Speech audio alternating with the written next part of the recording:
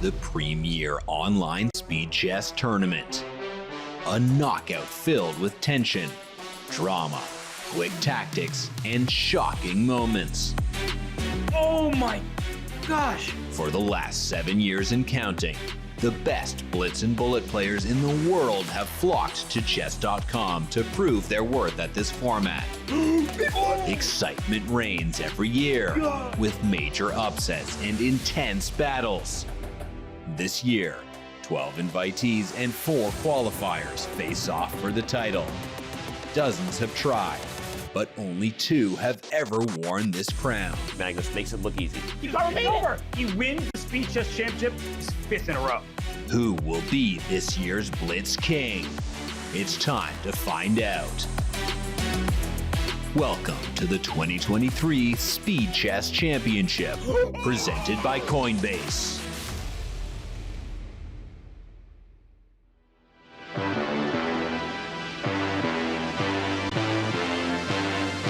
Welcome back, everybody, to the 2023 Speed Chess Championship presented by Coinbase. We are excited to welcome Coinbase as a presenting partner of the Speed Chess Championship. I'm Grandmaster Robert Hess, alongside me, my good friend, Grandmaster Daniel Naroditsky. Danya, it's been a while. How you doing? It has indeed, Robert. I'm doing great. I'll start by quoting the great Dalai Lama, who once said, "There's 2 things I can envision myself doing at 7:20 in the morning. One is sleeping. The second is commentating the SEC with Robert Hess. I'll take the second." I'll take the second. I'll take the double header because that's what we have today. It's a 2-for-1 special for those of you at home. We start the day with a great matchup between Maxime Vachier-Lagrave versus Gukesh D. Danya, this match, the Frenchman with 3 names, the former World Blitz champion, taking on the upstart, the top 10 player in the world from India. What a juicy match, Robert. Yet another battle of the generations. We've got a big age gap. We've got a big experience gap, but we'll get to that. We have some gaps in the quarterfinals yet to be filled. Of course, Hikaru against Caruana in the top right. That is going to be a mouth-watering matchup indeed. And we're going to have many, many more of those mouth-watering matchups. Who will join Nihal? That's the big question. Nihal Sarin defeated Alexei Sarana 16-10. The winner of this match between Maxime Vachier-Lagrave and Gukesh, they move on to face Nihal in the quarterfinals. The winner, of course, will float up to face the winner of Hikaru versus Fabi. But Danya, as we sit here right now, we know how many great matchups are ahead. We need to remind everybody of the overall format because some people, I don't know where they've been, but they don't know the SEC, where it's the typical scoring, 1 point for a win, half a point for a draw. But if we're tied, when the timer runs out, then we get 4 games of bullet chess, 1+1, and if it's still tied, we get Armageddon with bidding. So we start the show with an hour and a half of 5+1. That's 5 minutes plus 1 second added per move, followed up with an hour of 3+1. Last but certainly not least, the all-important bullet segment with 30 minutes of 1+1. And Donnie, I think what is so important for both the fans and the players alike to remember is that games that begin before the timer runs out, they count towards the final score. And that's not a purely academic scenario. That particular scenario has decided countless SEC matches. Most recently, Alireza against Andreikin. That was almost a very important consideration if, in fact, Dmitry Andreikin had managed to come back in that winning position. So keep in mind, even if there's 2 seconds left on the match clock and a game begins, it counts for the overall score. But we'll cross that bridge, Robert, when we get there. And I'm certainly hoping that we will get there. Blunders, brilliancies, under promotions. The SEC has it all, but the SEC also is thrilled to have Deloitte, a leader in their field, as an official partner for the Speed Chess Championship. Their dedication to excellence aligns perfectly with the ethos of chess and with the Chess.com mission to grow the game and sport of chess. Deloitte is the official data insights partner of the SEC. Let's dive into our Deloitte game analytics, and we see them in front of us, Danya. Maxime, he's nearly double the age of his opponent, but his blitz rating is sky high, much higher than Gukesh. Much higher indeed, but the biggest piece of the game analytics might be the lack of analytics when it comes to their head-to-head, because they have only faced each other exactly once. MVL has won their only Chess.com Blitz interaction. They haven't played any bullet. This is a complete blank slate, Robert. It's impossible to predict how these two players are going to interact. And that is what I love about the SCC. How many of these new matchups do we get year in and year out? We get so many of them, and Maxime and Gukesh, they may not be familiar online, but they just got a little bit more familiar over the board in Kolkata, taking part in the Tata Steel Chess India Rapid and Blitz. And Dunner, one of the things that Maxime said at the opening ceremony was that he was excited to play Gukesh specifically, just because they haven't faced off much before.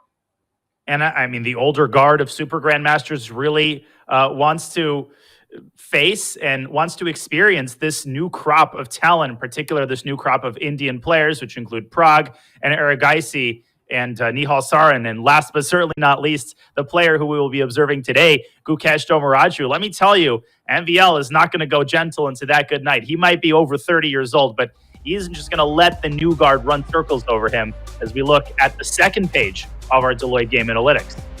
And we look, the bullet ratings, at least their peaks, approximately level, slightly in Maxime's favor.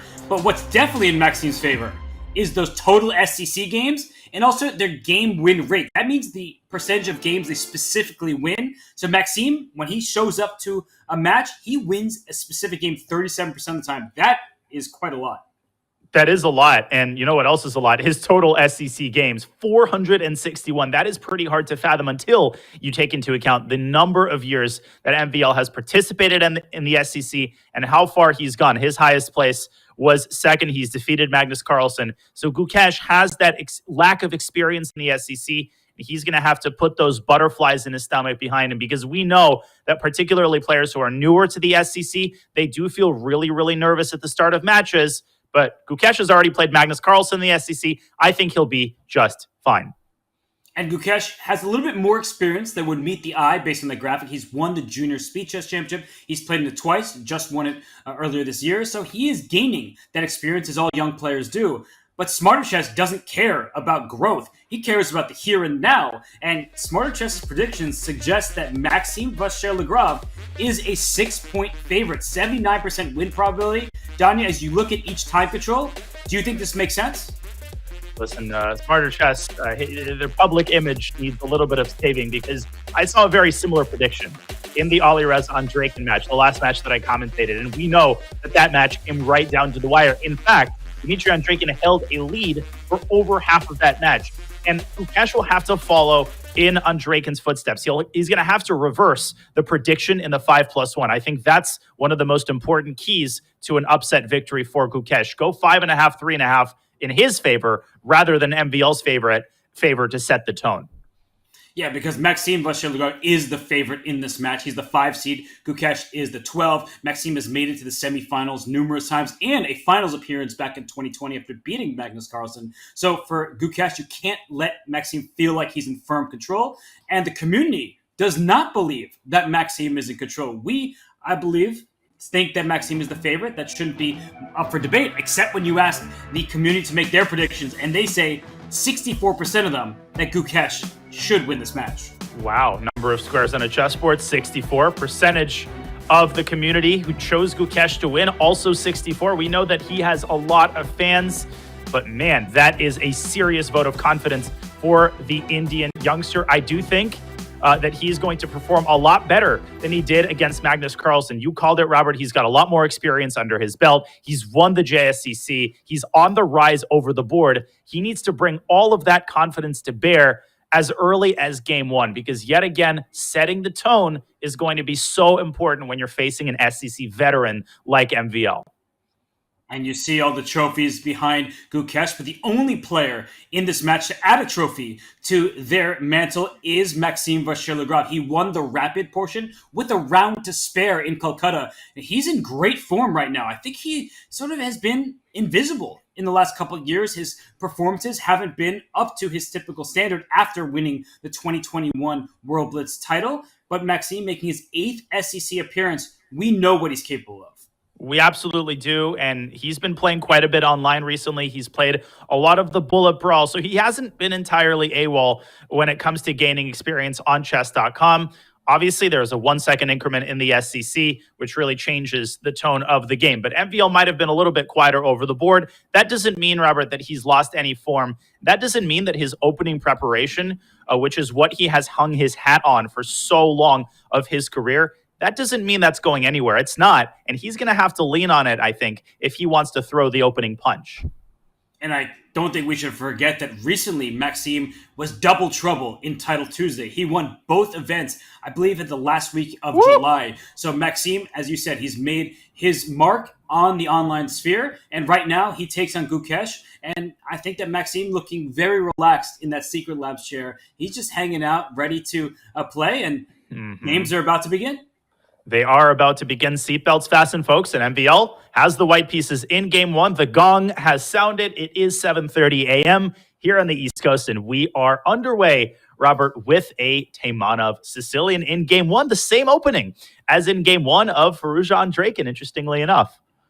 You know, I think not everyone keeps those stats except for you. You're always on top of these things. And in this opening, we see that Black brings out the queen very early. That seems like it could be surprising to the masses who are always taught, don't bring your queens out, and look at White do the same. Magnus has made these queen d3 ideas so popular in the various Sicilian openings, and that queen, as you're pointing out, you knew what I was going to say, partner. Trading on g3 would open the h-file at the right moment. And you couldn't do it immediately because Black would have traded the queens and then captured the knight on d4. But that's why you throw in this move, knight b5, really exploiting the drawback of the move queen c7. Black just didn't have time to prevent this move with a6. And my guess, Robert, is that after queen b8, White could follow up with queen g3 and really try to massage those dark squares in the center and on the king side. Obviously, the ideal scenario is to stick a knight on c7, but Gukesh is saying over my dead body. That would be a dream come true for Maxime. But after queen b8, queen g3, this is likely to happen. You see Maxime immediately go for his mouse. That c7 square is vulnerable. If you play d6, White can follow it up with increased pressure on that d6 pawn with bishop f4, bishop to g5. These type of ideas could really hurt Black's chances. And we're already getting direct tactical confrontation here. MVL pausing to calculate bishop f4. Black does have the pesky response knight h5, though. And I don't think the tactics work out in White's favor. You're just not in time to grab the pawn on d6. So maybe it's worth for MVL to develop this bishop not to f4, but to e3 in order after a6 to be able to move the knight back to d4. Because what you do not want is to move the knight back off sides to a3. And that's precisely what's happening. And knight h5 was such an important resource for Black. That's why the bishop couldn't line up with the queen. Otherwise, strategically, Black would have been in huge trouble. So a6 seems to be a very natural response. And Danya's the essential claim that the queen on g3 is stronger than the queen on b8, preventing Black from easily playing bishop to e7. Yeah, and it is stronger than the queen on b8. Does the queen on b8 have any redeeming qualities? Well, it does. It could potentially supervise pawn pressure on the queen side. And we are expecting White to castle queen side. So we're going to get sort of an old school opposite side castling scenario, but maybe not, because Black, as you said, has a very hard time getting this bishop out. So I'm curious how Gukesh is going to solve that problem. Will he just keep his bishop on f8? Will he try to chase White's queen away with this typical h5, h4 idea? Or will he do something else?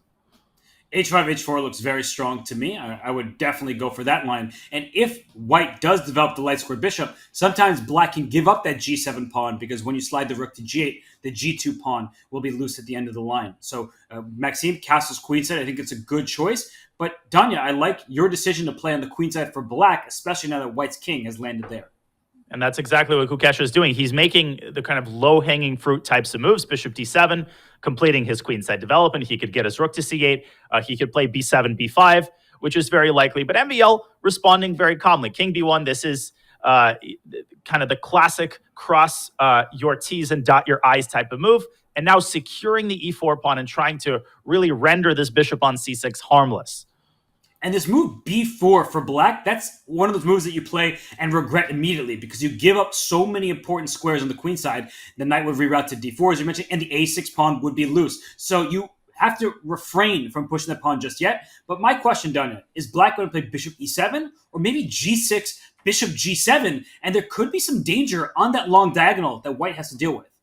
That knight on c3 could end up under pressure, and should the knight move, there is some pressure on c2, although I would point out the bishop on d3 is an excellent defensive piece. But Gukesh going for a different maneuver. Knight f6 drops back to d7. Where is it going? Is it going to c5? Is it going to e5? What do you think? I think to e5 makes a lot of sense here. Good call.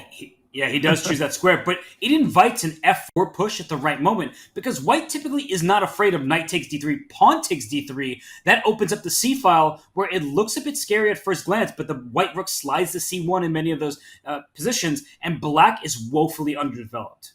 And that's a great point. Black is not the only one who can attack on the queen side. White absolutely can attack on the queen side. And Robert, Gukesh has kicked the can down the road when it comes to figuring out a way to develop his king side, but he can't procrastinate forever. And I think he's reached the point where he needs to do something actively about his lack of king side development, right? Because you cannot play without an entire flank for the rest of the middle game. First of all, I think he should slide his queen away from the c file. That's exactly what he does. But has he walked into some tactics with knight to d5? I love knight d5 right now because e takes d5, e takes d5 would be a problem. But look what Maxim's doing. He's just kind of sitting on the advantage. Knight d5 now really hurts black. You cannot afford to open the e file with your king sitting there. And knight b6 is a threat. There are tactics on f6. Of course, Maxim plays it. Anybody who wants to learn proper Sicilian technique with white should be taking notes right now. This is such a typical move, and it's such a powerful move. Not only is knight sitting pretty, it's also threatening to jump to b6. White's also threatening bishop takes f6. Black's pieces are stumbling over each other, and this is why Gukesh should have put his queen not on d7, but on b7. But it's a little bit too late. Look at this, Robert. If we could pull up an analysis board really quickly. If Gukesh tries to remedy the situation, white plays not bishop f6, but knight f6. And look at this. You paid the direct price for not developing your king side. The rook is literally trapped. You can't go to g8. You're losing a bunch of material. And so Gukesh, as we go back to the live board, he's taken the knight and he's tried to close up the center with e5, which I think is probably the lesser evil. It's a lesser evil. It closes the center, but it also shuts down that bishop on f8. Where is that piece going? It can't even develop to e7 because g7 will be loose. There's no immediate threat in the position for black. The e-pawn is pinned to the king. So for white, it's about finding the accurate moves in the here and now because let's say the queens come off the board, then white is just worse. Yeah. White's pawn structure is bad. I would contemplate the move bishop c3, but not because you have to move the bishop. You called it. The bishop is untouchable. Black's pawn is pinned. But it's because I want to instead put the pawn on d4 and try to break through this pawn on e5, which currently is as solid as a rock. You could consider a sacrifice on e5, but I don't think that's necessary. I think the simple bishop c3 followed by d4 poses serious, serious problems for black in the center.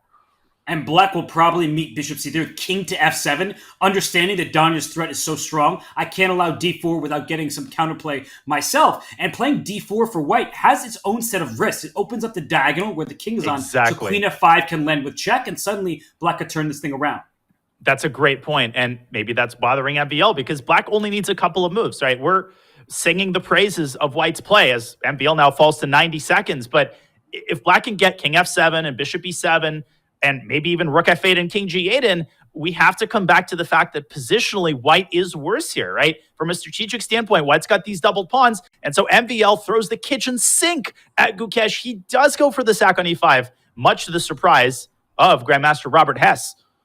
And it earned a question mark from the Chess.com sphere here, and I think it deserves it, not because it's a bad move for Blitz, because objectively it was not the correct decision. So sometimes Blitz decisions are better than what the computer would highlight. But Daniel, can I not just take that bishop on e5, and if you take with the queen on e5, can I slide my king over it to d8 rather than out in the open on f7?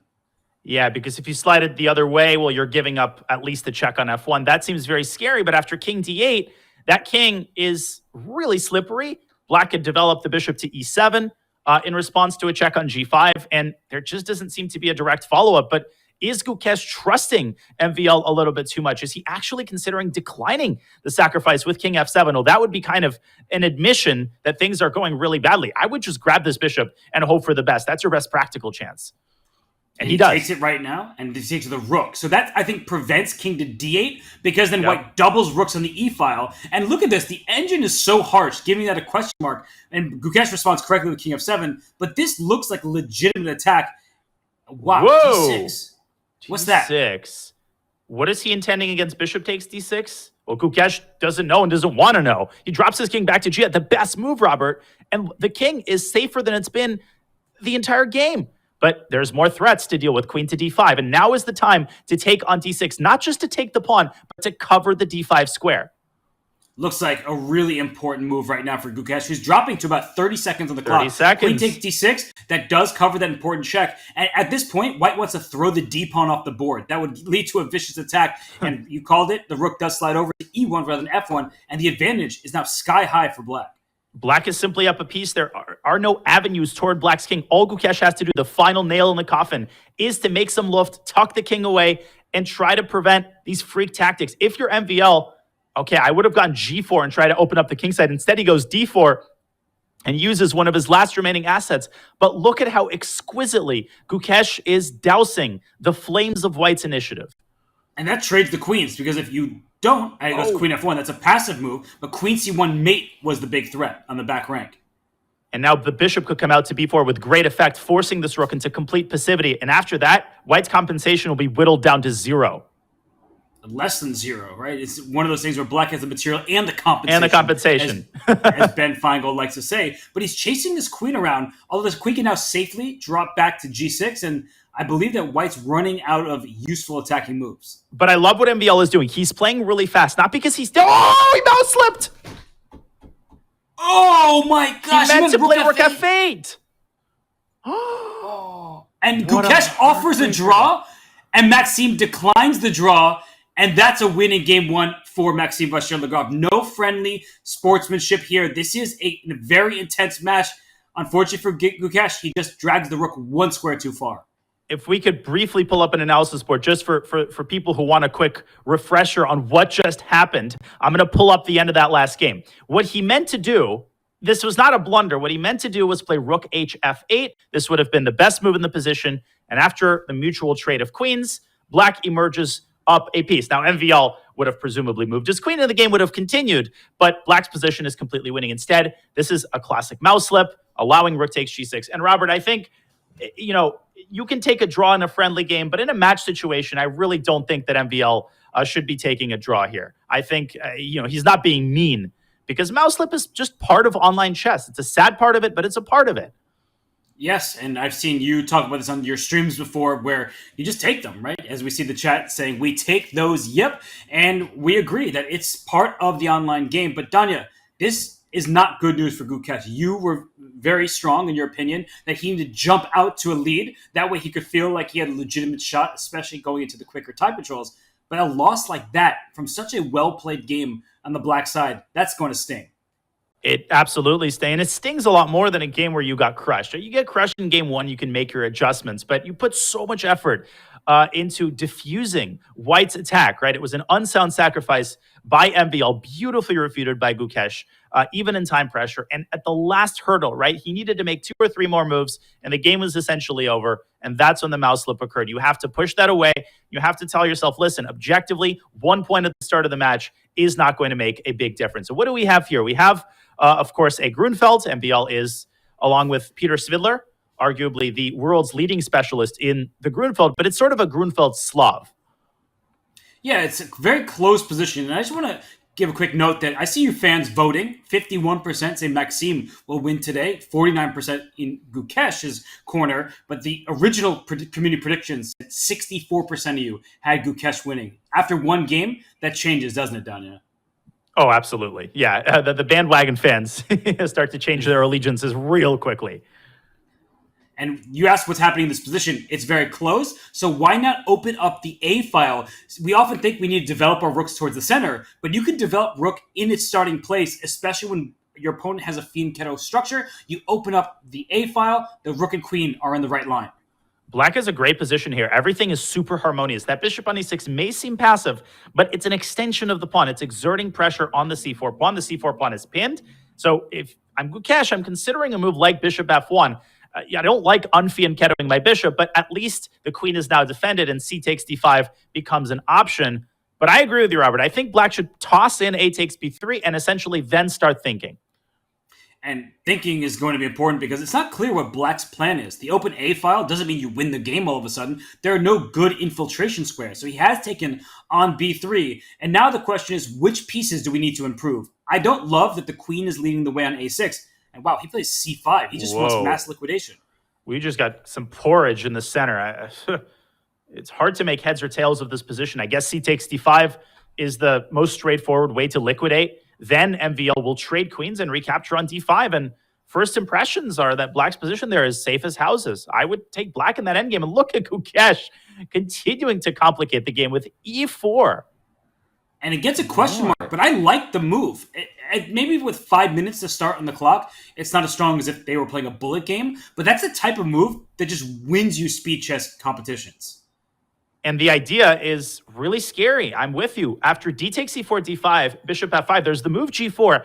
And apparently Black has some sort of refutation, but to my untrained eyes, Robert, it appears that the bishop is trapped. Maybe there's some sort of lateral move like Queen F6 to free the bishop tactically, but that has to be found.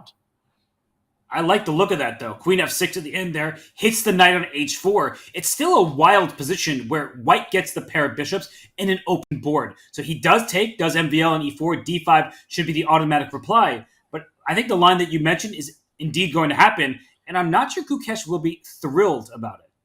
Yeah, but as the expression goes, having said A, you kind of have to say B. And he does. He goes G. He says G rather than B. He plays G4. Having said A, you have to say G for Gukesh. And Queen F6 alongside Bishop F6 is a way to attack White's undefended knight and force it back to G2. And if it drops back to G2, I think the problem might be Black's knight getting into F3. Oh my gosh.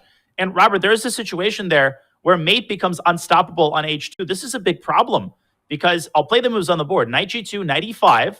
Gf5, knight f3, and the simple queen e5 poses an unstoppable threat on h2. Look at White's pieces.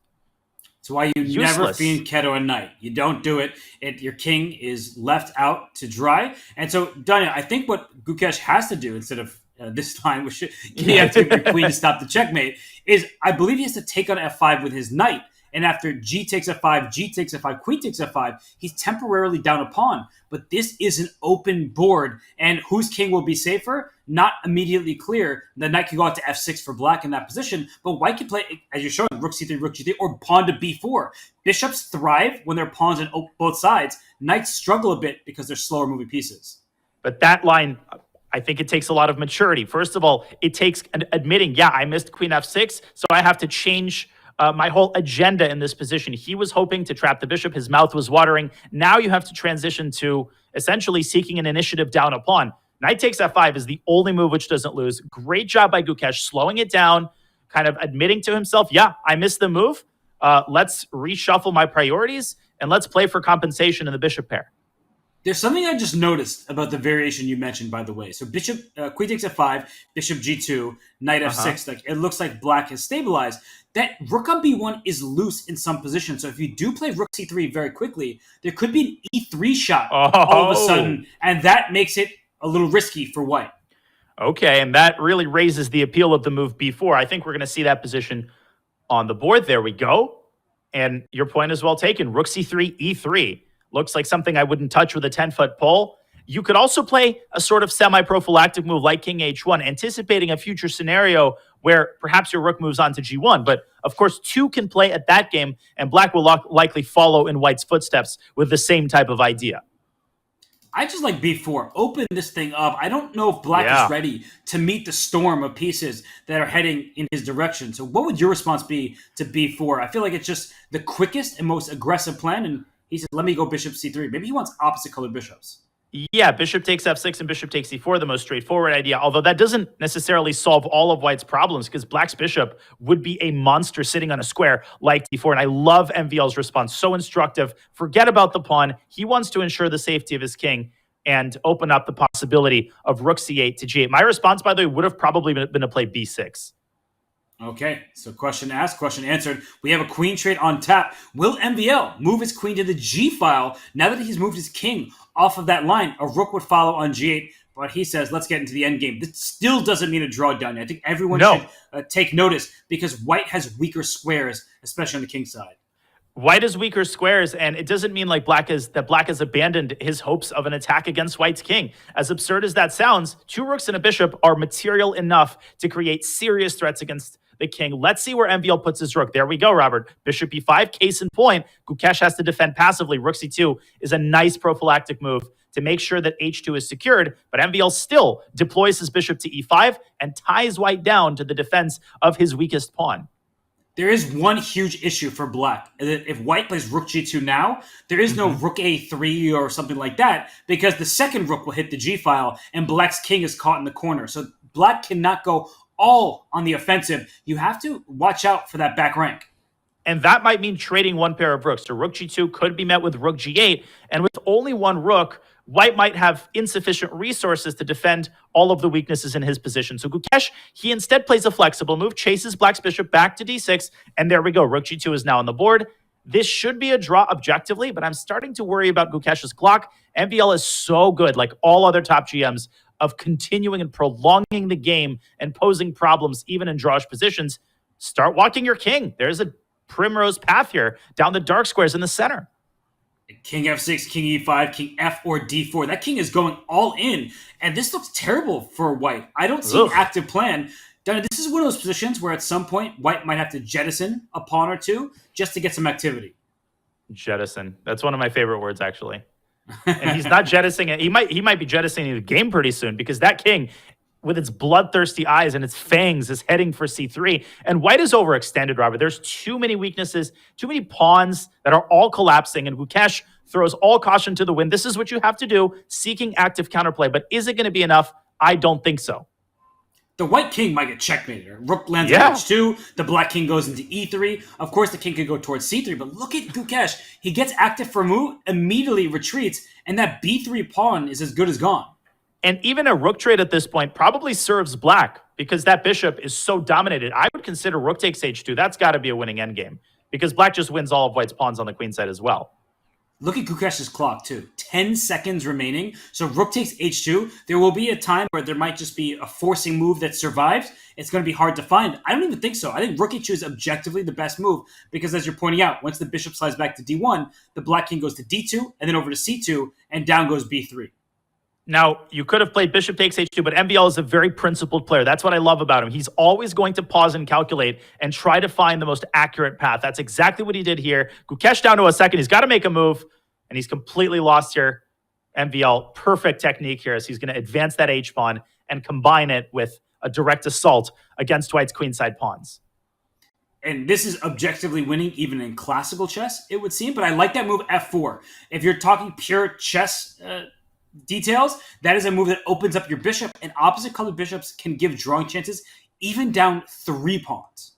Yeah, you could construct scenarios down an unlimited number of pawns because of the possibility of a blockade. That is why the concept of a breakthrough is so valuable, and I think we're going to see that concept in action here. MVL calculating, nailing the coffin here with b5 and winning the game in style. He is up 2-0.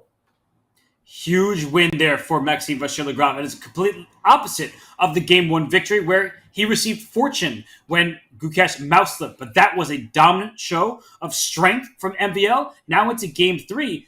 Look at this. We have a Sicilian, Gukesh. He loves this opening from the black side. He does indeed. We have a Rosalimo, one of the most topical responses to knight c6, favorited, of course, by Fabiano Caruana, among other top GMs. And I really like this system that's trotted out here by MVL. It's sort of a souped-up Alapin, same kind of concept. Gukesh counterstrikes in the center, as is very typical in this line. We are likely to see e5 and then knight e4. Now, Robert, usually black actually plays c takes d4, so I don't know how the inclusion of these 2 pawns impacts the position. Well, one impact is that the knight on b1 can't jump out to c3. And we typically teach newer players to maintain the tension rather than release it. And now he does release it, but that knight can at the right moment go to c3. It could also just go out to d2. I'm not actually sure which pawn structure white favors. Yeah, that's a great point, and I think MVL will pause for a second and choose between these 2 moves. Of course, when there is a standoff between these 2 bishops, you have to make sure that the bishop on b5 is protected. I really would quickly want to show for newer players a very valuable tactic to remember. Let's say you play knight bd2. Let's bring up an analysis board. I'll be quick. Knight takes d2. You want to recapture with the knight or the bishop, but not with the queen. Why? Because of knight takes c5. The bishop is hanging, and after bishop d7, actually here, black could even play knight f3 and calmly recapture with the queen with a winning position. So instead, MVL has taken a different road. He's got knight c3. We've gotten a trade. And what do you make of the structure that we now have on the board. I typically do not like pawns on c3 like this when black can play knight a5 and just get a clamp on that flank, right? That c3 pawn is a long-term weakness, and the square in front of it will be under black's control. So he plays bishop d3. That is a very, very smart move. We have to shout out MVL for understanding that giving full control to the c4 square would be bad. But darn it, he's heading in the direction of the black king. Absolutely. Black's last moves have made a lot of noise. Yeah, he's done everything by the textbook. He's gotten his knight to c4. Now he's supporting it. But the moment MVL plays h4, you start feeling those jitters up your spine. And that is why MVL has kept his light squared bishop. Is it all that sexy right now? Maybe not. Is it going to have its moment in the sun if white shatters black's kingside? Absolutely. It's going to be very dangerous because black does not have many kingside defenders.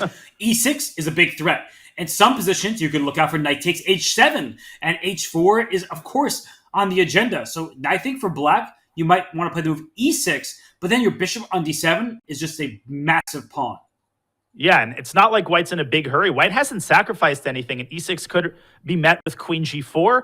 I think that Gukesh should take the plunge and play h6. He's probably calculating the ramifications of the move e6, but I don't actually like e6. Black just takes the knight and then recaptures on d7, and white's moves make a lot of noise, Robert, but what does he get in return?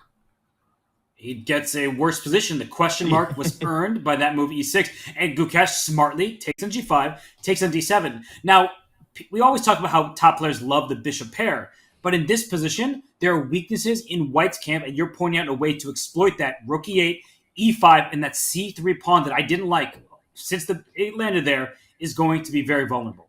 And this, Robert, I think is precisely what MVL underestimated. He underestimated it very seriously. I think he thought Gukesh has to play e6, and then white sends that h-pawn up the board with great effect, and that bishop would indeed have had its moment in the sun. He's playing h4 anyway, because at this point there's no other ideas, but Gukesh smartly opens up the center, and that will allow him to accentuate his superior piece activity if he plays this right. He took the rook. I like bishop takes e5 way more because you put direct pressure on the c3 pawn and had discoveries against that queen on the e-file. But in this position, can black double rooks? That's one of the big questions with rook c to e8. And, well, that could make black feel very coordinated. But what next is my big question. Exactly. Now, white, what is next for white is another worthwhile question. Well, it's not h5 because it drops the bishop, but you could accumulate slowly with g3 and king g2 and rook h1, and before you know it, you're going to be ready to drop your bishop back and then play h5.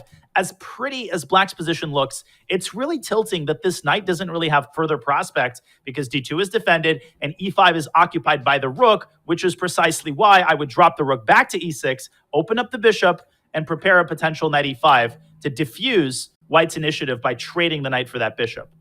Well, you said before you know it, and then it made me think of move b4 for black. At some moment, that can hit white because the rook on a1 is loose down there, and the bishop on g7 stares across the diagonal. So there are going to be tactics in play. I would play rook a to b1 right now because that stops b4 in its tracks as you have two pieces aimed at the square. Instead, we see bishop f4 asking the rook a polite or not so polite question. The rook can slide over to h5 or move back to e6, but obviously rook e6 runs into the potential h5. So I think MVL playing against black's clock as well. This is a difficult decision to make. It's not easy when your king is under fire, and we see the rook should probably slide, I would say, back to e6. I don't like my rook offside on h5. He chooses that. The engine doesn't really react, so a credit to Gukesh for playing what looks like a strange move, but it stops white's immediate plan, and that's good enough. So now what from Maxime? Not so easy to find a move, is it? No, because c3 is loose. You want to slide your rook from c1 over to e1 and start taking over some important files, but that c3 pawn will be hanging.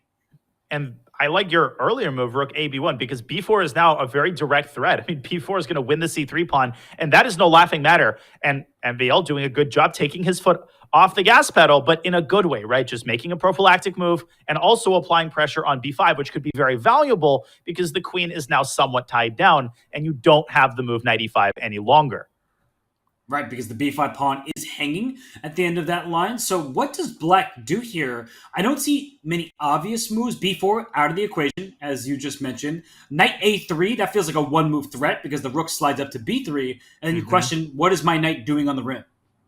Man, harder to find a move for black here than it is to find a bottle of sriracha on the shelves.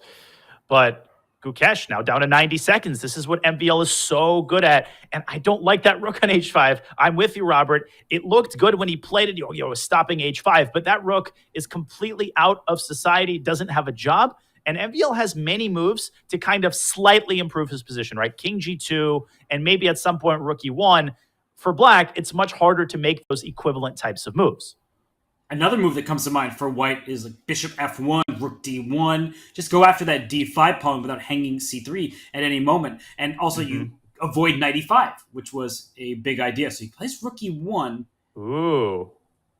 And so c3 is not hanging. Bishop takes g6, I think, is the tactical justification. A lateral discovery against the bishop, and we're going to see it executed. Okay, so bishop g6, bishop e1, bishop takes h5, and white escapes with an even position by material. Okay, but this looks amazing for white. Ugh. Queen d3, blockading the pawn, hitting g6, and then the rook could move up to e4. Anytime a pawn is pushed, Robert, you immediately have to ask yourself, what squares are now accessible to my pieces? The moment d4 is played, you should be thinking, obviously not in this position, but maybe on the next move, about the move rook to e4. But first things first, put the queen on d3 and immobilize the pawn, because it's harder to shoot at a moving target. And black's rook will slide to d5 at the right moment. I think you start here with rook f5 to block the queen's diagonal, and then when white plays rook e4, black has rook d5 just in time because the rook is in the queen's path.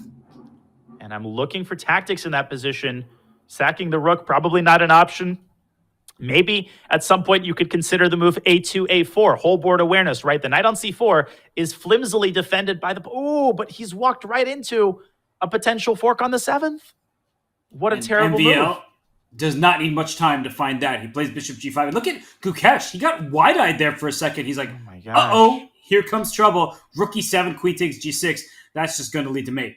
Here comes trouble, and here comes a 3-point deficit for the Indian youngster. He is reeling after that mouse slip in the first game, and he was playing okay. You don't get the sense that he's tilted, but he's just not competing with MVL in critical moments. He's making too many big mistakes.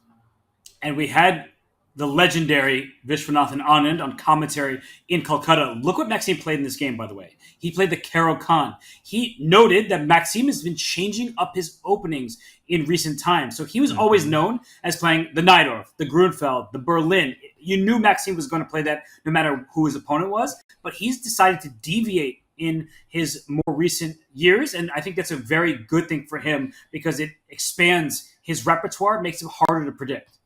And I really like the response by Gukesh, the fantasy variation. I play it myself with white. I think it's one of the most misunderstood lines against the Karo Khan. People think it's just some sort of gimmicky coffee house line. In fact, it's a very dangerous setup that is employed regularly by some of the top grandmasters, and it leads to very rich tactical struggle. So it's a great line to guarantee yourself winning chances. MVL responds with one of the most solid possible lines, kind of a French-like structure, creating that pawn triangle and putting the knights as solidly as possible on d7 and e7.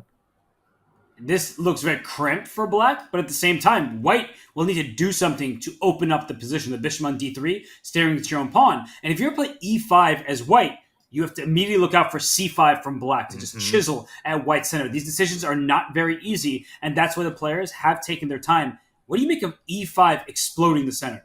Box, anybody? Okay, no more box. So we have a trade on d5, and we potentially will get an isolated queen pawn structure, but not quite yet. As Gukesh jumps into b5 with his knight, MVL escapes the center. Obviously, the threat there was a check on d6, but I'm very curious what Gukesh's follow-up is going to be to that move, because you don't want to get caught with your pants down in the center. So typically, white also wants to castle as quickly as possible. But then the question is, well, what is the knight doing on b5? Because it's very susceptible to getting chased away. Instead, Gukesh tries to force an endgame. I don't think MVL is going to accept that queen trade. I think we're going to see his queen parked on b6. He does that move because the queen trade, that was a bad endgame. And what happened?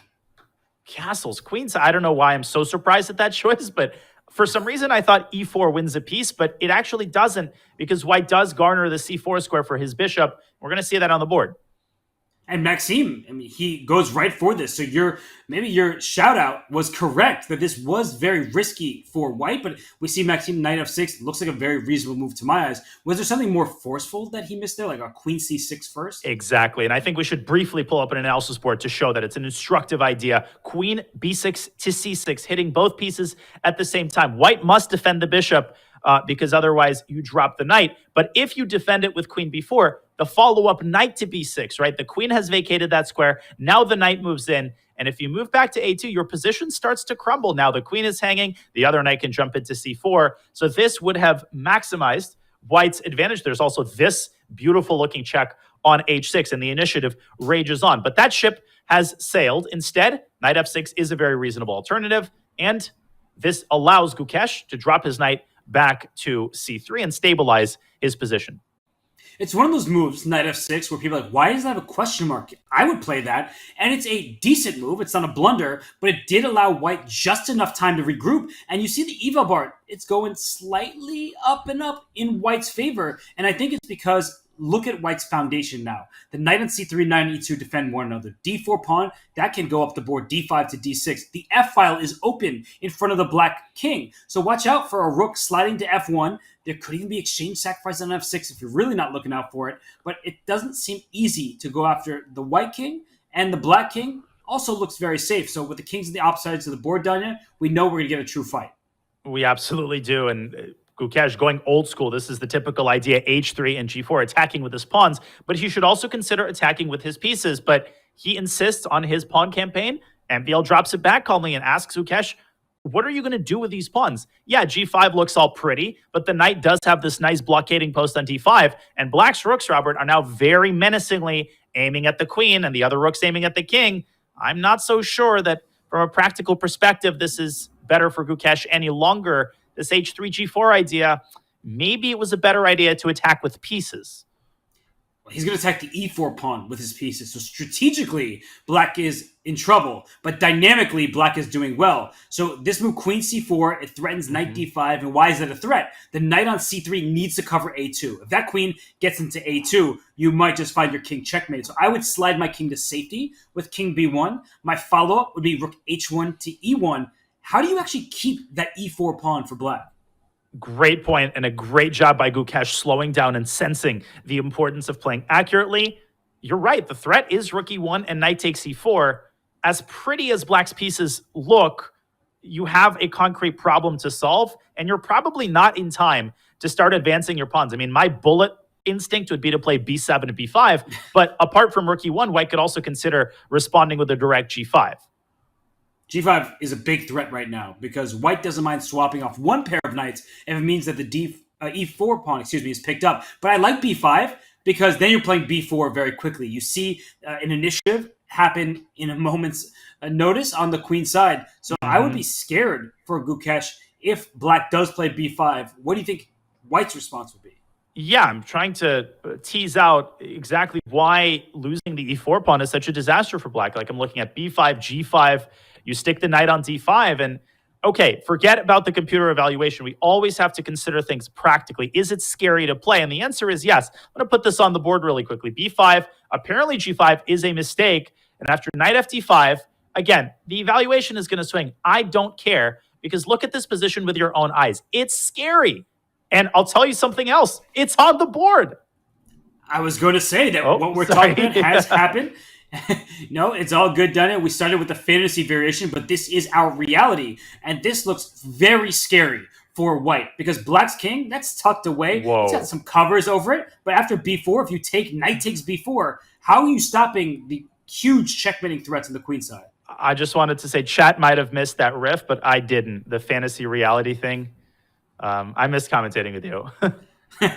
Well, we're back for a long day, and we should give a quick mention that after this match ends, the chess does not stop. We do have Magnus Carlsen taking on Vidit Gujarati right after this match, so it's a full day of chess. Daniel, we'll have the call for both. It's going to be a fun day, but it might not be so fun for Gukesh if he loses this game and goes down 4-0.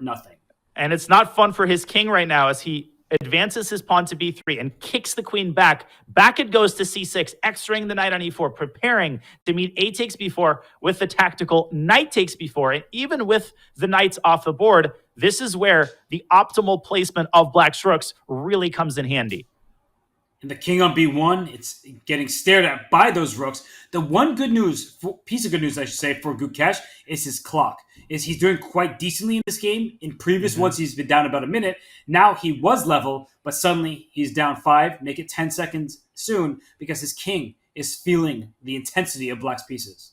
Yeah, he was level. He was also level on the score 3 games ago, and he will need to level up in this game if he wants to stay afloat in this match. I don't really see an alternative to a takes b4. You got to take the plunge, and knight c5, an excellent move, sticking the knight right in the queen's grill. That knight is supported by the pawn. The queen is supported by the rook, Robert. Otherwise, black would have had queen takes c5. Very thematic, but look at MVL keeping his composure, defending the knight, and the initiative rages on the king side.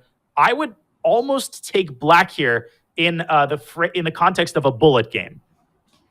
King b2 looks good, and I agree with you, Danya, that in a bullet game, it looks scary for the white king. But what's black's actual threats? So queen move away from the c-file, rook takes c5 becomes an immediate threat. I'm not going to fall for that. So queen g6 threatens rook takes c5. I would be moving my queen out of the d-file ASAP, and c3 looks like the only square because of the threat on the c2 pawn. And there's also the devilish threat of rook d8 takes d4, classic deflection with queen takes c2, as you pointed out, leading to immediate checkmate. Queen c3 solves all of those problems, even though, yes, you do walk into another pin, but that pin is far less scary because the knight is safely supported by a pawn. First and foremost, though, Gukesh cannot allow himself to fall asleep and miss either one of these 2 threats. Yeah, well, rook he1, rook takes d4. Is that possible there? Oh, rook takes d4. I guess he goes queen e2.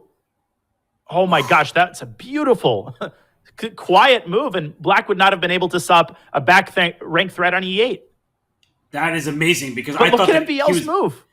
he's threatening rook takes d4. So you take on h6, rook takes d4, probably just wins black the game. Not such rook takes c5 was a threat. So he slides his queen out, but after h6 g5 for black, we have material equality. Both sides are essentially up 2 pawns, but on different sides of the board. H6 was an incredible move. It was actually a double attack. That was the idea. It wasn't just to create luft. It also hit the pawn on g5.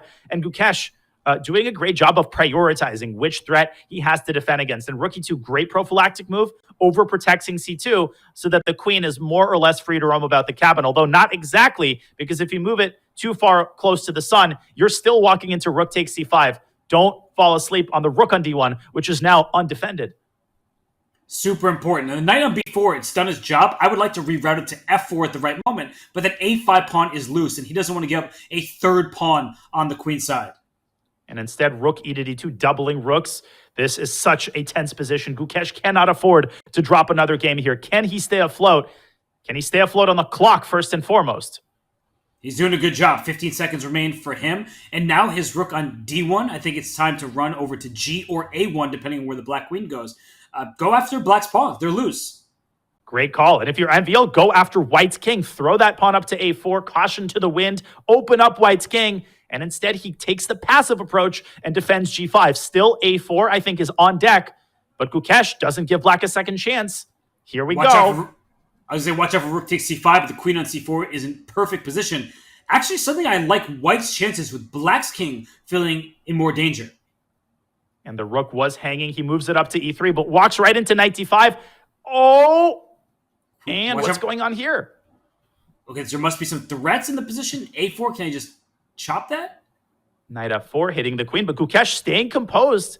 MVL is making 1-move threats, and white is just pairing all of them. He's now up a pawn, and the knight can go back to c5, and it does. What about h4? Open. Rook takes c5. The king is... HG. No, he's losing his mind. Oh, he lost a piece. He lost a piece, and he should lose the game now.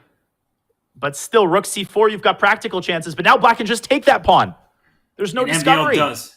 And another win for Maxime Vachier-Lagrave for Gukesh. It started with a potential bang, but he mouse-slipped, and since then, it's been all downhill. And yet another heartbreaker. That was so exquisitely handled in time pressure until the very last second. Can we bring up an analysis board one more time? I just wanted to show really quickly where exactly the decisive mistake was. It wasn't actually allowing rook takes c5, because in this position, he actually had the calm h takes g5. What's the point? The point is after fg, the rook swings to h3 with a check, unpinning itself, and now you can take on c5. How hard is that to see these lateral moves with seconds on the clock? He did it in the wrong order. Obviously here, the check on the H file no longer yields any concrete results. It's 4-0, ladies and gentlemen.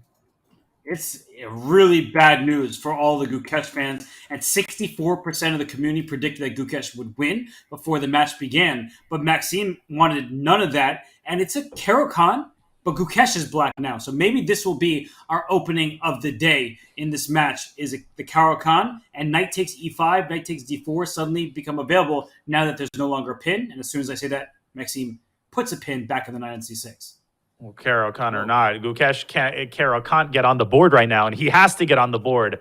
With every game that he's losing, this match is just slipping further and further away from him, even though we have oodles of time remaining, and that is the greatest solace for Gukesh. But back to the game. You're surprised at the way things are unfolding here.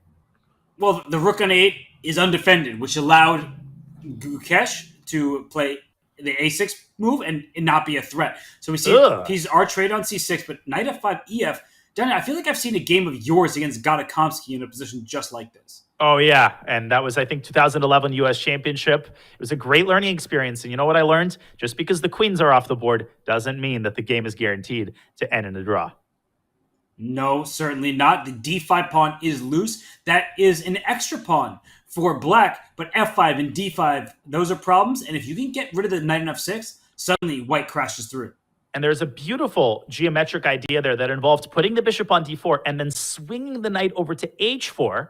The point, of course, being that g6 would have been impossible, but MVL takes Main Street instead of the freeway, and he chops off the pawn on d5. He takes the straightforward approach, and black is still confronted with very serious problems of king safety and very serious problems of the weaknesses on the king's side. Black is just much worse. I see even material, but I look at the pawn structure. White has a healthy pawn structure on the queen side, 3 against 2. And black's 4 against 3 on the king side. Well, there's some double pawns. I know you say pawn structure is overrated, but when queens are off the board, we start thinking in terms of endgames.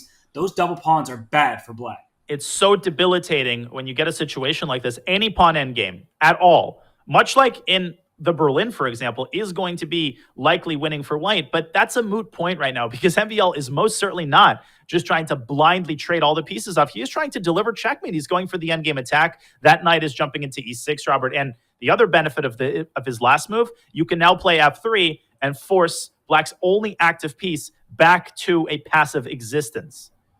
And you can't play king f7 to run away because rook d7 check will win the b pawn. So he plays bishop e7. And that knight does have the c5 square. So f3, the knight will gallop backwards.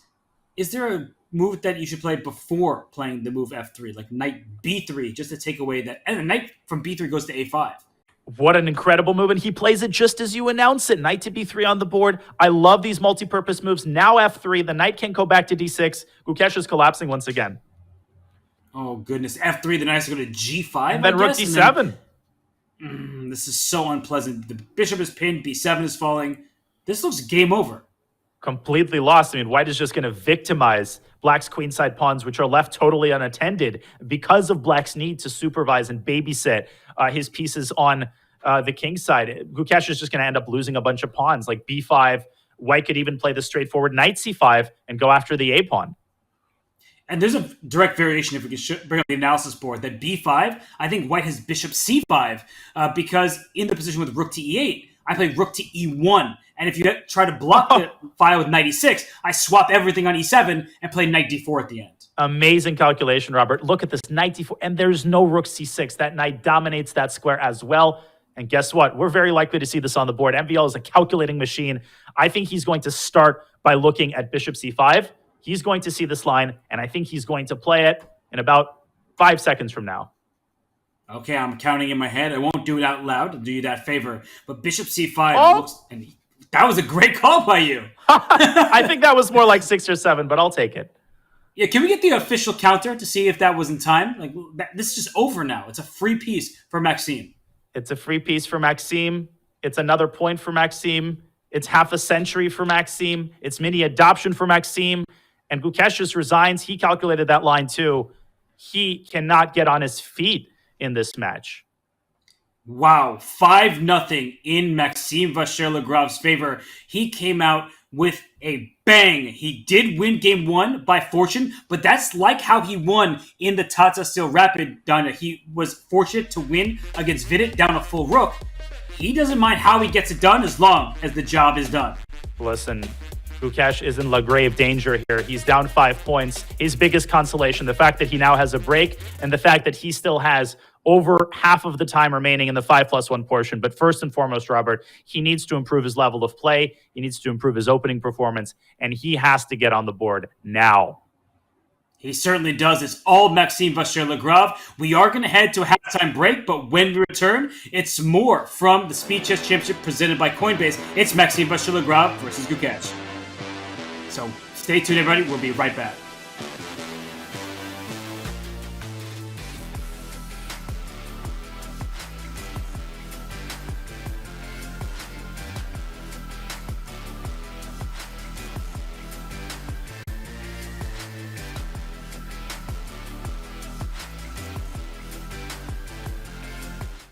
Welcome, everyone. We are here with Judith Polgar, the legendary chess player, one of the greatest chess players of all time. And I went my next move. I said, no, I'm not moving my queen. I'm not moving my bishop. But actually, I'm going to give checkmate or winning great material.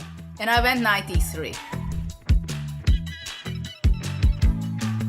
It works only that way. If you're an attacker, you sacrifice something, go all the way until the end. Don't chicken out in the meantime at some point, because many times there is a point there is no way back. It's only forward. How is it to play with Kasparov? When you saw him personally, he really had this incredible energy. Judith, thank you so much for being with us, and I hope you're ready to dive into the past with us. Oh, absolutely. I'm very happy to share with you some of my most memorable games.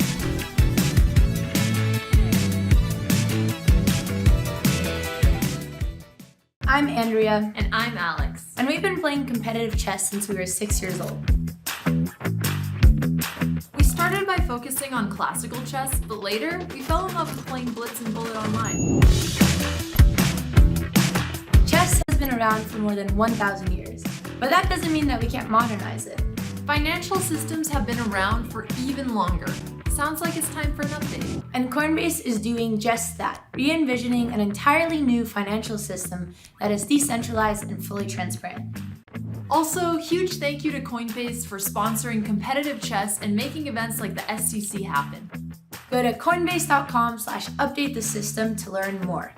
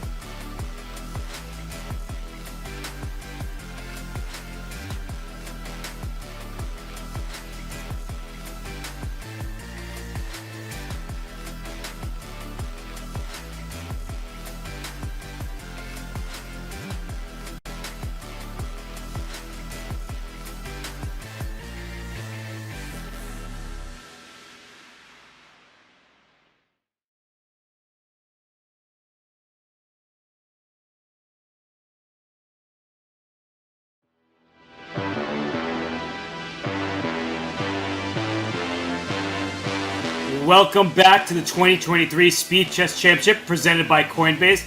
Danya, we've had an exciting start to this match. It is all Maxime Vachier-Lagrave. What in the world can Gukesh do to right the ship?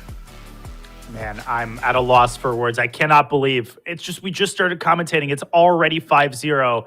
And that's what Gukesh has to avoid. You know, the catastrophizing, spinning the narrative in his own mind that this is going to be a blowout. He has to put all of this behind him. And I know it's the biggest cliche in chess commentating history, but you got to take it one game at a time because there's literally no other way that you're going to surmount this 5-point lead.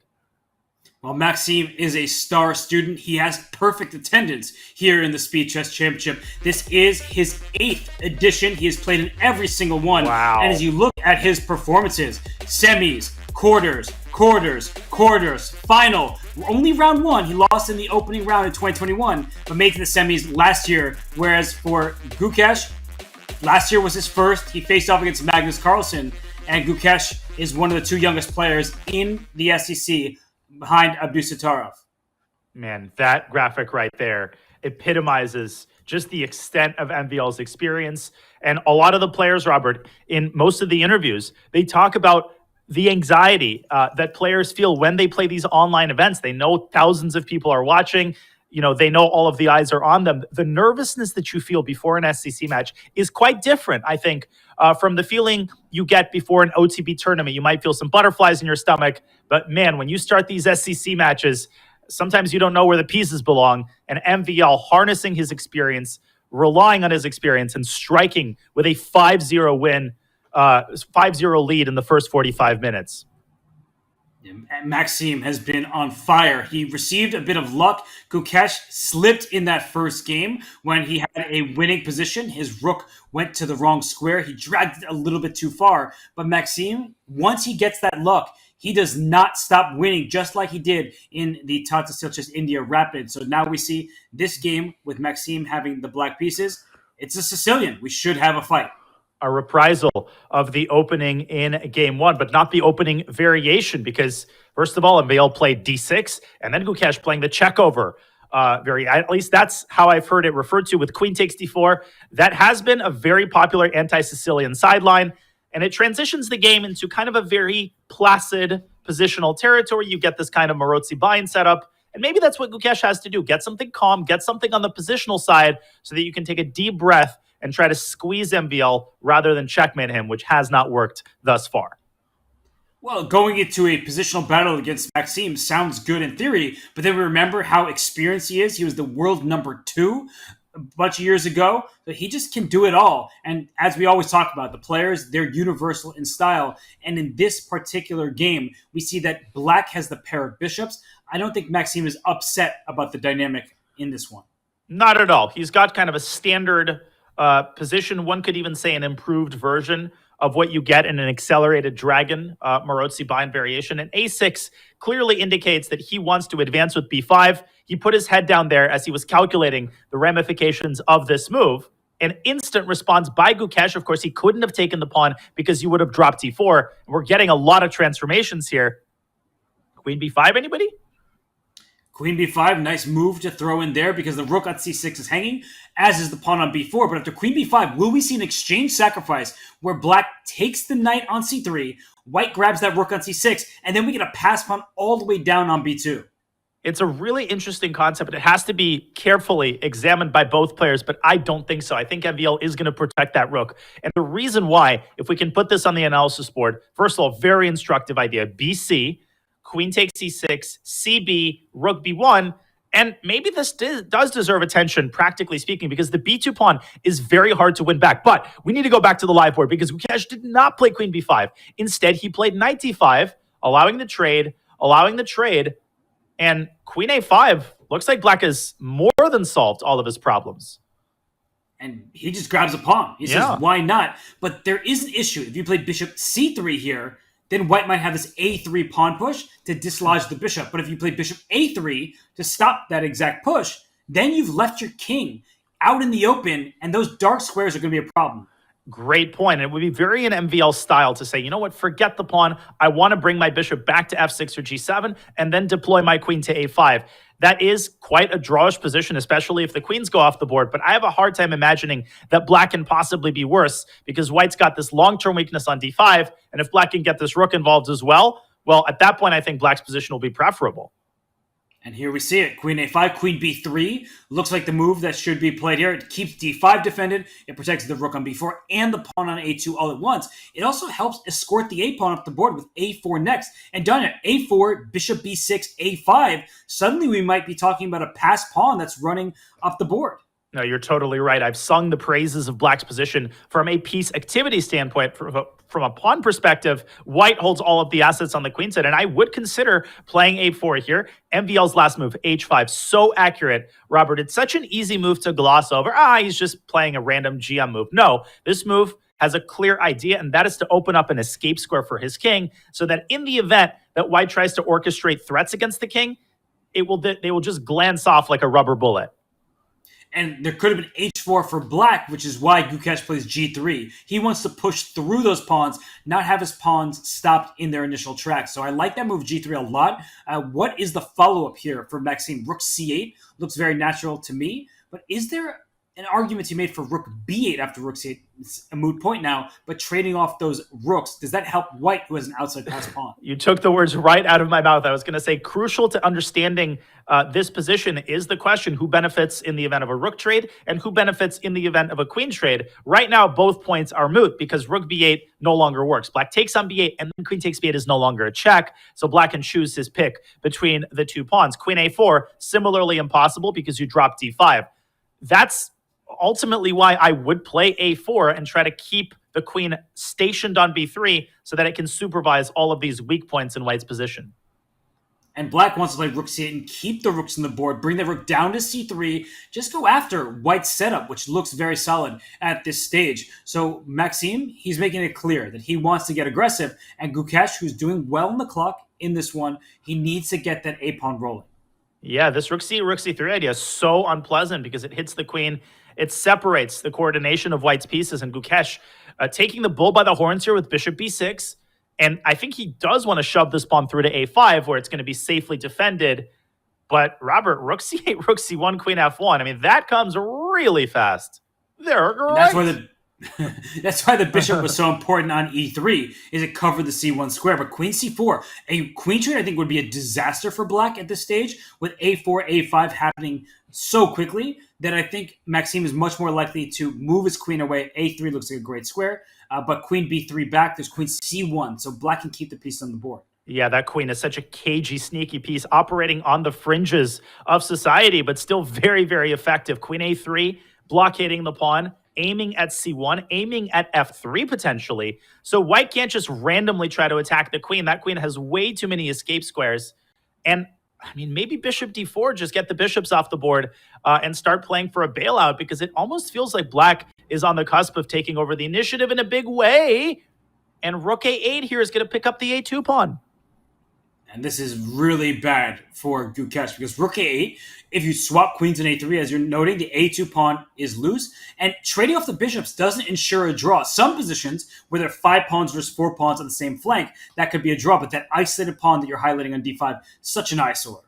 And such a great example of concrete considerations transcending general principles. Yeah, in general, a queen trade is a disaster. But obviously, if you calculate specifically, you realize that white cannot support the a-pawn at the end of the line. But MVL taking over 30 seconds now. Will he find the move rook a8, or will he opt for the more intuitive queen c1? Big miss there for MVL, but still a very unpleasant position for white.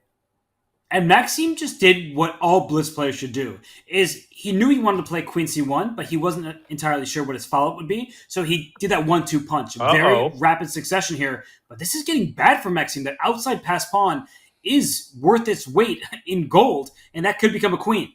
Absolutely, and it moves 2 steps closer to becoming a queen with a2, a4. And look at how nicely Gukesh's pieces are suddenly coordinated. The problem for MVL is that white holds a monopoly over the 2 open files. These 2 open files, one could even say 3 open files, are the access that black has to the first rank. If you can't access any of those squares with the rook, then where's your counterplay? Because this queen alone is not going to create sufficient play against white's king to prevent Gukesh from advancing his campaign on the queen's side. And queen a5 goes after the d5 pawn, and the a4 pawn is played. But rook b4 shuts the door on that queen, and queen b5 is your highlighting, and as Gukesh just played. That's such a beautiful try, and it's going to ensure that he has all of the chances in this endgame, especially because he's up more than a minute on the clock. I don't want to overstate the case, but he absolutely has to win this game. It is pivotal for his chances in the match to convert this chance that he's got. And he's doing an amazing job of it so far. He's got 2 minutes on the clock and another accurate move. MVL pushed to the fringes, and now simply a5. Black's got nothing going because h4 can always be met with g4. You pointed this out many moons ago. It's still just as important as it was then. Push. And Maxim's queen on h8. It's doing nothing. a6. a7. Just don't allow the white kingside to open up. But queen h7. Keep that rook on c4 because otherwise queen e4 check will be a problem. A7 should win the game. Queen d3 makes a lot of noise, but doesn't do all that much after queen c6. I think white's going to emerge up a rook if he plays this carefully. Don't allow some crazy perpetual with, I don't know, g4, queen f3. But it really helps that the bishop is defending the f2 pawn. That may seem inconsequential, Robert, but it ensures that white can always tuck the king away on h2 without having to worry about the black queen capturing on f2 with a perpetual. It takes away so many of those drawing mechanisms, and the rook on c4 is coming in clutch because g4 is hard to make work when that rook slices across the fourth rank. So Maxime, he is in big trouble here as the white rook gets behind the passer. Queen on f5 now wants g4 to work, but that also gives white the f4 square for the rook. And this is the last hurrah for MVL, trying to generate counterplay. That queen, what has it not done? It's got around the world a million times, but it's got nothing to show for it. a7, g4. I would start with hg to soften up that g-pawn, but you've got to make maybe one or two more accurate moves if you're Gukesh. And the problem with the trade on g4 is that the rook could suddenly swing over to h8, and so white's king actually becomes a little bit less safe. That safe spot on h2 is not available. He does take on g4, so what is his follow-up here? Queen f3 check. It would force a draw on the spot, right? I think it would, because king g1 runs into queen d1, eyeing the rook on a4 as well. If you play rook f4 here, then the queen moves up to h5, and suddenly storm clouds start to gather around black's king. Gukesh, queen e2 and queen e4. What does he want here? Queen e4 looks very good, but after king g1, there's not a single check. He'll pick up g4 with check on the other hand, but no, he does trade queens thinking that the endgame is winning. Danya, is it? It is, but I think it's a lot more double-sided than it was just a couple of moves ago. I think MVL should trade. He has no choice. Put the bishop on e5 and start running your king over to the other side of the board. Of course, white's idea is to put a rook on b8, but that's much easier said than done, and MVL doing a great job of maximizing his defensive chances here. This is far from over. And black can play d5 at some moment, covering that b8 square with the bishop. Exactly. So where does white's rook land on the 8th rank to push that pawn free? I don't see it. And then black may be able to set up a blockade. And look at the clock situation. It's now essentially equal. Gukesh has only 15 seconds, and he's the one who has to do the difficult calculation. He's the one who actually has to find the winning procedure, and I don't see it. I mean, this does not look like a +3 kind of position for me. No, I don't see it either. Bishop can go back to d4 with check. The rook goes to b7. And maybe black is sort of frozen, so white would play king f3 and slowly make progress. But that black king gets into e4 first. And it does, and the bishop has to move. It should move up to b6. Don't move it back because of d4, but he's got bishop e5. And can MVL just take it? f6? Wow. Black might win this. Yeah, fe, that d-pawn runs fast with the king support. And Gukesh has to bail out now. Gukesh is the one who has to force a draw. And MVL with another incredible save. And what a blow, I meant to say. Another blow for Gukesh, who fails to convert on a golden platter. He did everything but the finish. And when he gets into time trouble, that's where the mistakes are occurring. So Maxime, he survives that game. He still leads by 5 points. It's 5.5 to half. How can Gukesh win when Maxime is putting up this level of resistance? Man, I mean, the silver lining is that he is on the board. He's gotten that first half point. But man, oh man, once those queens were traded, Robert, I think we both felt it. It was still a winning endgame objectively, but with 15 seconds on the clock, it was so difficult to find a way past black's blockade. MVL is just a monster thus far in this match. He really is, and he keeps bringing his knight out to b5. He's having fun with these variations. It forced black to commit to this pawn structure, d6 and e5, and that should allow white to control the d5 square in particular, leaving d6 as a backwards pawn. I'm getting Sveshnikov vibes, but this is definitely not a Sveshnikov. It's a slightly different structure. As the knight, what hasn't it done as early as move 10? It's now on d5. The threat is bishop b6, and I think black is essentially forced to play bishop takes d5, but that looks a little bit unpleasant. White's got the bishop there. White's got the classic c4. I think white's a smidge better here. Yeah, the black knight should go out to f5, and at some point you would like to play g6 and take over these dark squares on the white king side, but there is a queen a4 check that you always need to keep an eye on. Donna, those questions, not easy to answer, is if the queens come off the board after queen a4, queen d7, who does that favor? That's a great question, an important one to ask. But before asking it, MVL deploys his bishop to d3. And he's got another question he has to consider. Is bishop takes f5 in his favor? And the short answer seems to be yes, but he does give away the g file. And maybe black should try to harness that in order to generate play against the king side. Instead, he's castled. That invites g4 at some moment, just blowing open that side of the board. But maybe he's not so concerned about that. But look at MVL, queen d3, going right after the pawn. He can't castle queenside, which is the annoying thing. The bishop on h6 cut the c1 square off from the white king. So Danya, now that I've seen the position as it is, I don't think this is bad for black. No, I think practically black has very clear pathways toward increasing the pressure on g2, but white has clear pathways toward increasing the queenside pressure with b4 and c5, kind of King's Indian style. And if white can get those moves in, things kind of start to crumble in the center. So Gukesh has to act very fast, and he is, but MVL kind of curling up into a ball. And if you can keep g2 protected, it is going to be hard for black to follow up on the attack. Maybe knight h5 should be considered. Now definitely knight h5. Yeah, the knight h5, knight f4, and if you have to play g3 to stop the knight coming to f4, that looks horrible as your bishop is stuck on h4, but he goes for it. The engine seems to favor black, but doesn't totally hate white's position. Yeah, but you could lose this in two moves, right? You could blunder some sort of knight takes g3. Rook takes g3 is already a threat. Rook g3, hg, knight g3 is a devastating threat. And I don't see a clear way to defend against it because rook g2 runs into knight f4. And so does rook g1. So there's a knight fork on tap in addition to sacrificing on g3. I'm not seeing a move here. So why does the eval bar still have white in this? Maybe you move the rook to d2 or to f2 or something like that just to avoid these sacrifices on g3. Well, the point of rook d2 or rook f2 is to create contact between white's queen and the rook on f1. This is a very advanced defensive idea. We'll wait for MVL to make his move. I think he might find it by process of elimination because there is literally no other way to defend against rook takes g3. But even after rook f2, there isn't a need for black to sacrifice on g3. You can just build the pressure. The queen on d7 is better on e7, and then f6, and then going over to h6 to help deliver a checkmate against the white king. The queen could go over to h6. Even the rook from g5 could swing back to h6. And look at how beautifully the rooks would be positioned on the H file, on the G file. This might be overstating the case, Robert, but practically I think white is borderline lost here.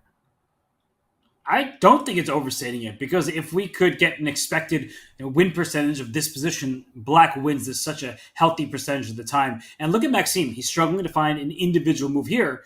After rook ef2, let's say if that's his move, and black plays either rook g6 or queen e7, seems like it doesn't get any easier. Gukesh played it instantly. And I think he senses the moment. But MVL defending with filigree precision. Knight e2 was the only move here, and he reinforces the pawn on g3. And as long as he can keep that pawn protected, I think he's stable. He can also try to push f4 and force a bunch of trades on the king side. I think MVL is not done with this game just yet.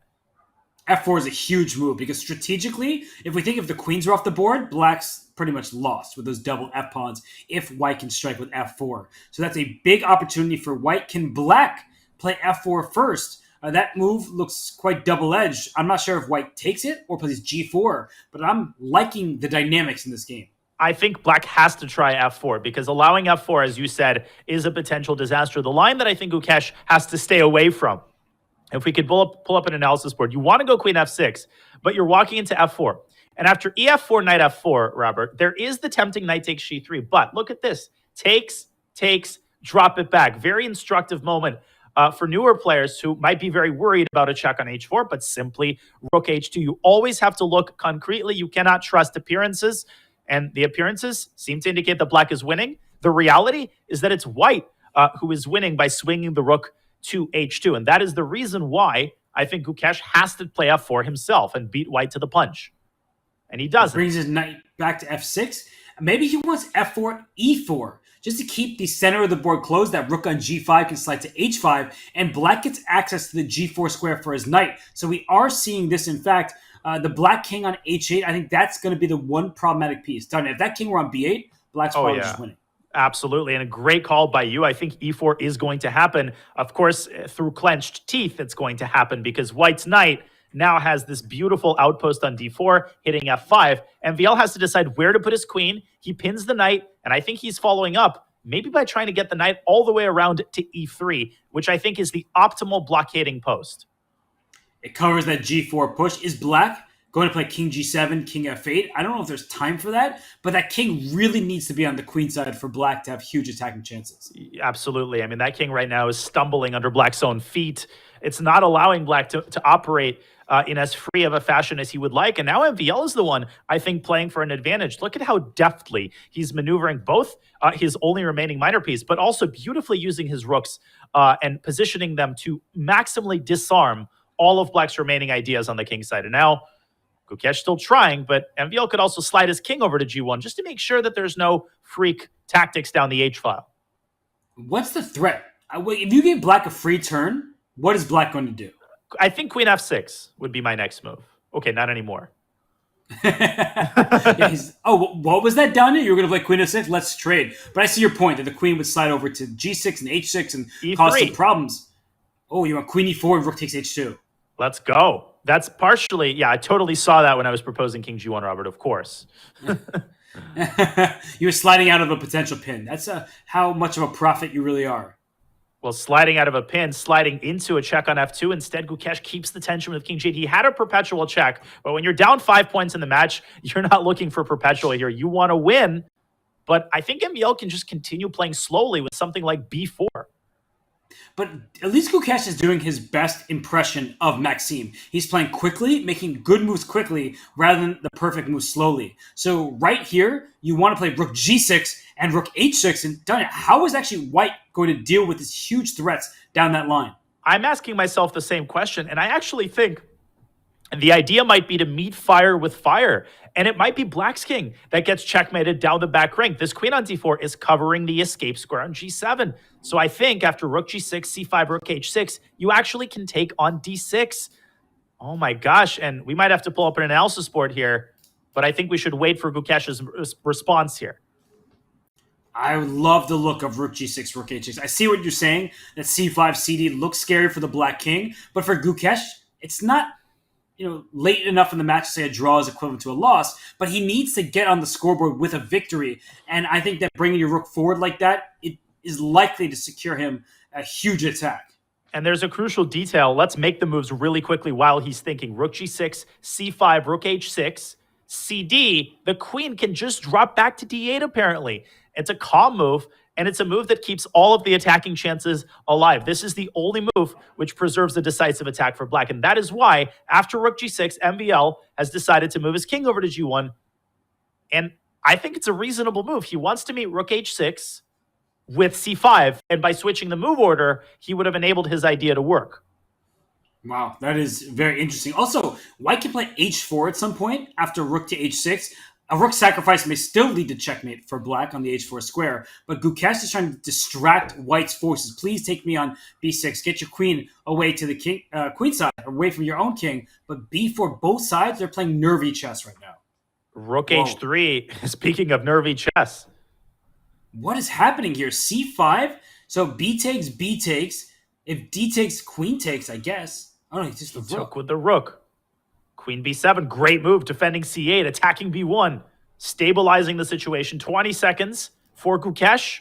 Will the time be the decisive factor here?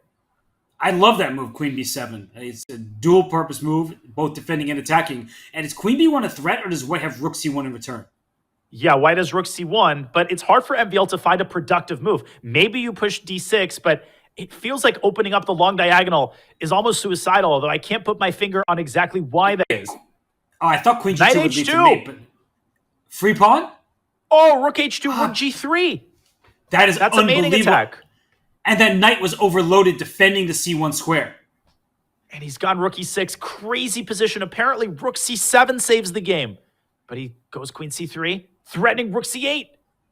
So what is your Rook E8? I see that's one way to stop the back right. 10 seconds for Gukesh. He needs to make a move. You have to play Rook E8. Calm, retreating move to defend the C8 square. 2 seconds. 1 second. Does Gukesh see a move? He's given the check. Rook E1. Oh, he barely got that move, and Queen takes Knight F3. Oh, wait, 1 second. 1 seconds. And he's finding all the best moves. And he's hunting White's king down. He's winning everything. And he's going to win the game. That is unbelievable. 0.7. Oh, no, he's going to lost the time. Rook F3 and the game is over. I'm speechless, Danya. And I jinxed him. That was totally my bad. I said the game was over. I thought MVL would resign. How on earth did he flag him in that position? It's one of those situations, Danya, where as Maxime, you know you're completely lost, so you want to play the least expected move. And so he ran his king out into the center. It was completely winning for Gukesh, but he just wasn't quick enough in the duress of time trouble. I hate to be that guy, but this is where the lack of experience really, really hurts you, right? When you don't play bullet regularly, you just, that extra half a second, that 0.3 seconds that experienced players make up, that's all the difference in these wild positions. It's heartbreaker after heartbreaker, and Gukesh has to find it in himself to keep on fighting because we've got a lot of chess yet to be played in this match. So much. It's not great news for Maxime, who was hoping that he could secure an early match victory. But Donna, when you're down by 6 full points like this, as Gukesh is here in the match, how do you motivate yourself? Because you feel like, okay, it's not going my way, and I still have hours of chess left. That may feel, like hope is there. You might feel optimistic, but also might feel terrible that things are not going your way, and it's going to keep happening. Well, I think, first of all, you have to get the word comeback out of your mind because you're too far away from your opponent to be actively thinking about how to tie the match. Right now, you have to break up your task into many steps. First and foremost, can you keep this within 5 points in the 5-minute portion, right? There's 16 minutes left. Set yourself a modest goal. I want to win 1 game. I want to make up 1 point. Then in the 3-minute portion, I want to make up another 2 points, right? You got to break it down into manageable chunks, but all of that, Robert, actually hinges on winning games, and that's what he's been lacking, that secret ingredient. He's had great positions, but even when he gets winning advantages, he is not able to convert. And there is some credit due to Maxime, but there's also just misfortune, those unforced errors, as you see in tennis matches, losing on time just there. And in the first game of the match, where he mouse slipped his rook to e8 rather than f8, those are moments you cannot afford against Maxime Vachier-Lagrave. That's absolutely right. And, this is no knock on Gukesh. He's had moments of brilliance in this match. He's a brilliant player. And in the previous game, the way that he handled his forces on the king side and ultimately cashed in with a beautiful tactic, a series of beautiful tactics, all he had to do was make any move in that final position. But that lack of bullet experience, it cost him. And he's paid a pawn. That's the price that he's paid for the initiative in this game. What does he have to show for it? What's going on here? He's given up a pawn, and he paused and goes rook e4. Whoa. So he wants to take this knight on d4 twice, but black does have the bishop pair. So if black can safely castle, then you just claim the open board, the bishop pair. Even if you get a pawn back, it's going to be good for black. There are some crazy lines here. Now, it should be pointed out that after the trade on f3, black's queen is literally trapped. It's some beautiful geometry with the white knight covering its only escape square. And I was going to point out f5. What? Knight d2? What's the move here for white? Great. No, knight d2 is excellent because queen h5 check is going to hurt. That black queen will have both b4 and d3. Those are 2 available squares. He goes up the board instead of back, and I guess the reason why this isn't quite as effective is white has to spend a move on rook takes e5, and black doesn't have to move the queen away. And what does black use this tempo to do? Well, I think the only thing to do is deploy the bishop to d7, try to marshal your forces on the king side and disarm white's initiative. It's very clear that white is the only one playing for the initiative here, but the game is far from over. It's still a very, very messy position.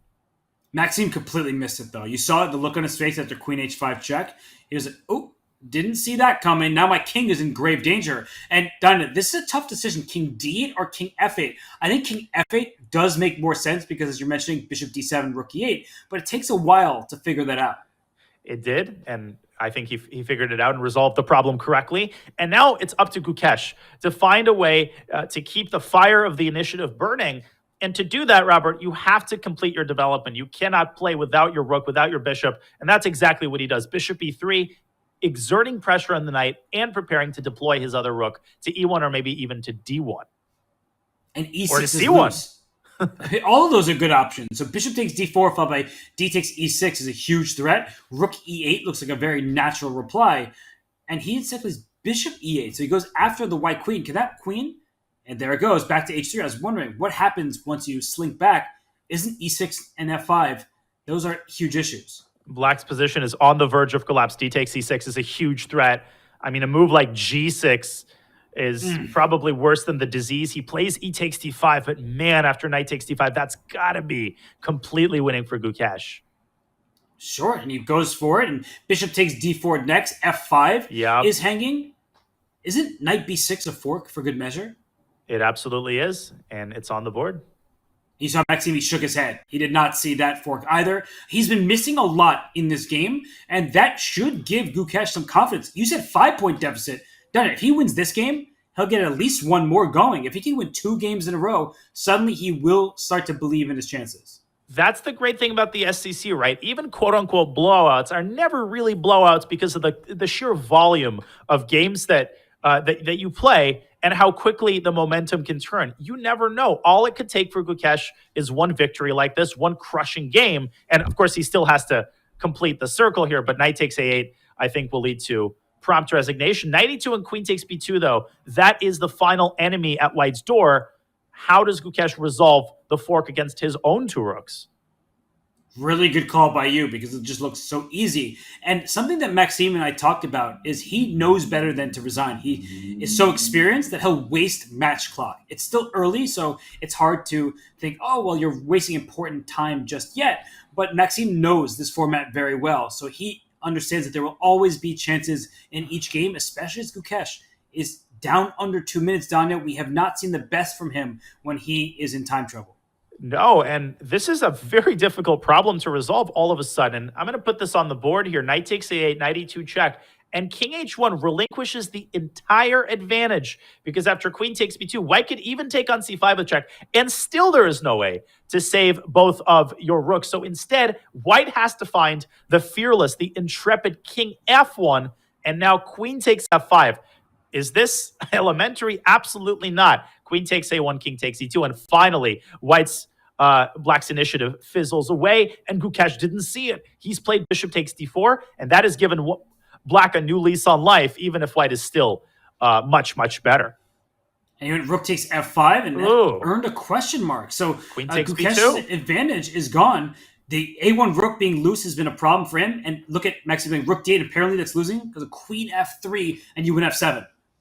You win f7 with check. There's more forks galore, but at that point, I think white can just give away the knight and go directly after Black's king. Well, you should definitely start by taking the bishop with check. That's without question. Then I think the calm rook e1 sets up a beautiful tactic with rook takes g7 and rook e7. And that's going to happen. Look, Maxime grabs the knight on b6, but rook g7 check, rook e7, queen f7. It's all mate, and Gukesh is finding it. And let's see if MVL allows him to carry the mate out on the board. No, he will resign in this position. And that is Gukesh's first victory. And for Gukesh fans, they hope that it is not his last victory in the 5+1 portion. That was not flawless. That's clear. There were some mistakes from Gukesh. But the way he handled himself, he sacrificed a pawn for the initiative. Maxime left his king in the center, and then it all fell apart. So I think Gukesh played with the correct style in that game. He needs to keep that up. And he's got the black pieces here, and yet another souped-up Sicilian. Now it's MVL's turn to play an anti-Sicilian as he pushes the C-pawn before he pushed the D. In fact, he pushed the B-pawn before the C-pawn, and the C-pawn before the D-pawn, and the E-pawn before either of those pawns. And he's not going to push the D-pawn to D4 because that opens up the center, and White's king will be a bit uncomfortable. So G3, he's keeping this so close, Danya. I don't love these positions from the white side, even though I used to play them. I always felt like I struggled to maintain the position as I didn't see a clear plan. Yeah, I feel like I kind of struggle with both colors in a position like this. From Black's perspective, you never know exactly how to arrange your pawns because you sometimes see players going E5 here. Even though you played E6, but because the position is closed, the value of one particular tempo is not quite as high. Instead, Gukesh keeps the Sicilian spirit of the position. But, of course, now I think D4 is a much more palatable possibility than it was on the previous move because Black's bishop is unable to get to B4 with check. You called it, partner. Maxime plays it. There is no bishop b4 check. That's really, really important here. And now we have a Maroczy bind structure. So what Maxime is going to play is bishop g2, castle kingside, bring his rooks into the center, maybe one rook on d1, and then the second rook can go on either e or c1, depending on how you want to play this. But Black does not have pawn breaks. That is what the bind is. There's no b5, there's no d5. I think these positions are very difficult for Black in blitz chess, and Gukesh is now down over a half minute on the clock.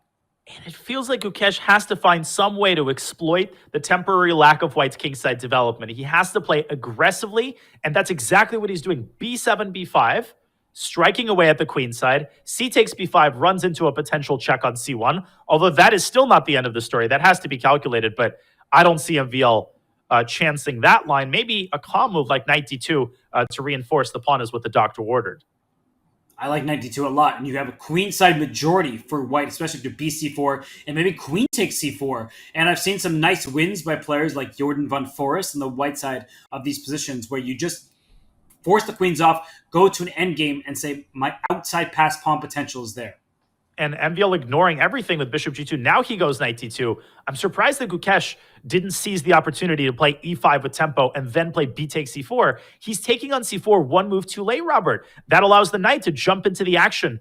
And White completely preserves the integrity of his pawn structure. Moreover, after the rook lands on c1, there will be major trouble with Black's queen becoming ultra vulnerable. And there's no rook c8 for Black because the knight on c4 lands on b6 to kick the rook off the c file, and so after White castles, you'll get rook c1. This feels like a clear advantage for Maxime. Black's king is stuck in the center, and he plays d5 with his king caught in the middle. He wants bishop b4 check. Unfortunately, I think this is a paper tiger because, yes, bishop b4 gives you that rush of dopamine, forcing the king to f1. But then what? If you recapture on d5, you're going to drop the g7 pawn at the end of the line. And that's a huge pawn, which costs Black his entire pawn structure.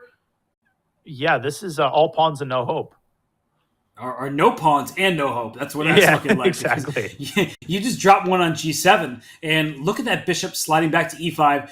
Normally, you don't like opening files in front of your king, but the g3 pawn just completely blunts the rook on g8. And as you're pointing out, moves like rook d1 to increase pressure in the center. The knight on d5 can't move. Knight e3 check doesn't work for two different reasons. Both the knight could have captured back and the pawn.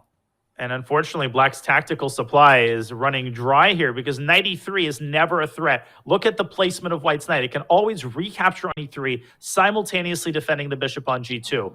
But MVL, prophylactic professional play. King g1, he could then play h4 and tuck the king away on h2, the safest square on the entire chessboard. And then he can direct his vengeance at the king's vis-a-vis, which is stuck on an ultra vulnerable square on e7. And he can play knight e3 himself if he so chooses at the right moment. So the king on g1, very smart. He goes up with his queen to h5. That king on e7, done, is in harm's way. Queen h4 check is going to hurt. Its days might be numbered. And the most depressing thing about this position is that Black is down a pawn, right? You don't even have anything to suffer for. What does Yasser always say? If you're I was literally going to say that. Yeah, at least you do so on a full stomach. But no, I think that Korchnoi would walk through the Gobi Desert barefoot to get this position from the white side. Was it the Gobi Desert or was it the Sahara Desert? I remember we were driving through the Sahara Desert on our way to Lone Pine together with Jeremy Silman and Tigran Petrosian, whom we picked up in San Francisco International Airport. I always love to inject some Yasser into our commentary. Shout out to Grandmaster Yasser Sarawan, the absolute legend of the chess world. But this position, I don't think there's any storytelling that can save the day for Black. Now it's 2 pawns advantage for White, and done to that king on e8. It's not running anywhere. I have one story to tell you, Robert, and it's not a Yasser story. It's a story about what Black could have done in this position. If we could bring up an analysis board really quickly. There was a beautiful, beautiful move, knight f6, which was missed by both players. You're threatening mate on g2, and after bishop takes queen, Black gets quite a bit of material in return for that queen. There's a rook, there's a minor piece, there's a pawn, and there's a rook. I think this would have afforded Black more practical chances than what we have in the game. Now, after knight e3, White is still winning because the knight on f6 is under very serious fire. But imagine uncorking a move like knight f6. Instead, Gukesh simply resigns the game. There's nothing left to play for. Another big blow, and it's back to a 6-point game, Robert. Unfortunate news for Gukesh, but I like what you're pointing out there because you need to find ideas like that. Even if it still remains losing, that's how your opponents make mistake when they're shocked, when the game continues and they have to keep proving that they can keep that advantage. Advantages often slip in speed chess, and right now, after the advantage slipped from 6 to 5, it's gone back up to 6. Maxime wants to balloon it to 7. Danya, these games have been very nicely played from Maxime. Yeah, that last game was just beautiful. And once he got his pawn up to d4 and got that Maroczy bind structure, he never looked back. And it was an admirable attempt by Gukesh to muddy the waters, but it was too little. It was a day late and $1 short. And now we have a reprisal of one of the more successful lines that Gukesh chose a couple of games ago, even though the win ended up slipping from his grasp. He once again gets this Maroczy bind structure. Black gets the bishop pair. So both sides are kind of happy. Let's see if Gukesh can outplay MVL in this structure once more. And knight d4 earning a question mark is always surprising to me. It looks like an extremely natural move. And Black just castled. So White does not have an advantage here. It is an equal position. It's a level game. But what are the plans? I love that bishop on g7 for Black. I would like to slide my queen up to a5, bring my rooks towards the queen side, and White has no attack that I can see over on the king side. Man, and that knight on d4, it's like a middle schooler at a dance. It's just kind of stuck in no man's land. It's trying to fit in, but it can't. It's under fire from the Black bishop. If you take on c6, then you allow Black to improve his pawn structure with bc and open the b file, or even take back with the knight. So Gukesh kind of spinning his wheels here, and I'm curious how he's going to deploy his other pieces. Maybe something like bishop b3 to reinforce the knight, and then b3. But MVL could carry out the idea as in the previous game with a6 and b5. That's kind of the stock idea in such positions. Hopefully it's also the stock fish idea, because if you play a6 and b5, you can't take... Thank you, my friend. You can't take those pawn moves back. So you have to be careful. We have seen some dark square issues. That b6 square becomes white for the taking if you play a6. And if you play b5 after that, you may even drop a pawn in some of these positions. So the bishop drops back to d7, and only then does he play a6. I like the way Maxime is handling this. And the question is f5. Is that what's coming from Black? F5 is a very standard idea in accelerated dragon positions. I think he's preparing it with e6, and Gukesh says, I'm playing in the center. He brings his rook to d1, beautifully placed pieces now for White. I think MVL has to try f5, because at this point, b5, it simply drops a pawn. You have nothing to show for it. Instead, I think he's going for the more passive defensive approach with bishop b8, but there's no question that Gukesh now has firmly the upper hand in this position. But also a question is, what is White striving for? You're gaining space, but then what? You have to attack something concretely, and Black has this bishop pair. You need to watch out if you're White for a b5 or a d5, and the side that controls the pawn breaks is often the side with the advantage. That's why the Maroczy bind is so pleasant for White, is there's no d5 pawn break, and there's certainly no b5 when a bishop is sitting on b6. But your earlier point is well taken. With a space advantage comes great responsibility. And in the context of a blitz game, these positions can be very infuriating to play, because yes, white actually has to break through. A space advantage is not going to win you the game. In order to break through, you have to seek confrontation, whether it's, playing a move like f2, f4, or c4, c5. So you actually eventually have to choose a pawn breakthrough, and that bears a lot of risk because black does have the bishop pair. That bishop on e8 is not going to be asleep forever. And g5 just played by Maxime. There's no attack. He's not going for checkmate. But is he going to play f6 and get his bishop out from e8, develop it on that diagonal, maybe to g6, or if he plays h4 out to h5?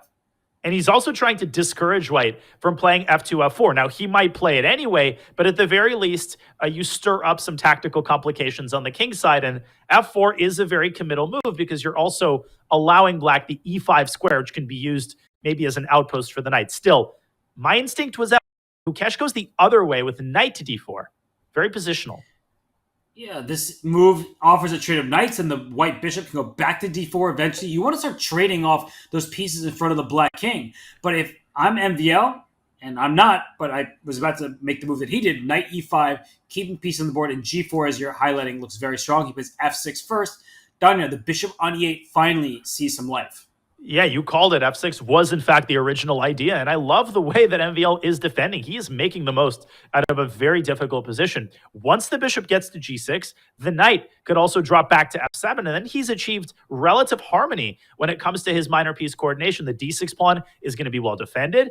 I feel like MVL is making strides here toward retaking the initiative. You could also consider bishop to h6 with threats along this diagonal against the queen and the rook.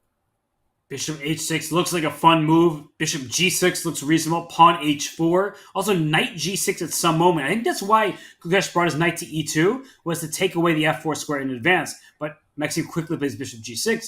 I think for Gukesh, he needs to find a plan. It does seem like he's just shuffling about. He's stuck in mud, and MVL is definitely not stuck in mud. I think after bishop h6 and king h7, you are now facing very direct threats against your king. Do not give MVL a chance to develop an initiative of this sort. He will not pass this opportunity by. And dare I say, I think white's advantage has been largely wiped out. Way easier to play this position from black. Now, f4, it actually is an okay move for white, and he plays f3, but it looked really bad to open up the bishop on h6. But you're allowing an eventual g4 at some point anyway, with the rook on c1 at the end of the line. But g4, white will push through to f4. It gets too messy. He starts very wisely, I might add, with the move rook g8. The side that controls the pawn breaks controls the game. And isn't it amazing how the side that controlled the pawn breaks was white, and though the pawn structure hasn't changed at all, it is now black. And that's a case in point. G4. But is that premature? Is MVL cooking up a piece sack after HG? Does he want bishop e4? He does. Oh, FEDE. Oh, and the knight on d4 is pinned because the rook on d1 is loose. This was a brilliant plan from Maxime, and he deserves those 2 exclamation points.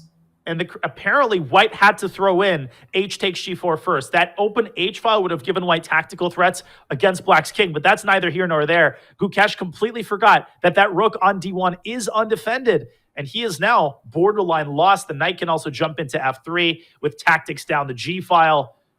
Man, the wheels are really coming off here for the Indian phenom.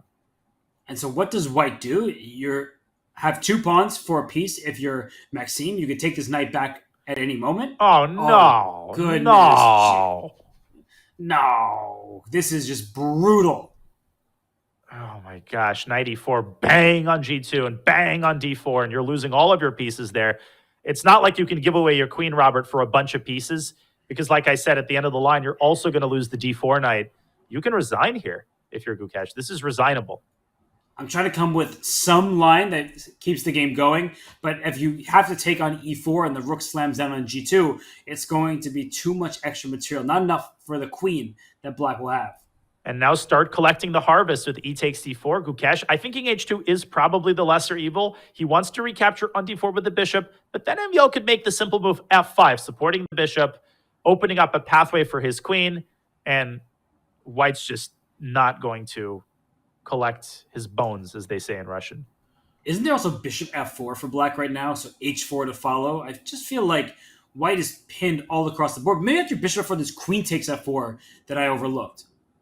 But even there, he takes f4 and rook takes g2 has to be winning. But I agree. Maybe that's a little bit more complicated than it should be. I think MVL has a very pleasant choice here and plenty of time to make it as he takes on d4, the simple approach, and now there's a million ways to win. You could even play e5. E5 is so nice, just protecting the f6 pawn just in case. It also gives you the f4 square for your bishop. And let's not forget, the bishop on d4 is pinned in many of these variations because the rook on d1 is hanging. Oh my gosh, I think you could sack your queen after e5, bishop c5. Very much an MVL style to play rook takes d1 and then h takes g2 and white and rook h1 is unstoppable in that position. How sexy is that? It's happening, right? This is all Maxime Vachier-Lagrave. What a performance thus far from him. He seems unstoppable. Sparkling play, energetic play. The way that he's making the most out of some really bad positions, playing them for a win, not just curling up into a ball and waiting for Gukesh to exert pressure. How did he turn that around, Robert, in the span of, 5-6 moves? It went from bad to winning. And it was such a beautiful sacrificial game from Maxime. He started passively, but that coup de grace with the queen sacrifice and a new one about to appear with checkmating threats, Maxime Vachier-Lagrave leads 8.5, 1.5 done. It's a 7-point spread. Incredible. There was one bright spot for Gukesh. He had some good moments. He had some great moves. He had some very promising positions, but ultimately the wheels came off completely. He stares down the barrel of a massive lead for MVL. He needs a sea change. He needs a complete 180 if he is to have any chance at a comeback in this difficult match. It's unbelievable what's happening right now, but we do want to thank once again our presenting sponsor, Coinbase, for allowing the SEC to thrive the way it does. Do you wish financial systems were as fast and smart as the 2023 Speed Chess Championship presented by Coinbase? They can be. Check out Coinbase.com/update the system today or use the command Coinbase in chat to learn more. So, Danya, we've seen Maxime. He's up 7 points. What are you expecting in the 3+1? Well, I'm expecting Gukesh first and foremost to put this break to good use. Take a deep breath, strategize, evaluate what happened, and try to choose openings wisely. Also, I wouldn't catastrophize, right? He did have a lot of good positions. I think speed is going to be much more of a factor in the 3+1 segment. But ultimately, let's not sugarcoat the situation. Gukesh is in dire straits. He needs a complete change of momentum, a complete change of pace. And if MVL shows the same form that he just did for the last 90 minutes, I don't know if there's a lot of chances objectively. When MVL is like this, he's borderline unstoppable. He has beaten Magnus Carlsen in this exact format, made the finals in 2020. So very few can take him down. We'll see if Gukesh can do just that. We'll be right back with the 3+1 segment of the Speed Chess Championship presented by Coinbase. See you soon, everybody. We'll be right back.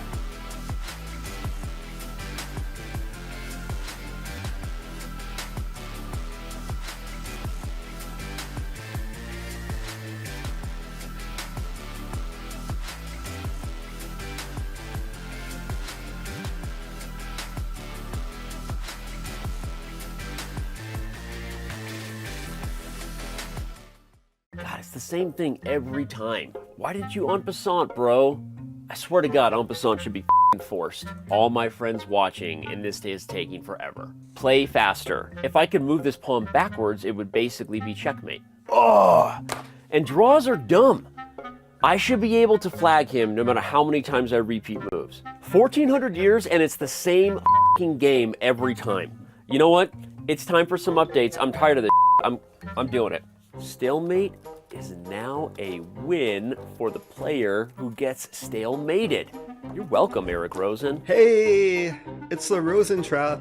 Pawns can move backwards. Why has that never not been a rule? Pawns can move backwards now?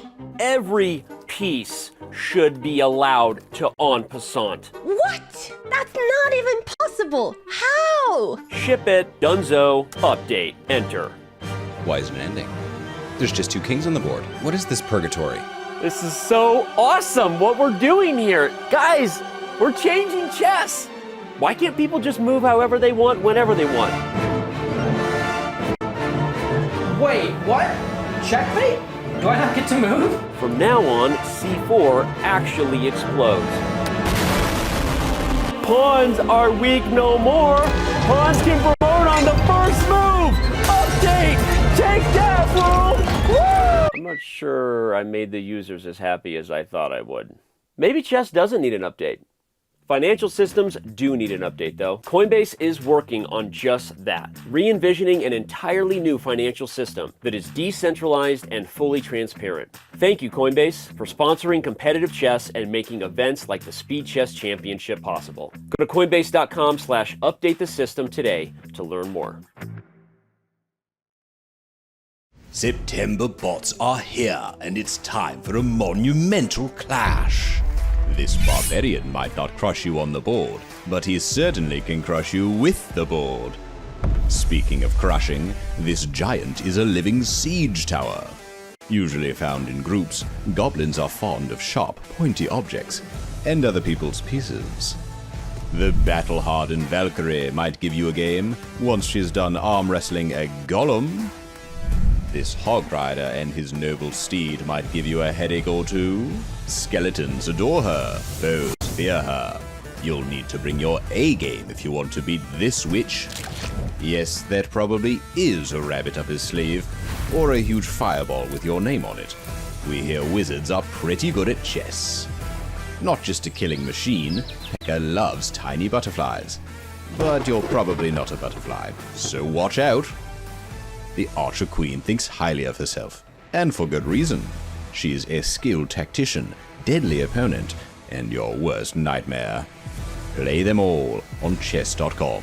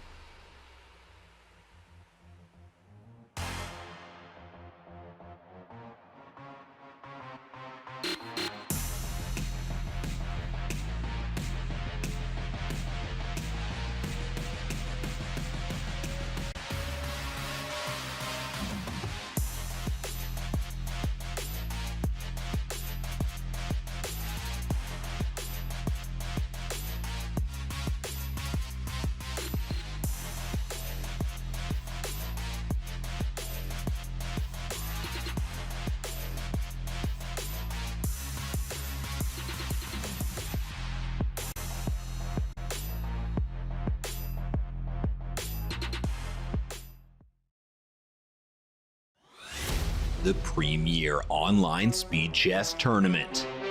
A knockout filled with tension, drama, quick tactics, and shocking moments. Oh my gosh! For the last 7 years and counting, the best blitz and bullet players in the world have flocked to Chess.com to prove their worth at this format. Excitement reigns every year, with major upsets and intense battles. This year, 12 invitees and 4 qualifiers face off for the title.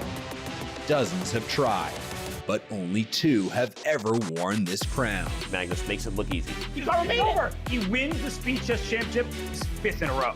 Who will be this year's Blitz King? It's time to find out.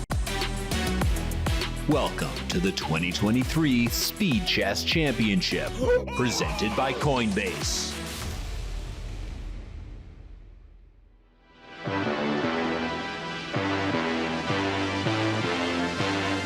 And we are back. Here is the 2023 Speed Chess Championship presented by Coinbase. That is Gukesh D, the winner of the 2023 Junior Speed Chess Championship. Danya, he had a great showing in the JSCC. It was a clean run for him, taking out 3 of the best junior players in the world. But now he's not facing a junior. He is facing a veteran. So those 3 wins against Ohanyan, Kranov, and Raunik Sidwani, those are great. But it's next level competition here at the SEC. It absolutely is. And I commentated the match against Ohanian, which he won 25-6. That is a very impressive score against a very impressive blitz player. But like you said, Robert, this is a completely different category of player. And not only that, this is a different category of player who also happens to be in absolutely killer form today, as MVL holds a 7-point lead. And Gukesh needs to put this hour of 3+1 to very good use. And we don't want to, to lie to our viewers. So it is a gargantuan task for Gukesh. But if there is any chance of mounting a comeback, how does Gukesh make that happen? Well, I'm going to repeat my point from earlier, right? You can't tell yourself, I have to make up 7 points in the next hour. You have to try to have the lead. Now, you technically can't have a 7-point lead, but if you could bring this to 3 or 4, we've seen plenty of 3, 4, even 5-point comebacks in the Bullet. Now, it's a separate story that, MVL is still the favorite in Bullet, but you can't think like that. So try to make up 2 or 3 points, and whatever you do, don't let this tilt away to a 11-point lead. That's right. And we see that the action is underway here in the 3-minute plus 1 second increment time control. Once again, we see the Sicilian. And for Maxime, why fix what's not broken? He plays Queen D3. He's going to try to get that Knight B5, Queen G3 line again. It's been working, so why not? Yeah, they started the 5-minute portion with this line. They start the 3-minute portion with this line. But an early deviation there as Gukesh prevents Knight B5. And of course, Queen G3, typical. I love this choice by Maxime. Get a slightly better endgame. This is a very pleasant position, particularly in a blitz game. Just easier to play with white. And look at the squares on the queen side. B6, C5, the A6 pawn. White can start targeting that side of the board, but that's why Gukesh has played D5 and Knight F6 that quickly. He's aiming at the center. But look at this response from Maxime. He gives up the E4 pawn, and Gukesh naturally wants no part of it.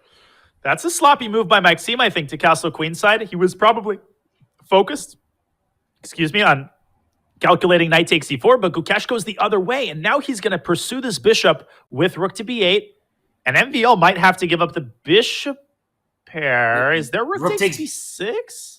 I think there is. Rook b6, knight b6, knight f2. The rook on h1 is undefended, but Daniel, we look at this position, we see the eval bar. I think we're slightly biased. That looks scary for black, because if we can show an analysis board, because it was not played just now, if we just go through that variation, yes, black gets that rook in the corner, but white gets that a6 pawn, and these types of endgames can be scary, even though black has extra material.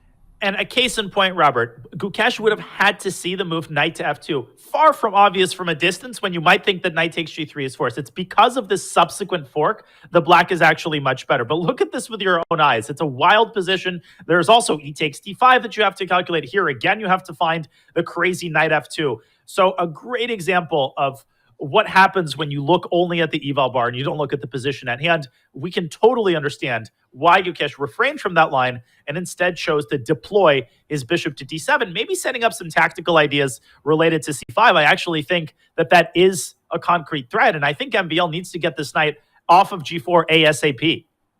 And bishop takes a6. It looks like a free pawn to some. It probably backfires both because of c5 and rook a8. The bishop and knight are in the same line. The rook takes advantage of that. This is a tricky position. f3 looks strong, as you mentioned, to kick the knight out of there. But is there still rook takes b6? No, he plays c5. And instantly knight takes c5. And that's the form that Maxime is in. Sometimes we don't give players enough credit when their opponents are blundering or losing on time. But Maxime is in tip-top shape. He's in amazing shape. And the speed with which he played that move. And now he's going to follow up with more accurate play. Bishop a7, I think, is on the horizon and in our immediate future. Then he can play e takes d5, and he is just punching at all sides of the board here. Eventually, the position is going to fizzle out, and I'm curious what happens when the smoke clears. Bishop a7 is one of those really nice moves to throw in, because if the rook is going to capture the dark square bishop, it would be on a worse square. He takes on d5. Now that bishop can be captured on b6, but after d takes c6, I don't think black can take either the knight on c5 or play knight f2 with the fork, because as you're indicating, the c-pawn is too fast. And this is a pretty low-stakes affair for white, because anytime you want to bail out, no problem. You can play f takes g4, and you got yourself a stable advantage in the opposite-colored bishop position. So I think black has to try bishop takes c5. Now c7 is going to be thrown in. Black can castle. White plays rook t8, and black is hanging on by the skin of his teeth. I think we are ultimately going to see an opposite-colored bishop endgame where white might have, try this on for size, Robert, tripled pawns on the king side and 3 extra passers on the queen side. I don't say that every day. Oh, rook h7. Whoa, rook h7, stealing a pawn on that flank because c8 equals queen is scary. That's nasty. So rook h7, rook c8. The downside of that, Danya, is that black gets to keep more pieces on the board, and namely the a6 pawn. And don't fall asleep on the prospect of a sudden counterattack against white's king. Rook takes c7, and in some positions, bishop b3. Instead, Gukesh focusing on trying to keep as many pawns alive as possible. But my gosh, MVL with more tactics as the bishop slides into g6, a direct assault against the f7 pawn. And I think black is losing. Yes, because rook c7, bishop g6, king f6 doesn't actually save the pawn. There might be a bishop takes f7 there anyway. And if Maxime can win this game and the lead extends to 8 points, it's just getting out of hand. I mean, it's already out of hand, but it's just getting completely haywire for Gukesh. It's getting out of hand, but you can tell how confident is Maxime's hand as he moves his mouse from d3 to g6, pinning the pawn. King f6, bishop takes f7 is a pretty elementary tactic. He's going to see that. Now check on d8 and go back to d3, a classic technique attacking the bishop with a double attack. The guy, as I say when I'm tilted, he sees everything, and he really does. He is seeing it all, and you mentioned his skills. Look at this. Bishop takes f7. Why not? You're not should be sorry. When Maxime plays great moves, we should call them out. But what I was going to say about Maxime, and he doesn't make these mouse flips. He has a very nice mouse. We just flew back from Calcutta together. Well, we had the same layover, I should say. But he is just really in shape right now, and he's going after every single pawn. He's playing perfectly. He's playing all the top engine moves. He's playing them fast. And 17 and a half seconds normally would cause some panic. You feel like MVL has it completely under control. Black might also run out of pawns pretty soon. Those 3 triple isolated pawns might become 3 queens if you're going to move the g5 pawn. Gukesh going back to f6. And now there's the same tactic, but on the 6th rank rather than the 7th. This is so nasty. You take the bishop, you lose your rook because rook h6 check, and this just looks so fun for white. Oh, he's blundered rook e7. He put his rook on the wrong square. He should have gone rook e2 so that then he would have had bishop to c4. And suddenly, the game continues. He's going to drop his bishop. Oh, and he didn't have a rook h6 because the rook on b6 is defended. So that bishop on c5, the extra piece, is doing all the work. So Danya, look at the clock. Maxime down to 6 seconds. That probably helped induce the blunder. But it's only 1 pawn remaining for black. So 5 pawns for a piece. Far from a tragedy for MVL, who I still think is playing for a win here, if not for the clock situation. Given the clock situation, I think he should try to bail out against in a draw if possible. Great move by Gukesh to stop g5. 2 seconds for MVL. Now, you don't say this every day. He's got 5 pawns for the bishop. But the pawns are dropping. Here goes g3. 3. It's got to be 3. Oh, this is not great news for Maxime. But only 1 pawn remaining. And look at Gukesh doing everything he can to keep it on the board. That was a bad move by MVL. He's created unnecessarily for himself another target. Now he has to hold tight. I still think he's going to make a draw, though. Yeah, turning off the rooks was really smart right there. The black king, it's infiltrating, but to where? That rook will slide to g6 right now, and rook g3, rook g3. And MVL's position suddenly riddled with holes. The king should have gone to d5. It goes to f5, also good. And now it's a technically winning position for Gukesh, who can take a3. The a pawn should decide the game. Rook a1.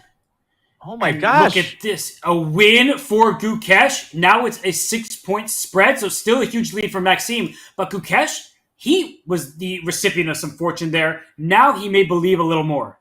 And that's going to annoy MVL. As we see a Jababa London, I always love to see that. But man, oh man, was that a brilliant game, wire to wire, until he blundered that bishop by putting his rook on the wrong square. That is all it takes. Chess can be a brutal game. But hey, he's got a 5-point lead. It's not a 6-point lead. It's far from the end of the world. And Gukesh deserved a little bit of good fortune because the match started with a winning position from him where he mouse slipped. So yeah, he deserves a little bit of luck. And as many people believe, you make your own luck. So Gukesh, he fought very hard. He took that game. And now in this one, it is a very solid affair. But Danya, this knight on e5, it's protected by both the bishop on f4, the pawn on d4, soon to be the rook on e1. I always like these positions in quicker chess from white I think the control of the center is just very nice. For sure. And you can play d takes e5, opening up the d4 square for your knight. But MVL might fighting fire with fire as he sinks his knight into e4. His idea to meet f3 with queen b6 check. Now, you could still play f3 and then block the check on b6 with knight d4. That might be what Gukesh is considering. He starts with knight d4. But I just wanted to echo your point. Gukesh has not tilted. He has fought every single game. Yes, he's had some ugly losses, but I just wanted to commend Gukesh in the face of a huge lead. He is fighting tooth and nail to get back in this match. And that is the kind of spirit that we're used to seeing from the younger generation. They never give up. They always believe in themselves. And that's what you need ultimately for a miracle comeback. You also need a couple of checkmates, and that is what he's trying to deliver with his last move. He's going for it. That rook lift, it makes perfect sense. If black plays queen h4, you would like to induce g3 so that that rook on e3 cannot go for checkmate. So that's what Maxime plays. And now it's a big question for Gukesh. If you play g3, no more checkmating attack. If you play some other move, your pieces are just going to be awkward. God, queen h4 really spoils the party, doesn't it? Maxime is a party pooper. Totally. Can't you tell just by looking at him? sipping his water. I love this featured chat. MVL is not afraid of tilt.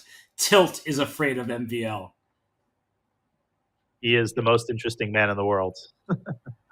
He really is. He is Maxime Vachier-Lagrave, and he has a 6-point lead in this matchup against Gukesh. So look at these last couple moves. Rook e3, then g3, rook back to e2. So, Danya, I'm looking at this stage of the game, and I feel like it has to favor black, who just played f6. White is shuffling, and black's opening up the king side.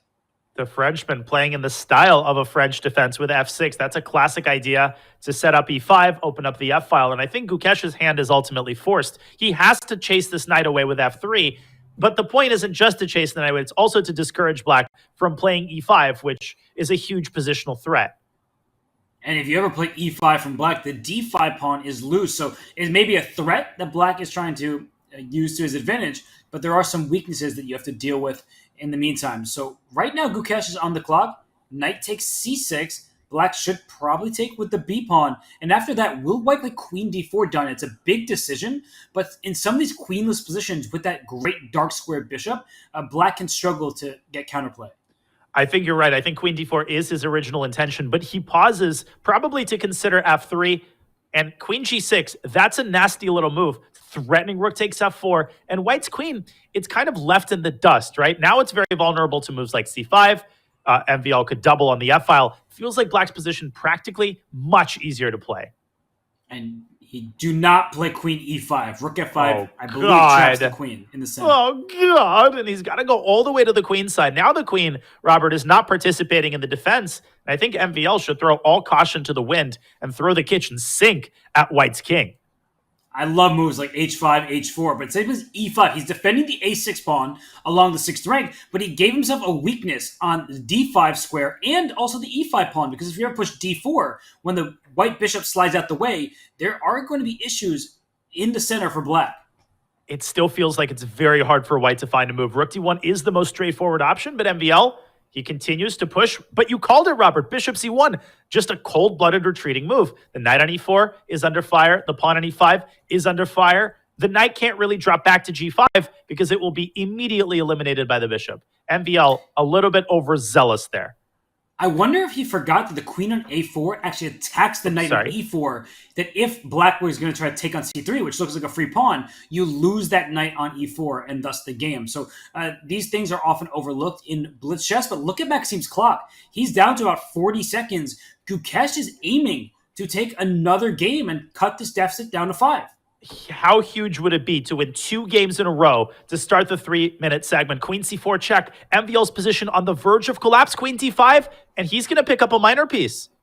He wins a piece. That knight is pinned to the rook on f3. An exclamation point is deserved and given to that move, and I think this is just game over. And Danya, if you're MVL, maybe you just play this out a little bit, because Gukesh is finding his rhythm, and you can waste time off the overall match clock. Now, wait a second. Gukesh apparently has to take the rook rather than the knight, because at the end of that line, there's that nasty check on c2, developing a massive initiative against white's king. What Gukesh has to do is queen takes f3, rook takes c5, and then he can go on to take on c5 because of the deflection and the back rank made on f8. And Gukesh suddenly displaying amazing tactical ability here. And where can black go? Queen c2 protects the knight d1, hits the bishop. But as you mentioned, rook takes c5, or also queen f7 for what white, a just move. going for checkmate. Because you have so many threats with rook e7 coming, rook e8. The bishop can take whatever happens on h6. He goes rook takes c5 instead. So Donna, your choice is a good one. The engine approves. And now he's going to go back to e5 with his loot safely in his pocket. But what does he do now? It's a messy position. This could... Oh! What a move! Bishop h6 is What sick. a move. And he's threatening bishop takes g7 check. And he's forcing black's queen all the way back to g6. A great response by MVL. That was the only move to avoid losing the game. Now that knight is going to circumnavigate the globe here. No, it's going to go back to b2. The game continues. But the game is clearly in white's favor all of a sudden. Extra pawn, the king on g1. It's not perfectly safe, but it's safer than the king on g8. If that bishop gets to d4, Donnie, I feel like the game is over. But the knight is a very dangerous piece in time pressure. MVL is a very dangerous man, and he stops the progress. And again, bishop h6. But MVL stays on top with queen c2. It's not over yet. It's not, and white has more time. So Maxime is the one in time trouble. Save your second rank. He goes rook e2, h6. H6. For white, throw that pawn on the board. King h7, getting away from the dark square. Can Gukesh finish this off with a couple more accurate moves? And look at that. He takes on h6. Queen f4! Queen f4! Piece! Oh my goodness, Gukesh. He was in the driver's seat. He was winning, and the queen on f4 defends h6 and f6. Unbelievable. And he loses on the spot. He has to go back to f3, ignominiously retreating the queen. He goes king h1, one more attempt, or is this a draw now? What a save by Gukesh after blundering. Queen to c1 was the winning move in order to keep the h6 pawn protected. But MVL definitely happy to take a draw at that point. Queen c1 is, that's not a move that you find in No. bullet chess because it's so far away. You want to make the quick move closer to the white king. But MVL survives, and then Gukesh survives with that king h1 decision. That was really great by him.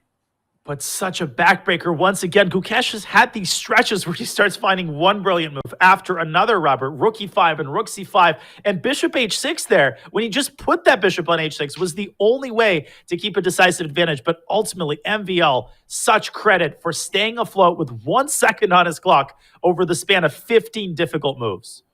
But the good thing for Gukesh, even though he didn't get the desired result, is it feels like a more combative match. Instead of Maxime just steamrolling him, bulldozing him in each and every game, you can tell that the players are going back and forth a bit. So that does feel good for Gukesh. He may be able to go on a run. And yeah, the Gukesh, he is blundering. Look at that, blunders, but Gukesh blundes. That's a pun that you would make.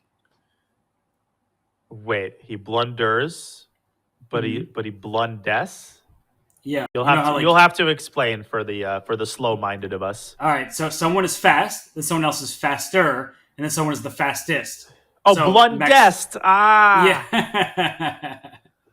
Oh my god, that was a Danya quality pun. It was, which makes it all the more disappointing that it needed to be explained to me and served on a golden platter, like I'm some prince, who needs black caviar.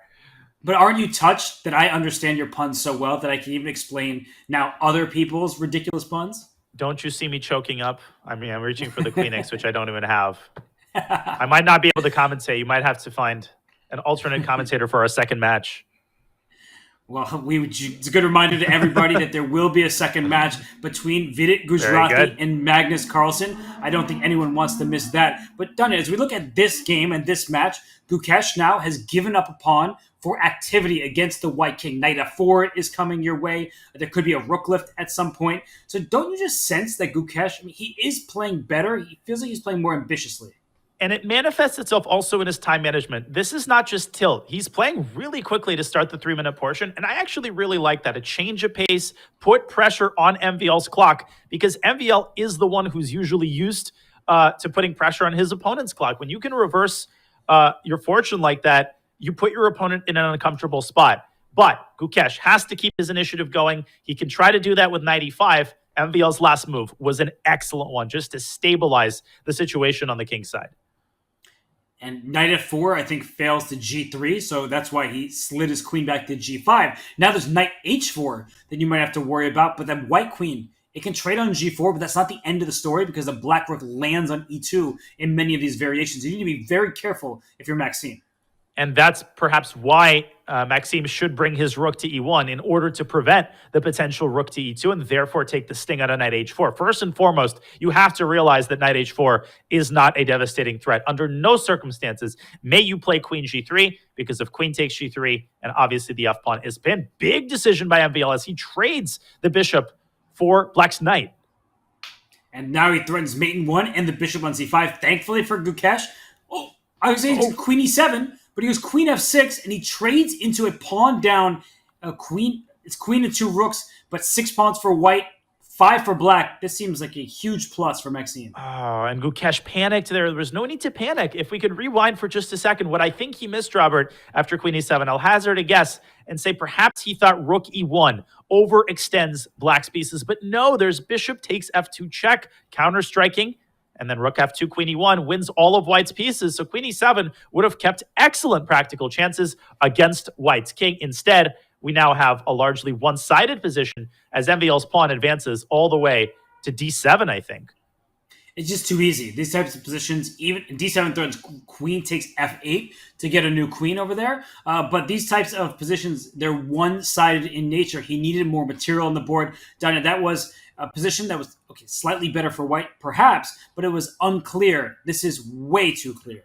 Yeah, and I praised Gukesh's time management just a couple of moments ago, but now I'll backpedal and say that in that particular instance after queen c3, I think he was too quick to panic. Queen e7 would have kept good chances. Now MVL is 1 or 2 moves away from winning the game. Rook 81. These moves are, like you said, way too easy. No chance in this one for Gukesh. And just when it seemed like things were starting to go right for him, things are going completely wrong. And what's up? Want to see a cute line? Queen b4, rook takes d1, and now queen takes f8, intermezzo, and rook takes d1 with the unstoppable d8 queen. Are we going to see this on the board? We are. We are. We are? We are. We are. We are. There is no other move for black because the rook is now hanging, so rook takes d1 would seem to be forced. And after that, queen f8 is not. You're right. We are. You're the prophet. How could I ever question that? We are young. And MVL, he is going to push this lead back up to 7. How debilitating is that? It feels like Gukesh has had the initiative in this 3-minute segment, and he doesn't have anything to show for it. What a finale. And MVL pushes it back to the largest lead of the match.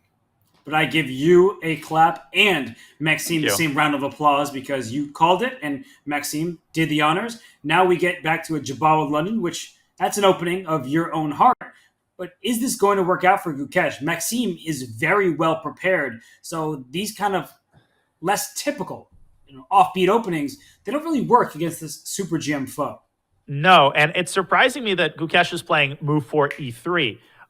All the rage is the move e4. That leads to more direct tactical confrontation. This line is, quite frankly, really, really toothless. It's like an exchange caro, except you have this awkward knight on c3, and you end up burning a bunch of tempo, right? Taking back with a knight, and then trying to find proper arrangements for the knight, and then playing c3. So it's like an inferior version of an opening that's already equal. I don't like this choice by Gukesh. This is too easy for black to play.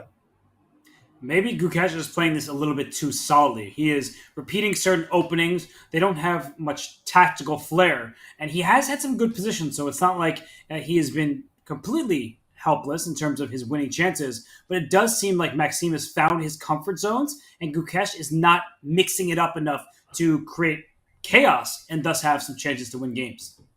But speaking of chaos, he can try to create it by ultimately sticking a knight on h5 and quickly following up with queen g4. What you have to do in such a situation is stir up tactical complications at all costs. Instead, he plays the tamer queen e2, and MVL continues to mass his pieces on the king side. I think he's all set to play f6. Knight h5, pawn to f6 looks like a normal idea, although there are some queen g4 lines that need to be calculated very well. But f6 does seem next for Maxime, and I just don't possibly envision an attack against the black king. I agree. I think Gukesh ultimately has to beat white to the... Okay, never mind. He plays knight h5. So what is he intending against f6? If he plays queen g4, unfortunately, after knight takes e5, the queen laterally defends g7. That's a critical detail. So f6, he might have to take either c6 or d7. And here we go. But if you take on c6, so he takes on d7 because the rook on f8 is hanging. But I was wondering if he took on c6 and bishop takes f4 could have been thrown in. Yeah, it could have. That would have led to massive tactical complications. Gukesh chooses the simpler route. He now threatens to overextend black's queen. And so Maxime takes the g7 pawn under the watchful eye of the rook. It's a very tense position. Bishop h6 doesn't threaten anything. The rook just came to the g7 pawn's defense. The black king will safely slide over, and then you have to move your bishop another time. So Maxime has everything covered. He's in a Caro-Kann-like position, even though it didn't start with 1e4.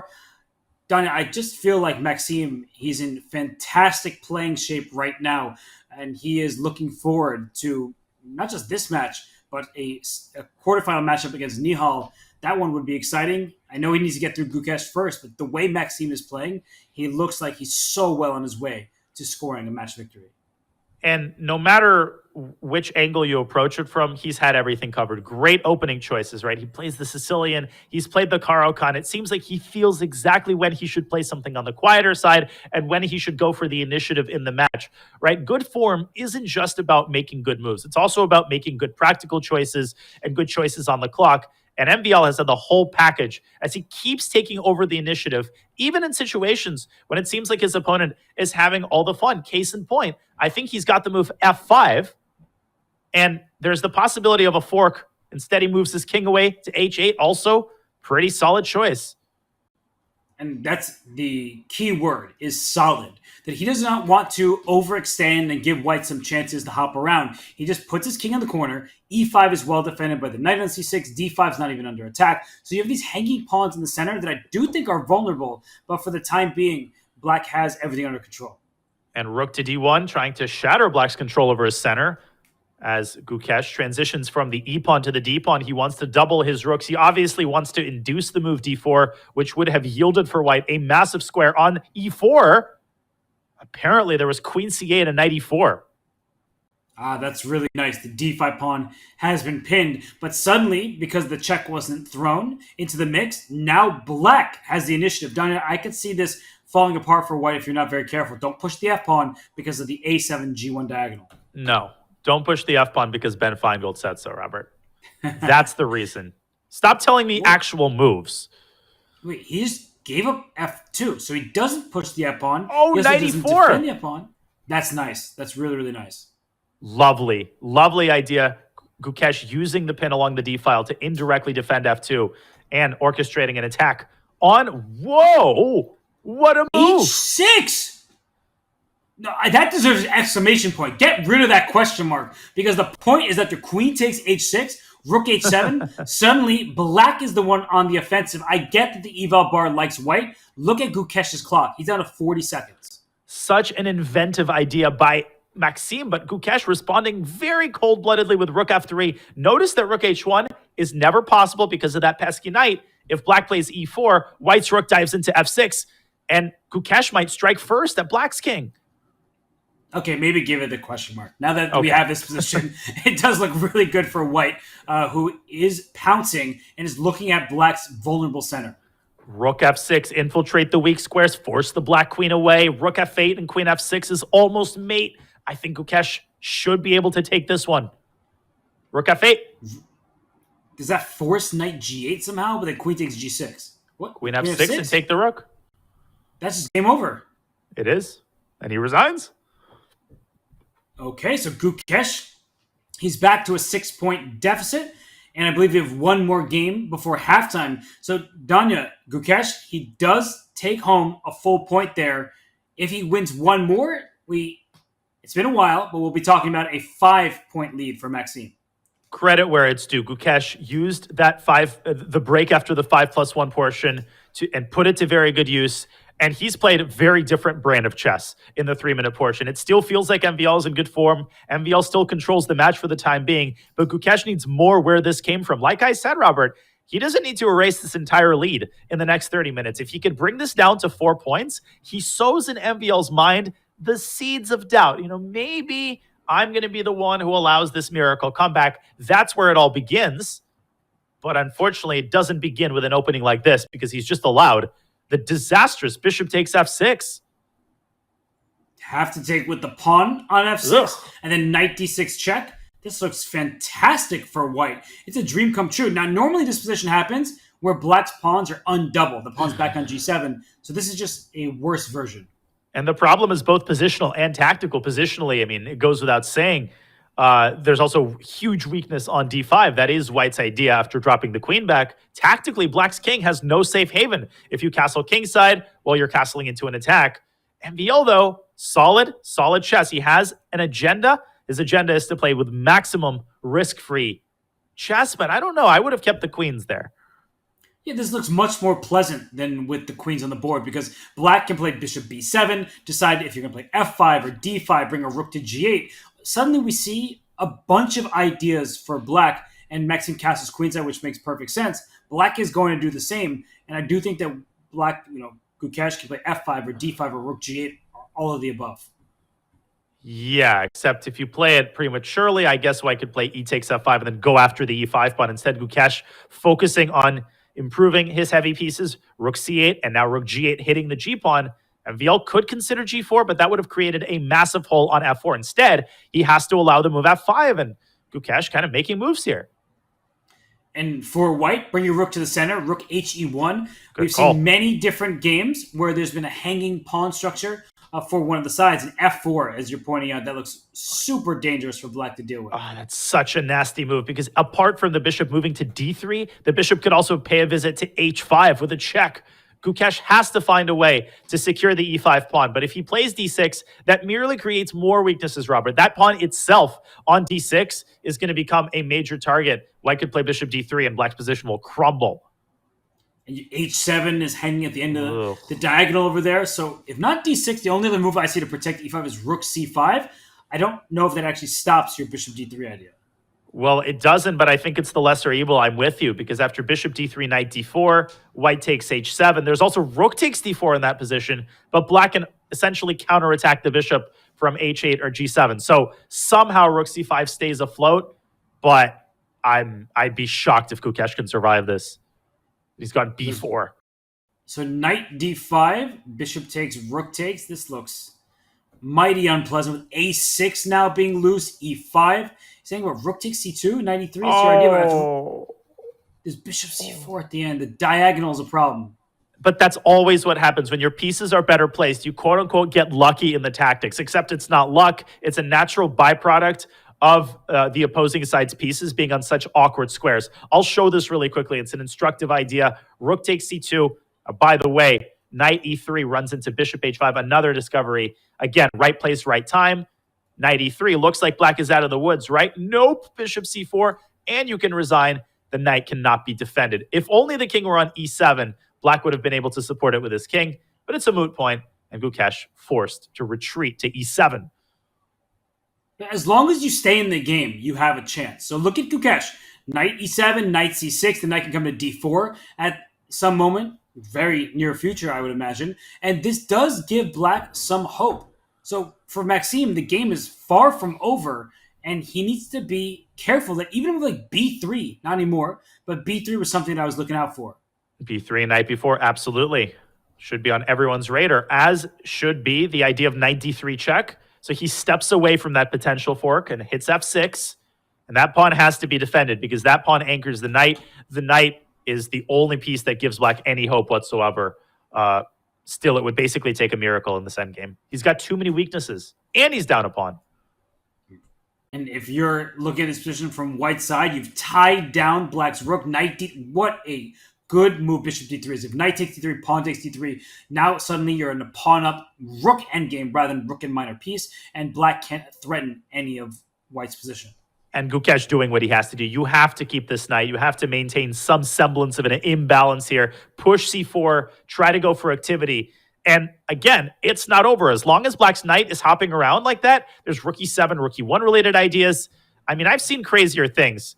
than a draw or even a win in a position like this. But MVL continues to play with filigree precision. Rook h6, that's the right square. Hitting f6, gaining a tempo, which he's going to use to drop his bishop back. And black brings the king into e5. So bishop d3. At some point, will black use the king as a checkmating tool, like rook e7, king d4, rook e1 checkmate ideas? Great call. I think that's what he has to try. He goes f5, but now rook h5 is going to hit this pawn with devastating effect.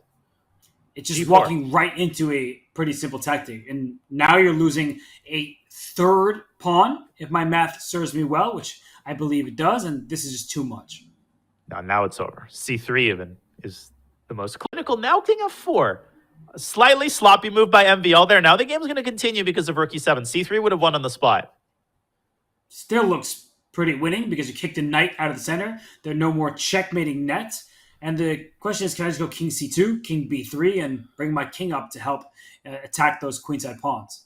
I agree that that's the practical approach. You could also toss in rook h7. You're up so many pawns that you don't even have to calculate the ramifications of a rook trade. Instead, MVL going maximally simple. Maximally simple. Okay, I'll shut up there.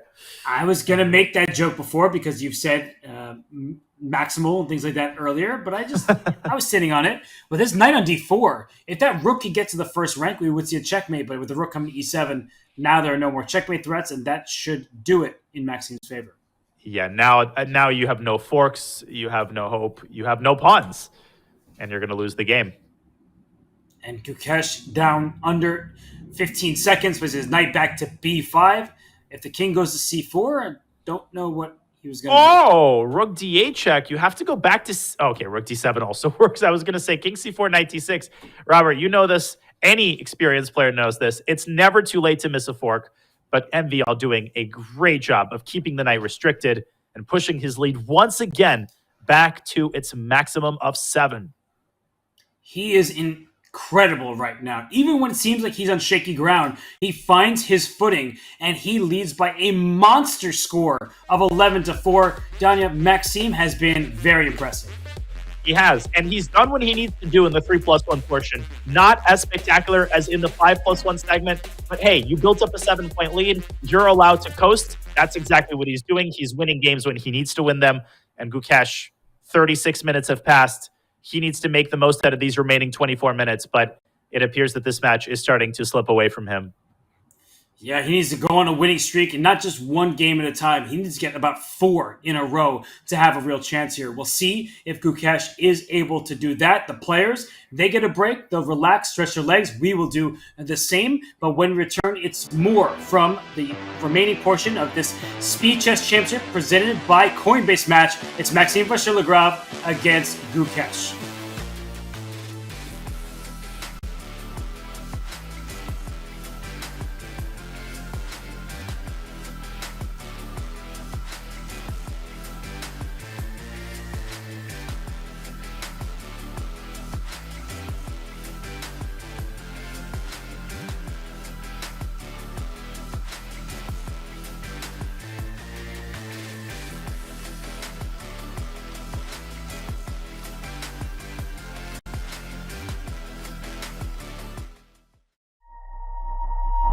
Chess.com's game review recently got a major update. Here are 4 key notes. At the end of each game review, you will now see a summary of the game from your coach, your performance rating for that game, and a quick grade for you and your opponent in the opening, middle game, and endgame. We've added a new classification called Miss for when a move fails to take advantage of an opportunity, but it is otherwise a sound move. We've also changed the definition of blunder. Now a move will only be considered a blunder if it loses material or allows a checkmate. Coach will now draw arrows and highlight squares when you hover over or click on the highlighted words in the move explanations. This should make move explanations easier to follow. Finally, Coach's explanations will now reference specific pieces and threats in the explanations, making move explanations much more intuitive. The new game review experience is available on Chess.com right now.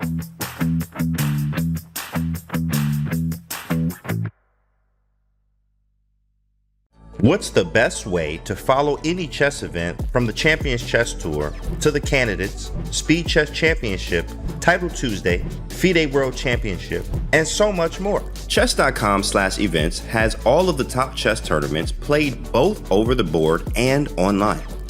Analyze and review games from the world's greatest players with live commentary, cloud analysis, Opening Explorer, and table bases. Find all the key event information, including schedules, prizes, results, news reports, player bios, tiebreaks, and more. Even compete by voting for your predicted results. Explore chess.com/events today on web or with our iOS and Android apps and experience chess like never before.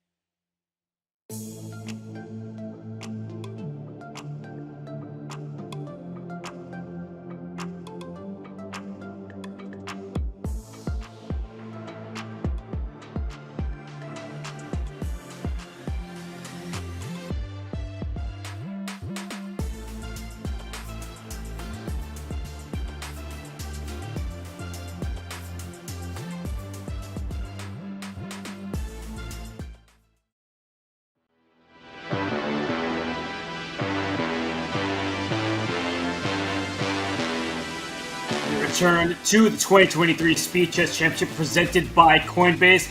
We have a very lopsided affair. It is Maxime Vachier-Lagrave up by a score of 7 points. That's the margin against Gukesh. Danya, it's a struggle for Gukesh. He needs to start winning. He has no choice but to do it now. Well, this right here is what he probably should have had before the match began. Unfortunately, he didn't. Took him a while to get into the match, and by the time he did, he was down 5-0. That's how quickly these SEC matches can turn, and MVL has not looked back. And like I said before the break, Robert, he hasn't been as spectacular in the 3+1 segment, but he's taken care of business, and he's maintained this lead at its maximum of 7. 11-4, that is the score in favor of Maxime Vachier-Lagrave. Gukesh, he is really struggling right now. He was winning in game 1. He mouse-slipped, but this man that you see in front of you, he had the same fortune against Vidit in over-the-board rapid, where Vidit was up a rook, couldn't get the job done, and as soon as MVL won that game, he didn't look back. So he's a person who may need to find his footing, his rhythm, after a few games, but once he does, watch out, world. And he's so well-rounded, right? He's got loads of opening preparation, and he's been versatile in the opening as well. He has played a Caro-Kann. He's played different anti-Sicilians with white. He's played just about everything, and he's also demonstrated great patience and positional play as well, as evidenced by his excellent performance against some of Gukesh's more positional choices. And we have another positional choice here, not a Jababa London, but a traditional London, as Gukesh tries desperately to find new territory that will make his opponent uncomfortable. And Maxime, he's down 20 seconds right now. We're used to seeing him play every move instantly. He does allow White to take his pawn on c5 because his e5 is a break. So now is the moment where Black should really consider protecting c5. He did just that, and this is standard London fare. Yeah, this is theory, and of course White wants to take on c6 and quickly attack that c6 pawn from all angles, which is why you typically see Black reinforcing the knight. But it seems like MVL has been caught a little bit unawares here. I do like queen b6. I think we're going to see queen a4, and maybe Black should slide the rook over to c8 just to make sure that knight is as protected as possible. But I don't understand the move a4. That just hands over the bishop pair. Right, because if the queen takes c6, and there's also no queen a4 check. Oh. If this queen went back to c8, you would have queen to a4, but you said h4, and he says, no, let me just castle. Yeah, g4, h4 is a classic idea in the Jababa line, and instead Gukesh just banking on the activity of this knight. I would ignore the eval bar, though. I feel like Black's got a pretty comfortable position, unless... Whoa. Never mind. Throw everything out the window. b4. This is surprising. What does he want here? Because he's going to have a hard time playing c4 as his b4 pawn will now be loose. So Black should just castle, get out of the center. Darn it, this doesn't look that appealing to me. No, but if White can get c4 in the right version, I think Black's queen experiences some problems finding a good parking spot. It could slide over to its initial square on d8, and then maybe White could shove this pawn down to c5 and ultimately try to get the knight around to the blockading post on d4, which is what he's doing first. Yeah, knight b3, knight d4. This is quick play from Gukesh, both on the board and on the clock. He is up nearly a minute, but Maxime's position looks incredibly solid. And what I don't like is that once this knight disappears, and MVL probably shouldn't take immediately because of, well, he does. Knight takes f5, though, is what concerned me about this move. And what was the hurry? I thought MVL should have dropped his bishop back first. And you look at Maxime, he brings his knight back. Said, please have my bishop on e7. I'll simply take back. Look at Black's pawn structure. It's perfect. White might have the c3 weakness to deal with. I don't see an issue, Danya. Unless that bishop on f4 can go to a square like c5, I don't really see why White would have an advantage. If Maxime didn't have a 7-point lead, I think he would have more carefully investigated the prospect of keeping the tension. But given that he's more than happy with solid play, he's more than happy with a draw that milks another 5 minutes off the clock, he's going for the path of least resistance. It's smart, professional play by Maxime. And if I would prefer anybody, I would probably take Black here, because that knight is going to sink its teeth into this beautiful outpost on d5. First, the rook is going to get to the open file, and I think Black is better. Black looks great. Every piece on a good square. And you see bishop e5. Queen b5 would be my move from Black. Let's trade these queens off. b4 is loose. There are no weaknesses in Black's camp. And he goes f6 first, but queen b5 likely next. Queen b5. I think White has to keep the queens with queen g4. Black's only weakness is now the e6 pawn. An instructive mistake would have been to play e5. But look at Gukesh. The sick tactics with queen g4 forking and picking up the knight. This reminds me of the game between Nakamura and Yesipenko from one of the Grand Prix. It was something like this, where Black's king suddenly was under fire once a pawn on the queen side was grabbed. And you see rook c5. So Maxime doesn't take, he doesn't want to open up his king anymore, but there's some long-term weaknesses. And speaking of long-term, the bishop on f6 can slide back all the way in the diagonal. That's a long-range piece, causing some problems for the Black king. And the queen moves in to support the bishop, pinning the pawn on g7. And Maxime just calmly dropping the knight back to its most well-defended square. And rook d1 can be met by sliding the queen over to f7. And that was actually the point of knight c6. It was to protect the d8 square so that there's no devastating check on d8. So he does bring the queen to f7. The bishop should probably move out the way. But where to? If you move back to a square like b2 or a1, Black can just go rook takes a5 here. He does that very quickly. Darn it, it's an extra pawn for Black, and I don't see the king falling victim to a checkmating attack. And rook d5 is another excellent move, forcing White's rook away from the open file. Now everything is stable. He makes another great move, tossing the queen away from e4, and not an iota remains from White's initiative. Where did it go? It just looked like more than it was, I guess. The a5 pawn was loose after b4 was captured, and he goes queen g4. Let's trade pieces. If you take my queen, I'm happy. If you don't, watch out for rook d1 check. trading off rooks. And if you stop rook d1, maybe there's queen takes h4 that you have to look out for. Queen b3, Gukesh's choice, hitting b7. Maxime drops his rook back, playing very, very solid defensive chess. He's got 27 seconds, but it just seems like Gukesh is running out of tactical ideas to stir the pot. I like, though, that he got his pawn up to e4. Oh, or not. Yeah, rook g5 is about to happen. No rook d1 for black, very importantly. Suddenly, it feels like Maxime's in trouble. Rook g5 is such a devastating idea because it hits g7. But, Maxime wants to go e5 and shut down this bishop and open up a line of negotiation between the queens. Great defensive move in response. Yeah, he played it just the right time, allowing for e5 from black. I still think rook g5 looks good, but white doesn't want to trade queens. That's a big problem. That e5, it offers the queen trade, so he starts with queen c2.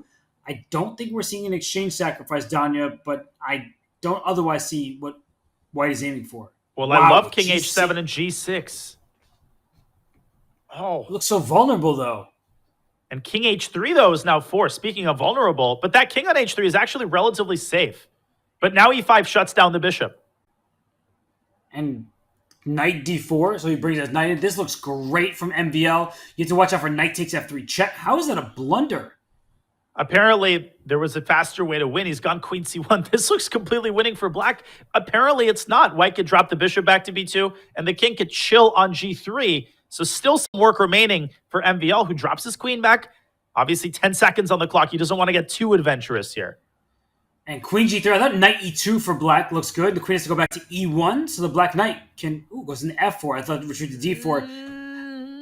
e5? You think black could really be worse here? Queen e4, yes, I think black could even be lost. Now black drops h5 with check, and then the rook can slide back to g5 with pawn h5 to follow. Okay, I spoke too soon. Rook takes h5 and rook g5, though not the easiest line to find, and he finds it. And queen e6 is just a one-move check, king h2, and h5 is devastating. Everything is being captured here. Bang!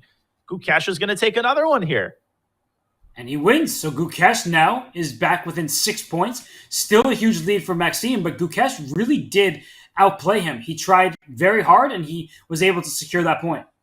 And it really has been a night and day difference between the confidence level that Gukesh has displayed and his ability and time pressure. But can he string together consecutive wins, Robert? This has been plaguing him. Every time we start thinking he's knocking on the door, he might get another win. Bang, MVL pushes it back to 7.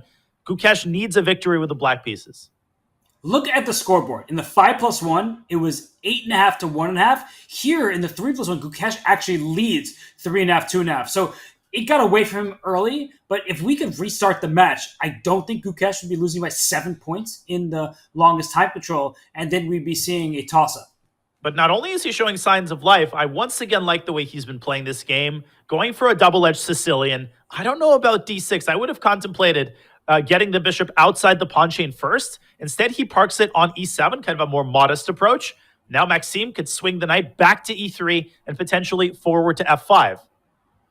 Yeah, this looks very nice for Maxime because the bishop on e7 is looking a bit sad. If it goes up to g5, well, the knight goes into f5, as you're indicating. So I don't see a huge future, especially because that pawn is on h5. If you could put it back on h7, black could have castled. But with it all the way up on h5, castling becomes more difficult. Knight f4, met with knight f5. But now black can calmly deflect with bishop f6 and chase the knight away with g6. I like the way that Gukesh has arranged his minor pieces on the king side. And it might be that knight f5 was a little bit impulsive. And he takes on f4. So this looks great for black, who can station that bishop on e5, as you're pointing out. And the knight on f5 might get trapped. I think MVL might have to evacuate that knight via d4 and f3, which is why c5 is actually a very serious possibility for black. And it creates the direct threat of g6, which would trap the knight on the spot. How do you played it? Play c5. How do you respond to that move? The knight is stuck in its place. Oh, bishop c4 was cute, though. The d6 pawn was loose. But Gukesh doesn't care. Bishop e5. And bishop takes c6 merely encourages black to recapture and hit the knight and trap the knight. And Maxime has to walk on hot coals here to avoid dropping a minor piece. And he might not be able to uncork all of the best moves with 2 minutes on the clock. So far, though, he's found all of the best moves yet again. And look at this. The d6 pawn will be captured with e5 to follow. So black needs to find a good move right now. I don't see anything particularly great at the moment. So queen c7, but that looks too slow. The knight gets back to h4. Oh, yeah, you give white an escape route. There might even be some tactical ideas. Yeah, bishop takes c6 and knight h4. Not only is white slinking back to f3, but in that position, white's also threatening a fork on g6. Apparently, the best move here is f3, and he's played it, just as I'm saying it. What a find. So knight takes d6. There'll always be queen h4 ideas going after the white king. I mean, f takes g2 is huge. How does white survive this? Now that it's been played, which I wasn't even looking at, this looks very scary. Gosh, where was this in the 5-minute portion? Gukesh is a new man. In these last, one could even say 15 minutes, rook to g1 by MVL, calmly defending the g2 pawn. Now, once again, g6 walks into knight takes d6. The position extremely messy and hard to handle for both sides. This is very difficult. The eval bar in black's favor, but Gukesh probably has like one move to keep that advantage. Bishop takes f5. I don't love the look of. The opposite color bishops should give white some good control and attacking chances. So if not for bishop takes f5, definitely not bishop takes c4. That's just strategically losing at this point. I'm running out of ideas. I'll tell you the best move. It's bishop e6 back to d7, which is an incredibly hard move, not just to find, but to understand. You have to keep the bishop pair, then calmly bring the queen out to f6. My instinct, Robert, is to take on f5 and follow up with queen h4. The problem is that doesn't really create any threats, because even in that situation, f takes g2 runs into rook takes g2, and even if you're allowed to play queen takes h3, it doesn't do all that much, let alone the fact that MVL has just uncorked yet another powerful move, and Gukesh blunders a rook. Did he blunder or he sacrificed it? Because he played the move rook a7 very quickly. So let's go down this line. I mean, queen c8 check. If we can bring up an analysis board, king e7, we might get this on the game board as well. Queen takes f takes g2. Is there something in the air here, or is it just completely hopeless?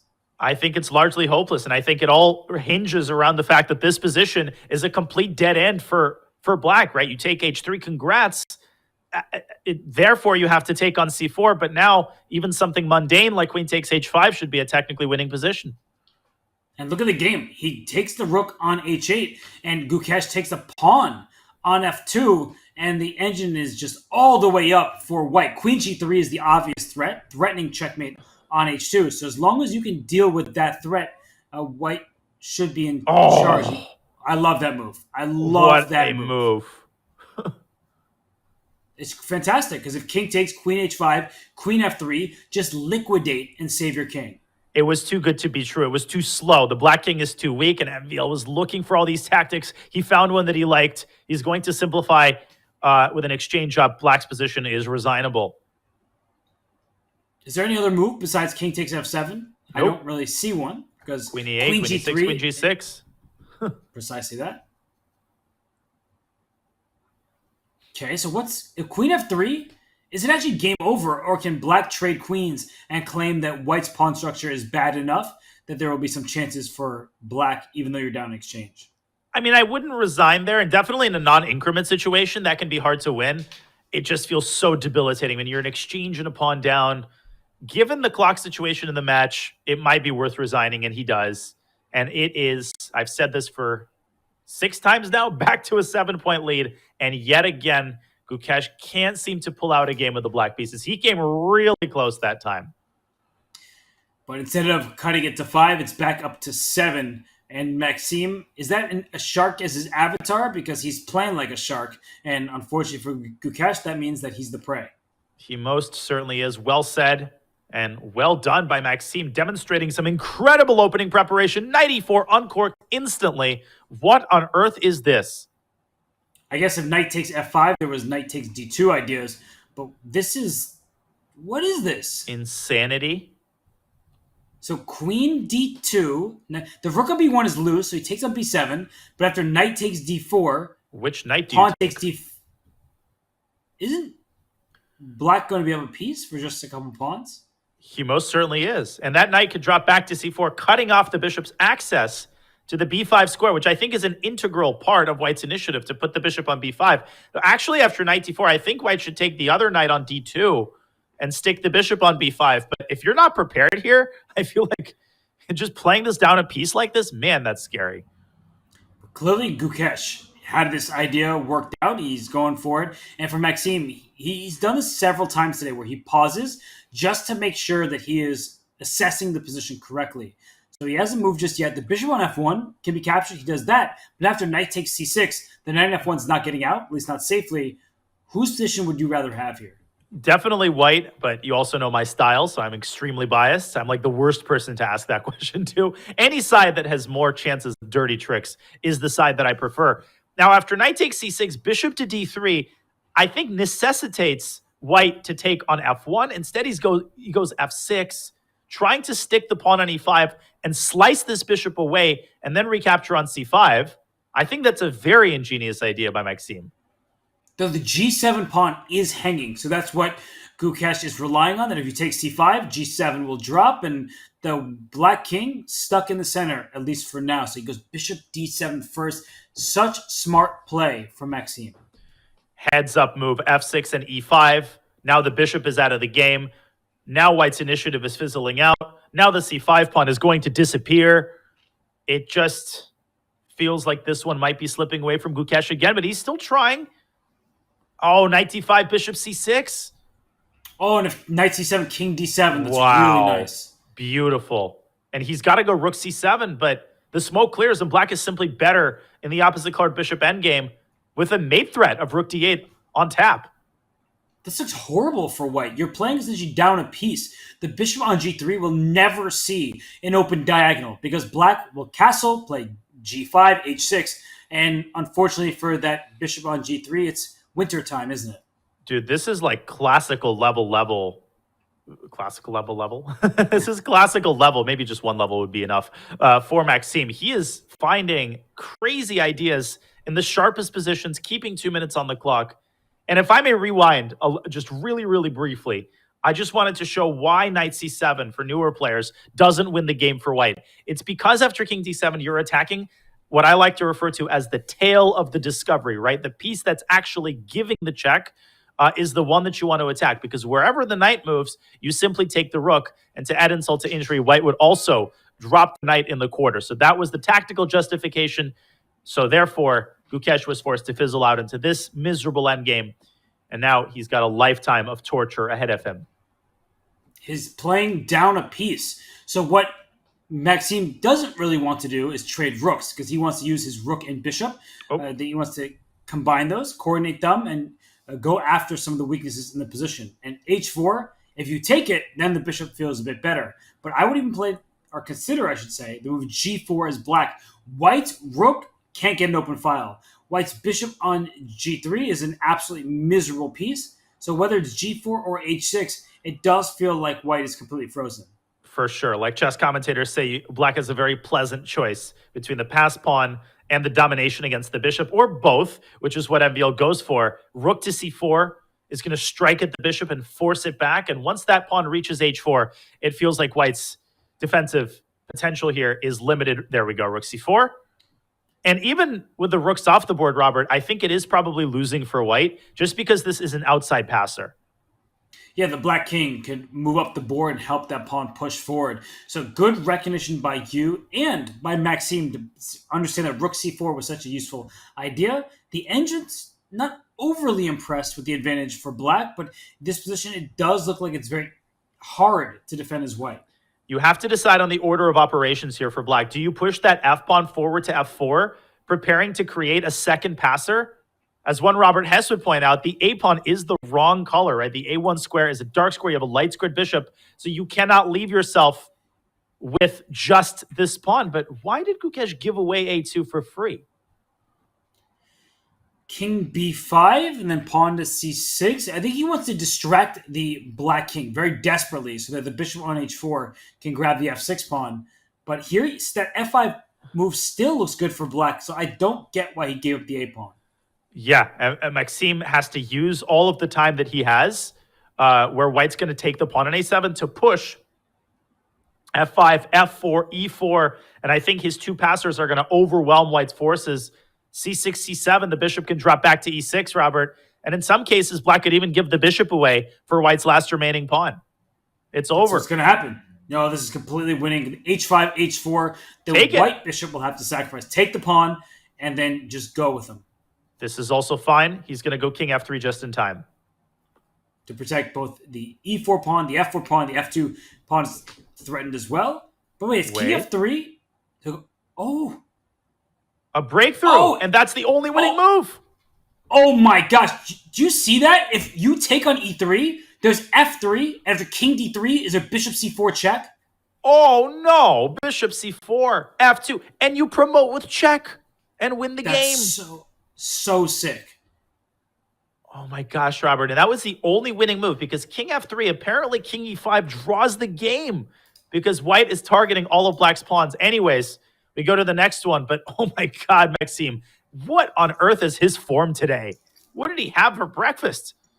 Wow, that was so nice. And now he's up by 8 points. Well, we know Maxime. He's played in the Speed Chess Championship for the 8th time now. And he eats food during the matches. He likes to keep nourished. But right now, he's just eating Gukesh's pieces, and he's getting away with it.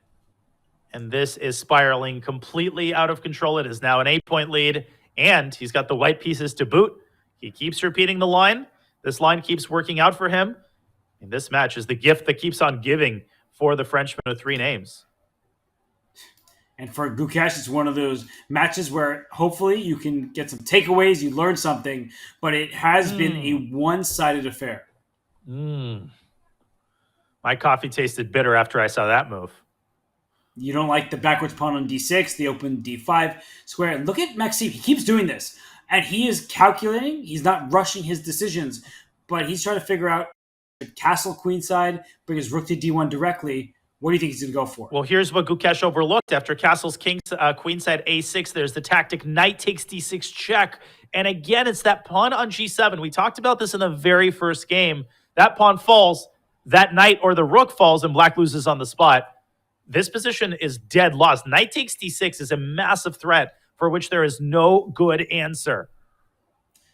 Is there a single move here? Like g6 doesn't look right. Rook it looks ugly, Danya. You don't get a castle king, but we have to say that probably was the best available option. I agree completely, but it doesn't make it any less ugly.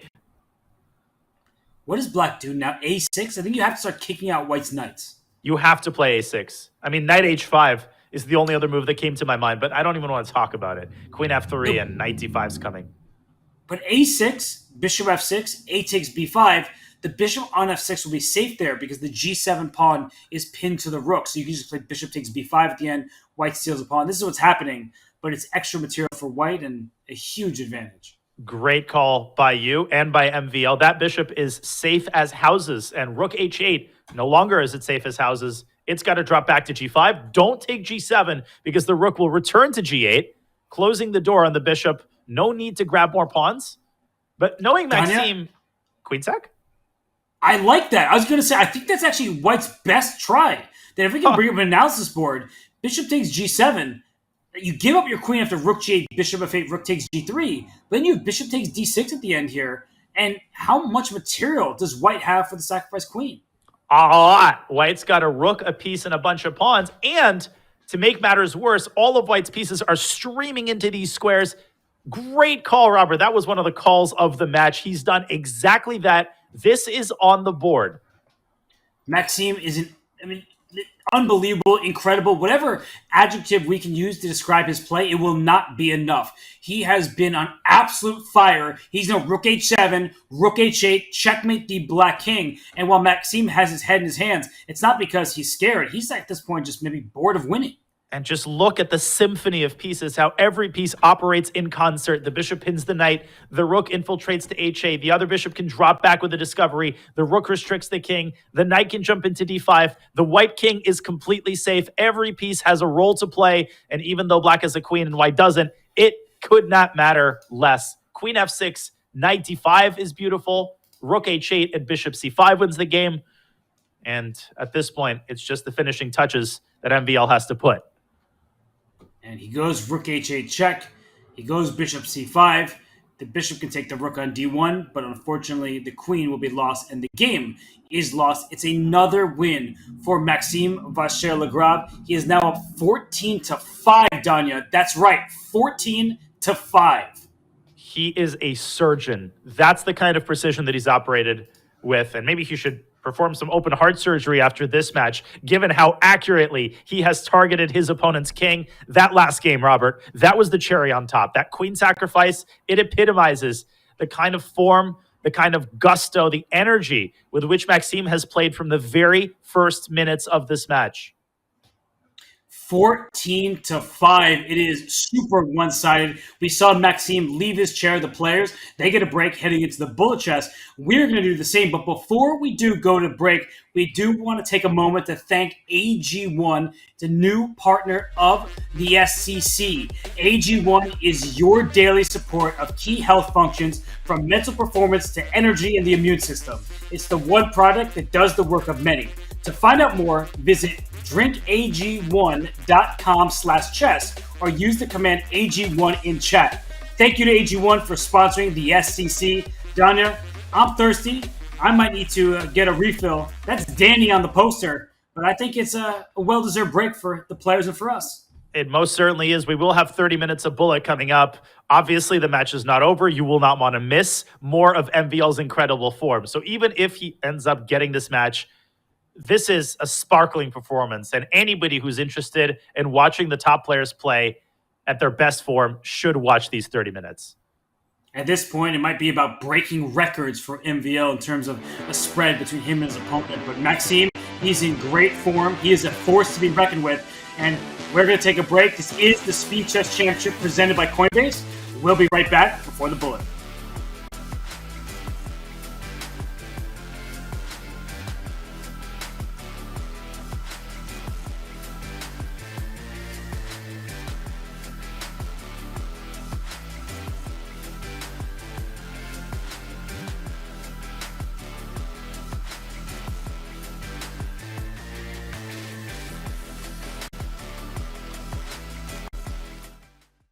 Chess Kid is fun. Chess is great for the brain, but it's also fun to play.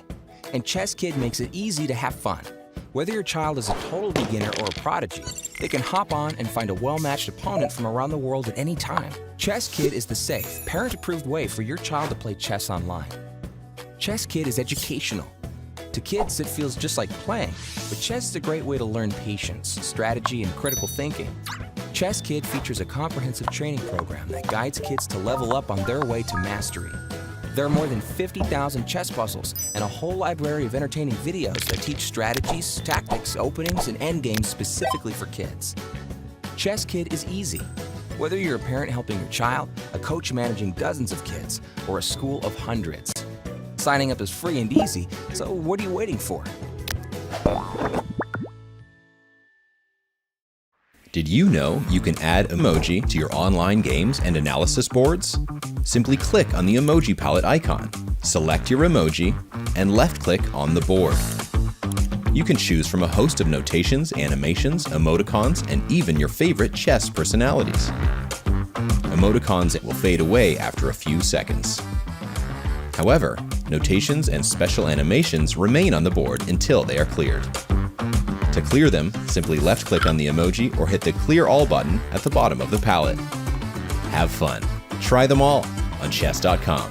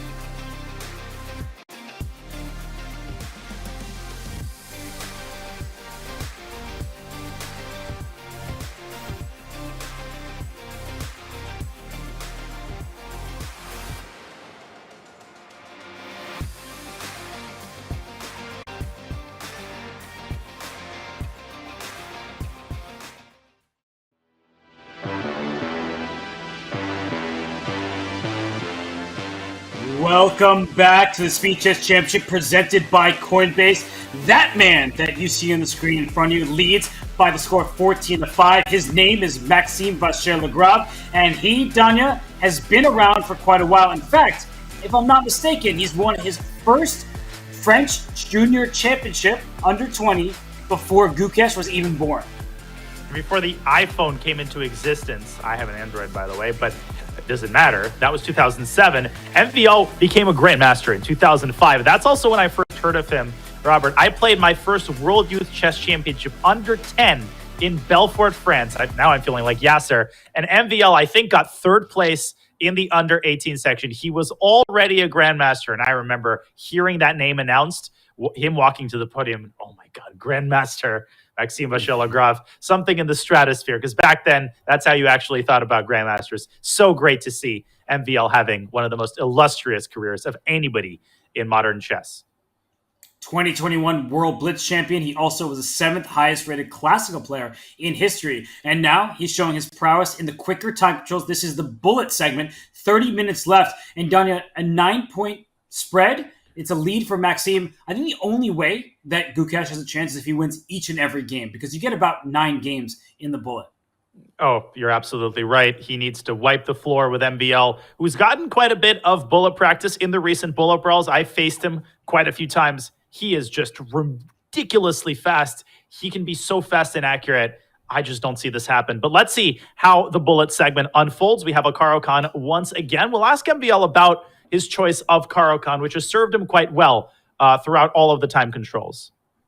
And we see that in this game, Gukesh has more time than he started with, and he knows he needs to operate quickly. But look at that. The center is now open. If DE5, knight takes E5, even looks very good for black. The D3 square, the open D file. This is not the start that Gukesh needed. Absolutely not. His pieces are discombobulated. They're passive. The knight is jumping into D3 potentially. F4 is going to shut down this dark squared bishop. Blech. Blech is right. I like that sound effect. The E4 pawn is defended by the bishop. Look at black's bishops compared to white's. The white bishops are doing nothing. Oh. Black's bishops are just... Wait, what was that? Oh, he gives him a pawn for an attack. Eric, the E pawn, and Florian, the F pawn, advancing in concert there. So he's going to double on the F file. A very bullety move, shall we say. I like that. Bullety. It's exactly what it is. But black's king is still safer. White's king has only one pawn in front of it. What was that? What a move. It's the best move. Queen G3 out of nowhere. And if you take it, white recaptures on E7, and suddenly black's in trouble.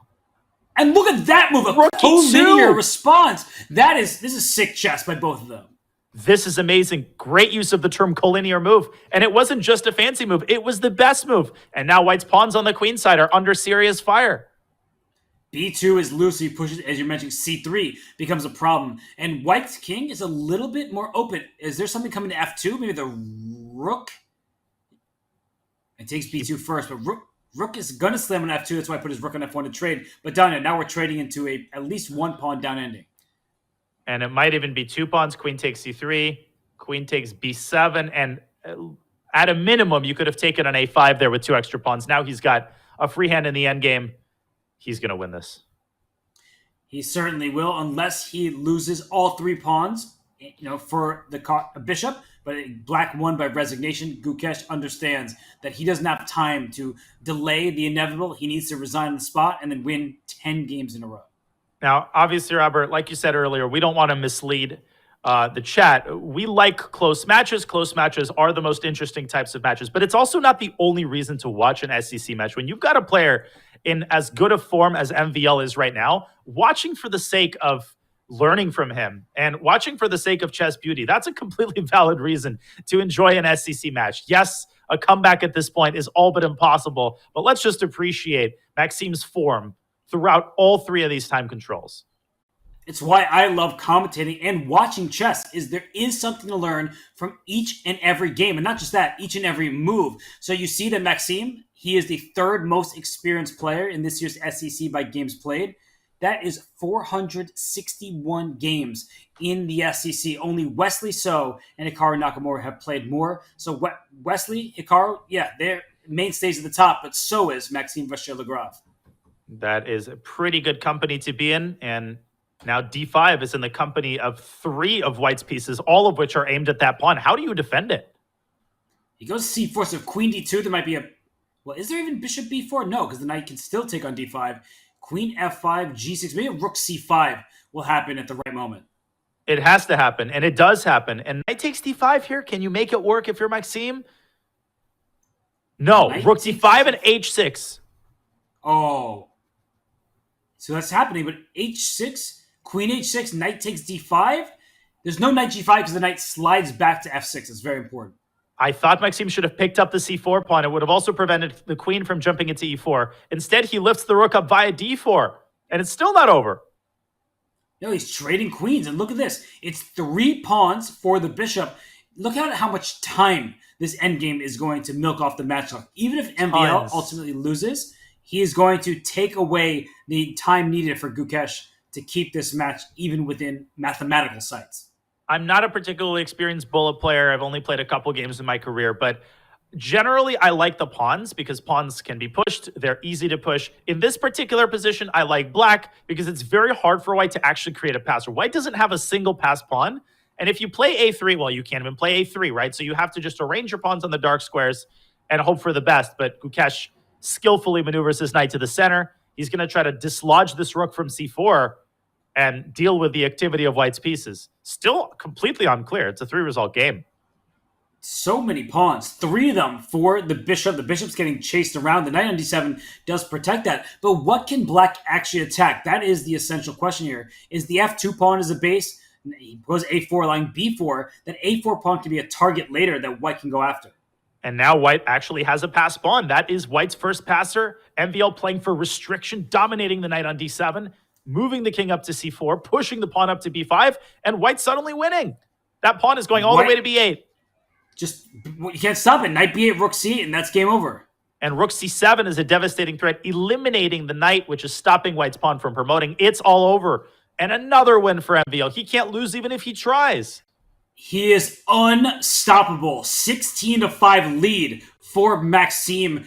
This is unfortunate for Gukesh, but sometimes you just have to marvel at the brilliance of some chess players, and Maxime is doing everything correct. It feels like literally everything. There have been a few moments where things have gone the other way, but Danya, Maxime has just been absolutely superb. Absolutely. And, you know, Gukesh has a lot of fans. We certainly appreciate his incredible talent. And he hasn't tilted today. He hasn't given any games away. He hasn't done anything atrocious. He's just gotten soundly outplayed, right? And you just got to tip your hat to Maxime for his universality, his tactical vision, and his speed thus far in the bullet, where he's won 2 out of 2 games. Unreal. And Maxime, he continues to play fast. He continues to play well. In this position, you see the eval bar saying black is slightly better. There's double pawns on the B line. For white, those are potential targets. And white doesn't have a clear target to point at. In black's position, I would take black. I don't like having compromised pawn structures in bullet games. Gukesh trying to activate on the king side. G4 pushed, but F5 striking away at the G4 pawn. That's a very thematic idea. Even with queens on the board, with queens off the board, there's very low stakes for black because the king is ultimately going to be safe regardless of whether the G file opens or not. And his knight G6 move, it hints to me that he wants F4, but he can't play F4 because his knight on G6 is loose. So this position is still one where both sides have their fair share of chances. But Danya, what is black actually aiming for on the king side? Yeah, that's a great question. He overprotects the F5 pawn, but I think overlooked the move knight F4. All hands on deck for Maxime. He's definitely worse here. That bishop on E6 is trapped is the wrong word because it's not in danger of being won, but black is a little bit paralyzed here, stuck in molasses as he does Maxime to reshuffle his pieces, maybe go G5 and chase this knight out of F4. He's somehow gotten his bishop out of there. And G5, suddenly maybe black can play for more. If you trade on H5, let's say you trade on G4, white probably would take back with the F pawn. So look at this. The E5 square is the bishops for the taking. It's going back and forth. That's the nature of bullet. It really is. F4 comes to mind here. You could also play bishop takes F6 and E4. He takes on F5 first, blundering the E3 pawn. And now he's dead lost. That is a very important pawn because f5 can be captured. He doubles his rooks, but that's how quickly these things turn around. We laugh, but it's really unfortunate for Gukesh. Just dropping the e3 pawn is a disaster for him. And that was a great maneuvering game by Gukesh. All he had to do was play e4. Instead, he fell asleep for one move, tried to insert that move g takes f5, and instead he got the worst possible version of this position. And now there goes another pawn. There goes another game. There goes another point. Maxime has a 12-point lead. It is a dozen, and no matter what Gukesh throws at him, it doesn't appear to be enough.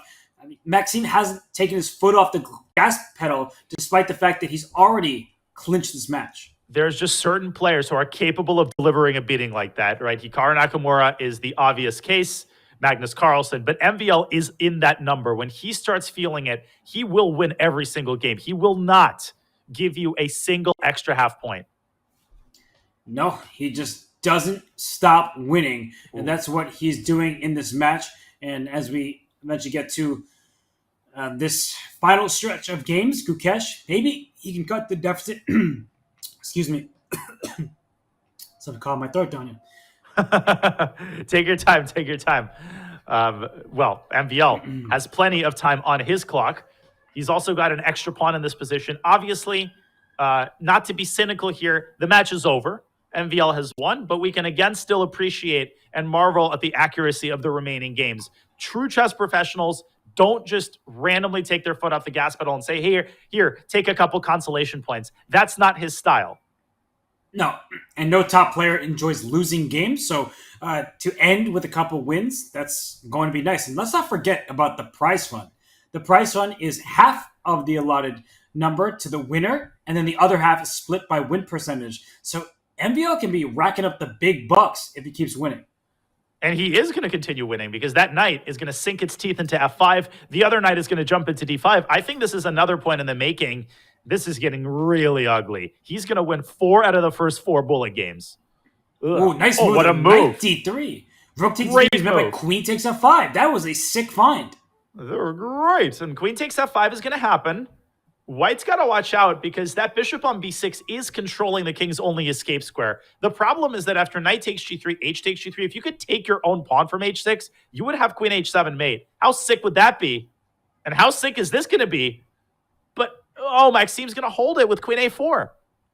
Oh, queen a4. What a move that is because queen h5 is checkmate. He goes queen e2, same exact principle, stopping the black queen from getting to the last file. Danya, it's an extra pawn for white on the queen side. And now after knight d5, knight e7 check is going to hurt. I think you've said it best. No matter what Gukesh throws at him, MVL always seems to emerge on top. Doesn't matter how close he is to getting mated. And knight e7 check is brilliant because after the queen recaptures on e7, it swings back to h4, blocking the check on h5 and winning another game.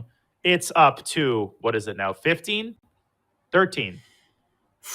It feels like infinity. It just feels that one-sided today. We know Gukesh is a star. He is a top 10 player in the world. He is now higher rated than Anand. It's the first time that's happened in like 37 years. So for Gukesh, it's not his day. He does focus more on classical events, but it just have to tip your proverbial cap to Maxime Vachier-Lagrave. He has been nothing short of spectacular. Absolutely. And, this is the great thing I think about the chess community at large. Nobody's going to look at this match and say, Gukesh is on the decline or, he's overrated. This is a blitz match. Like you said, Gukesh doesn't play as much online. That's his choice. It's an extremely respectable choice. He had d5 there, by the way, winning the game. It was a brief opportunity. But ultimately, like you said, have to tip your hat, have to marvel at the accuracy, the speed, the universality displayed by MVL. And he will need a lot more where that came from if he wants to beat Gukesh's compatriot Nihal Sarin, who is quite a bit more experienced in the online blitz arena. And one of the things that Nihal does so well is when he's down in the final seconds, which seems like it's the case all the time. Like even in blitz games, he's spending a lot of time early and then finding the best moves with just 2 seconds on his clock.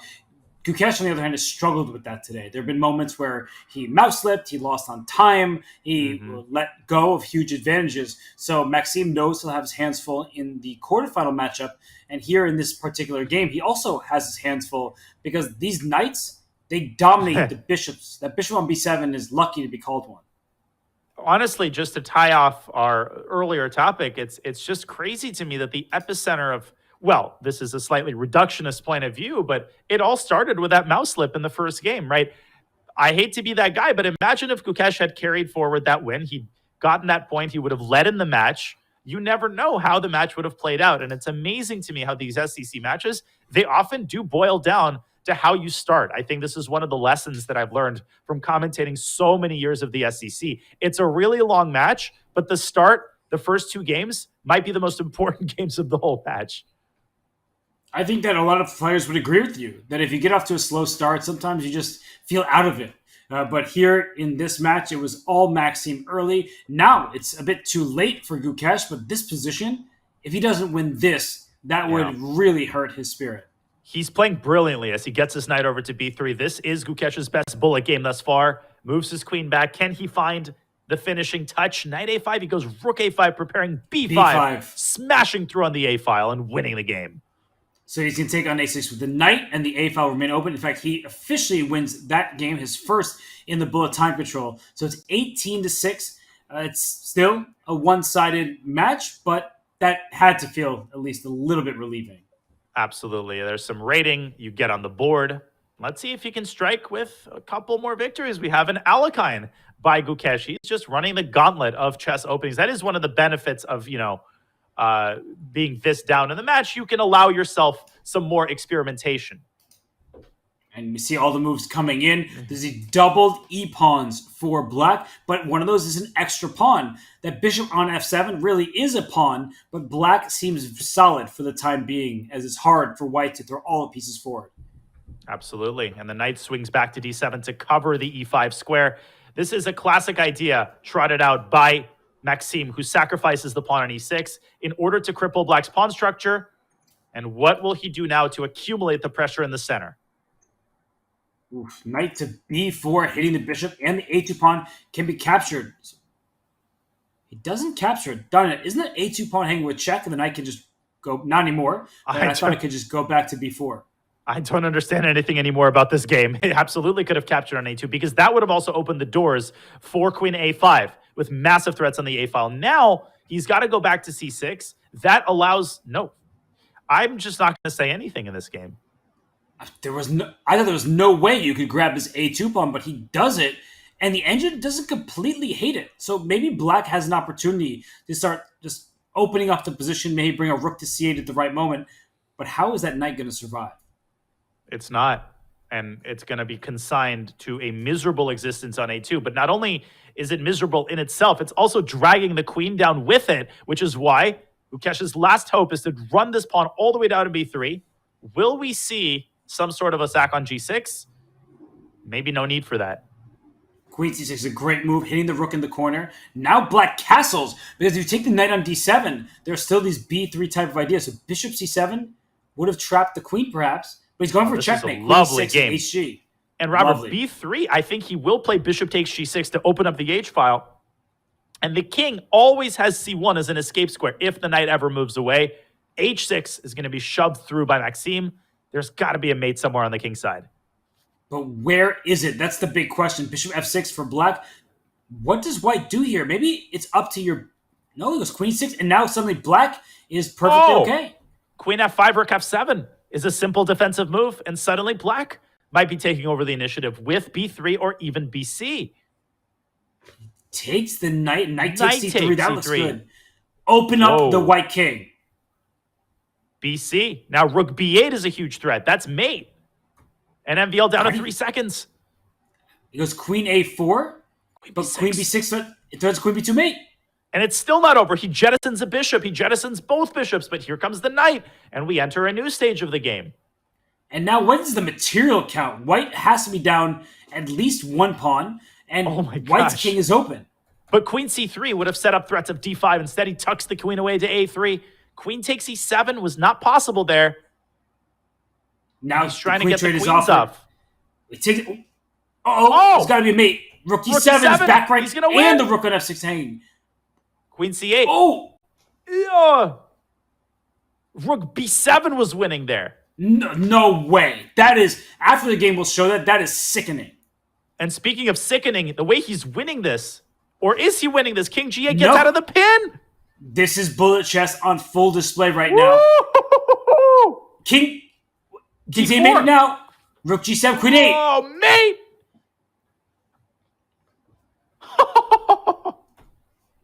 What in the world did we just see? Can we get an analysis board for this? Can you show that Rook B7 move? Because if he had played that, I would have just left. I would have left too. I mean, I'm on the verge of leaving just because of the way that he converted that. Look at this position. Rook B7. If you take with the rook, there's mate. And it's both a deflection. No, it's a double deflection. You're deflecting either the rook or you're deflecting the queen, and it's mate in either case.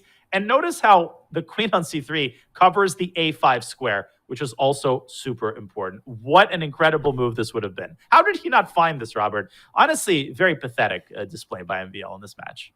Shame on him for not finding Rook B7. What a move that would have been. That is just a beautiful tactic. So look at this game right now, Maxime, with the black pieces, as if he hasn't done enough winning. I really like his position. He has his pieces staring down towards the white. Oh, knight takes D6 was a soft spot missed by, but it's a bittersweet pawn. It's a Pyrrhic victory, shall we say, because now there's a big attack down the B file.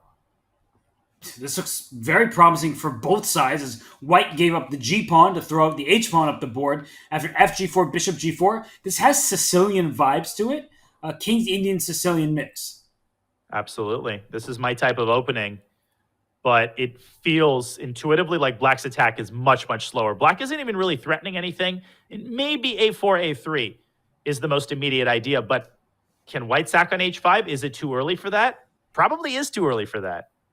Right, because after G8, the bishop can go back to G4, and the move knight D1 wasn't loved by the engine. I like A4 threatening knight B3 check to open up the A file. Very similar to the ideas in the previous game. Instead, Maxime shaking the hornet's nest with knight F4. I would not have touched that knight in a million years. Queen H7, King F8. Is he really going to get away with this? No way. There's got to be bishop takes F4 and knight takes F7 in some order. And knight F7 first is even more precise. I didn't even realize that D3 was hanging, but look at that knight on Z1. Knight C2 and knight A3 was a threat of a perpetual, which is why he takes that knight from the board. And queen takes G6 is going to end it. Too many threats here, one would think. One would think, but with Maxime, you can never count him out. He does bring the knight to F4, saving the G6 pawn. Bishop back to E3. Oh! So where is the end? Is this rook F1 coming? Is it going to be that simple? The knight can retract to G5. You just got to be very careful not to allow black's king to escape via E7.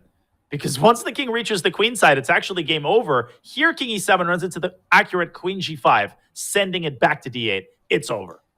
Gukesh takes another bullet game. It will not lead him to winning this match, but 19-7 is the score. And if he can get some more bullet wins, then he'll at least look at the final score with a little bit less displeasure. That was a great game. And I really would commend Gukesh on trying his absolute best to the very end of the match. That's hard to do when you know it's over, when you know you're getting blown out. But he did the same thing against Magnus Carlsen. He fought till the last drop of blood, and that really raises the entertainment value of the games. Speaking of entertainment value, what on earth are we getting here? It's like the same type of opening as in the previous game, except with a king's reversed? No, G3, kings are in the same spot. That's a good move because you're trying to open up the flank. G4 now, eventually bring your rook to G1. He goes H4, which hands over all the light squares. And he's trying to set up an anchor spot for his knight on G5, but careful not to drop G3 with a fork. So he goes rook to G1. He was careful, and knight H7 takes away the G5 jump. Suddenly, black looks like he's ready to deal with all of the initial threats, but at some point, G4 for white could be a huge nuisance. The bishop on H3 is kind of trapped over there. And once the knight would have jumped to F4, you could have traded it by dropping the knight back to E2. Instead, he was trying to eliminate the knight, but its brother runs in to help. Now G4 again is possible, maybe even an exchange sack on F4, but he takes a different approach. When the knight comes back to H7? No way. The queen improved itself to E3. G4 is a winning threat. Oh, because of rook F4 and queen H3, and he misses it. Another brilliancy by MVL. Bang. Every game is MVL who's finding the tactics. And B5, that's standard, you're going to open up the side of the board, but you're not getting much open space. The rooks are not going to barrel down at the white king. G5 kicks the knight out of there. This is looking very, very good. But look at Gukesh fighting back with a nice little tactic. He's still losing, but now it's a little bit more double-sided. But man, that bishop on B5, it's guarding the E8 square. Gukesh simply resigns. No, this is a losing position. And another win, another sparkling win by Maxime as we hit 5.5 minutes in this match. 20-7 is our score, and Gukesh scored 7 points against Magnus a year ago. And Maxime, this is not an over-exaggeration. Maxime can rise to the caliber of Magnus in the Speed Chess Championship, and I say that knowing that Maxime beat Magnus head-to-head back in 2020. So it's been proven. There's evidence there. You can go back and watch that match. That Maxime, when he's playing in his absolute best form, he can beat even Magnus in this format. And so Gukesh had his hands full from the beginning, and it hasn't stopped. You don't win the World Blitz Championship by accident. You don't beat Magnus Carlsen by accident. You don't play in the SEC every year and play over 400 games by accident. And this is the kind of form that wins SCCs, right? This is exactly what you need, except you need this every match. And you will definitely need more of this against Nihal. Nihal is one of the top competitors on the server. And, it's Nihal, there's Alireza, there's Magnus, there's Hikaru. There are so many great players. Wesley So has been a mainstay of the SEC. Fabi just won a nice match against Nodirbek yesterday. Yeah. So the youth thus far, they've struggled a little bit here with Nodirbek was not able to get past Fabi. And now Gukesh, he struggled mightily against Maxime. So I think for those of you who are writing off the veteran players or those who have decades of experience, not so fast. Although in this game, Maxime is showing again that the experience pays off. It's just so funny how, how relative age in chess is, right? Maxime Vachier-Lagrave is 32 years old, right? By any stretch of the imagination, that is very, very young. You are at the peak of your powers. I mean, Robert Hess is a case in point. But compared to someone like Alireza, you're 31, not 32. Compared to someone like Alireza, you feel like, MVL is a cougar. It's all relative. It all depends on which generation you're comparing to, which I think is kind of fascinating. Well, Timur Rajabov had a quote at the Tata Steel event where he was saying he used to be the youngest player in all of these competitions, right? He famously beat Kasparov in Linares and all this stuff. But now he looks around and he's the older guy. He's the veteran. He's the one who says, put those kids, remind them that the older generation still has it. But in this match, nobody needed reminding. Maxime has been dominant ever since that first game mouselet. And he's just picked up another one with black. That was a really one-sided game, an opening blunder by Gukesh. I had a moment like that, Robert, as well, a realization. As an FM and IM, when I would play Grandmasters and I needed, let's say, a draw for a GM norm, I'd always think to myself before the game, they're already a Grandmaster, they're already established. Why won't they just give me a draw? Do something nice for a young'un. When I became a GM and I'm sitting across the board from a FIDE master who's looking at me wide-eyed, I can tell with his eyes he's begging me for a draw. I'm already feeling like that old crotchety, I don't want to give him a draw. I don't want anybody joining the ranks of Grandmasters. So I realized, when you get old, you get mean as a chess player. I appreciate that you're as curmudgeonly as I am because, some other people, they'd happily hand away those points. But no, some others say you are going to have to get not by me, but through me. Dikembe Mutombo finger wag time. And MVL is getting through the first match. Sorry, go ahead. No, you just did the Dikembe wag. I'm a fan of that. Dikembe, the absolute legend, defensive player of the year, winner 4 times, if I'm not mistaken. So Dikembe deserves all of the praise. But this is not Dikembe. This is the Maxime Vachier-Lagrave show. It is indeed. They have an Alapin with an extra pawn for black, but Gukesh down to 10 seconds on the clock here. And I think Maxime is going to push the knight away, likely with A3 at some point. This position is pretty promising for black. C5 was a really nice move. Followed up. You didn't love that decision, it seems, but black is a pawn ahead, and white doesn't have at least a clearance. But he walked into bishop h6. Man, Gukesh just hasn't felt it. He just hasn't had it. He's lucky that this isn't just completely losing for black. He gave up a rook for just a bishop, but that c pawn is good compensation, and he takes on e5. His king is safe. He has 2 pawns and a bishop for a rook, but of course, Maxime is the side for choice. And in the context of a bullet game, this is, I wouldn't say dead loss, but close to loss, just because the rook is such a difficult piece to deal with only a couple of seconds left. I love the way that Gukesh is doing it. He's immobilized the rook by pinning it. He is now ready to play c4. And this game turned around in the span of like 3 moves. I was about to agree with you, but before I could, Gukesh said, no, don't do just that. And look at this e3 right now. Is that going to hurt with queen h1 check? Oh, it is going to hurt. But how much is it going to hurt? The king is going to make its way to d3, and MVL is still alive. Like I said, he can't lose these games even when he tries. How is this not losing? The rook is all the way away from the king and the queen, but the king can slide back to e2. Queen. It's a draw. It's a draw. Gosh. How is this a draw? The king is wide open. All of the pieces are hanging, and somehow there are no forks. There's just no way to fork the rook on a7. There are enough light squares for the king. It's a draw by repetition, and I believe that should conclude the match. Concluded, yeah. 14 points in Maxime Vachier-Lagrav's favor. He has been amazing. He has been incredible across all time controls, across all positions. Honestly, a paragon of what a successful SCC match looks like. He got off to that 5-0 start, and he didn't just rest on his laurels, because sometimes you do see, those 2-0 or 3-0 starts, and then you see players kind of giving a couple points away. Not MVL. There was a brief scare in the 3-minute portion, but it was very brief, Robert. Every time we thought that Gukesh was maybe mounting a little bit of momentum, bang, there was a brilliant game with the white pieces to bring that lead back up to 7 points, and then later into double digits. There was just no opportunity for Gukesh to feel like he was back in it. Maxime gave him very few chances, and the chances that were there were not converted.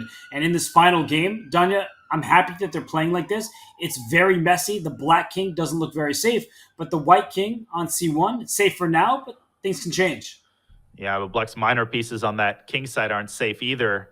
A lot of liquidation here. Bishop takes c7, thrown in by Gukesh. Queen e3. Now the other knight could try to come into the rescue, and it does. It's a wild position. Not sure who's playing for the advantage here. Where does this queen even go? f3. But then knight g5, and black gets out of it. Just running away, and he goes queen h6. The bishop should move up to, is it g6 or f5? I'm not sure which is better. He goes g6. That looks very natural. But I guess white can just play his knight f3, knight e5, and instead of playing for checkmate, you just play for very natural and strong moves. And if black castles queenside, then knight takes c6 would fork the queen and the rook. It looks like Maxime is borderline lost. It is a meaningless final game. This is, of course, purely cosmetic. The match is over and has been over for a long time. And let's see if Maxime can pull out yet another comeback in this final bullet game. I think he's got a castle. He's got no other moves, because queen takes g6 and knight c6 is a huge threat. He does castle. Knight takes c6, queen takes g7. That offers a queen trade. And there's a fork on. Okay.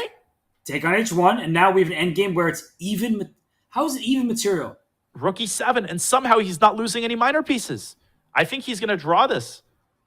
Or is it even material? No, he's down a pawn. And he's going to lose another one. But look at this. There's no rook d2 because rook e1 actually leads to checkmate. So how does white make progress from here with knight e3? Knight e3. Huge threat. Knight d3. Trying to intercept the rook with rook f2. Well-timed rook f2. Now stopping knight e3. This should be technically winning at this point, but not easy at all. And this position goes to show how important it is to have activity. Look at this. a5 drops, but take on d4. And then if that king gets to c3 at the right moment, the white king will be in huge trouble. Ooh. What a move, knight c6. Oh, and what a finish. Gukesh going to take that honorary goal. The final game goes in his favor. Very well done. Hats off to Gukesh for fighting until the last game. But ultimately today is MVL day. Through and through, Robert. MVL day every day in his world, but in the world of the Speed Chess Championship presented by Coinbase, that day is today. A complete demolition of a world-class grandmaster.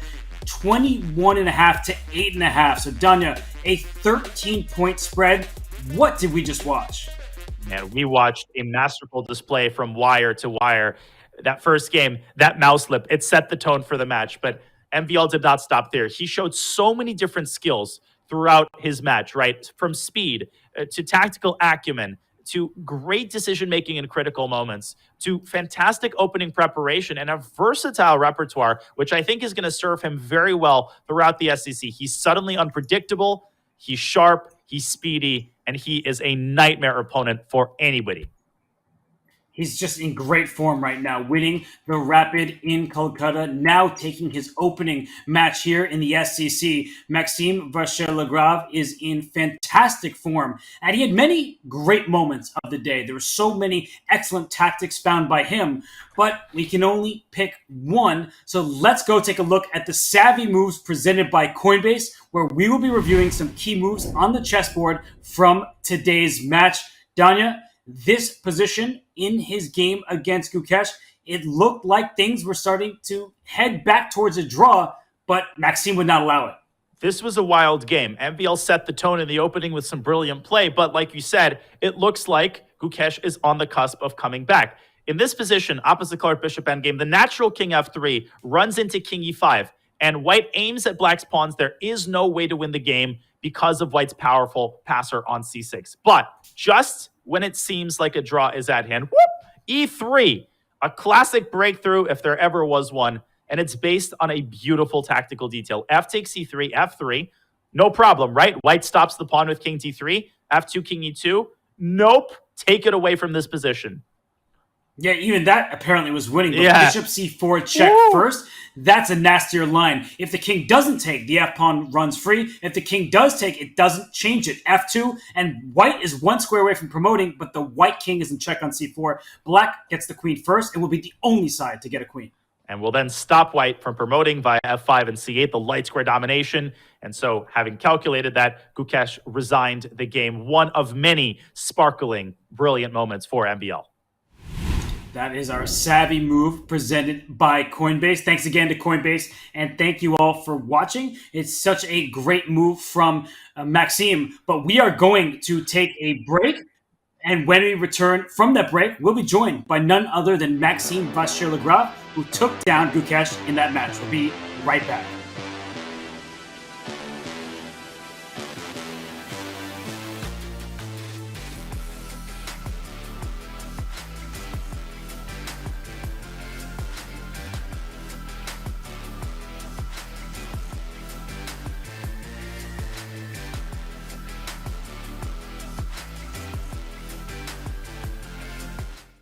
Spell Chess is coming to Chess.com.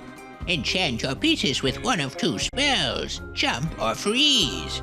Players start with 2 jump spells and 5 freeze spells, which recharge after 5 moves. You may cast your spell whenever you wish before making a regular chess move. Jump is a spell cast to one square, wherein if there is a piece on that square, other pieces can jump over the charmed piece. The freeze spell is cast over a 3x3 square area, and the pieces in this area are temporarily frozen in place. Combine your powers of chess and sorcery to defeat your opponent. Come see what Supercell and Chess.com have cooked up in our new variant, Spell Chess, dropping on September 1st.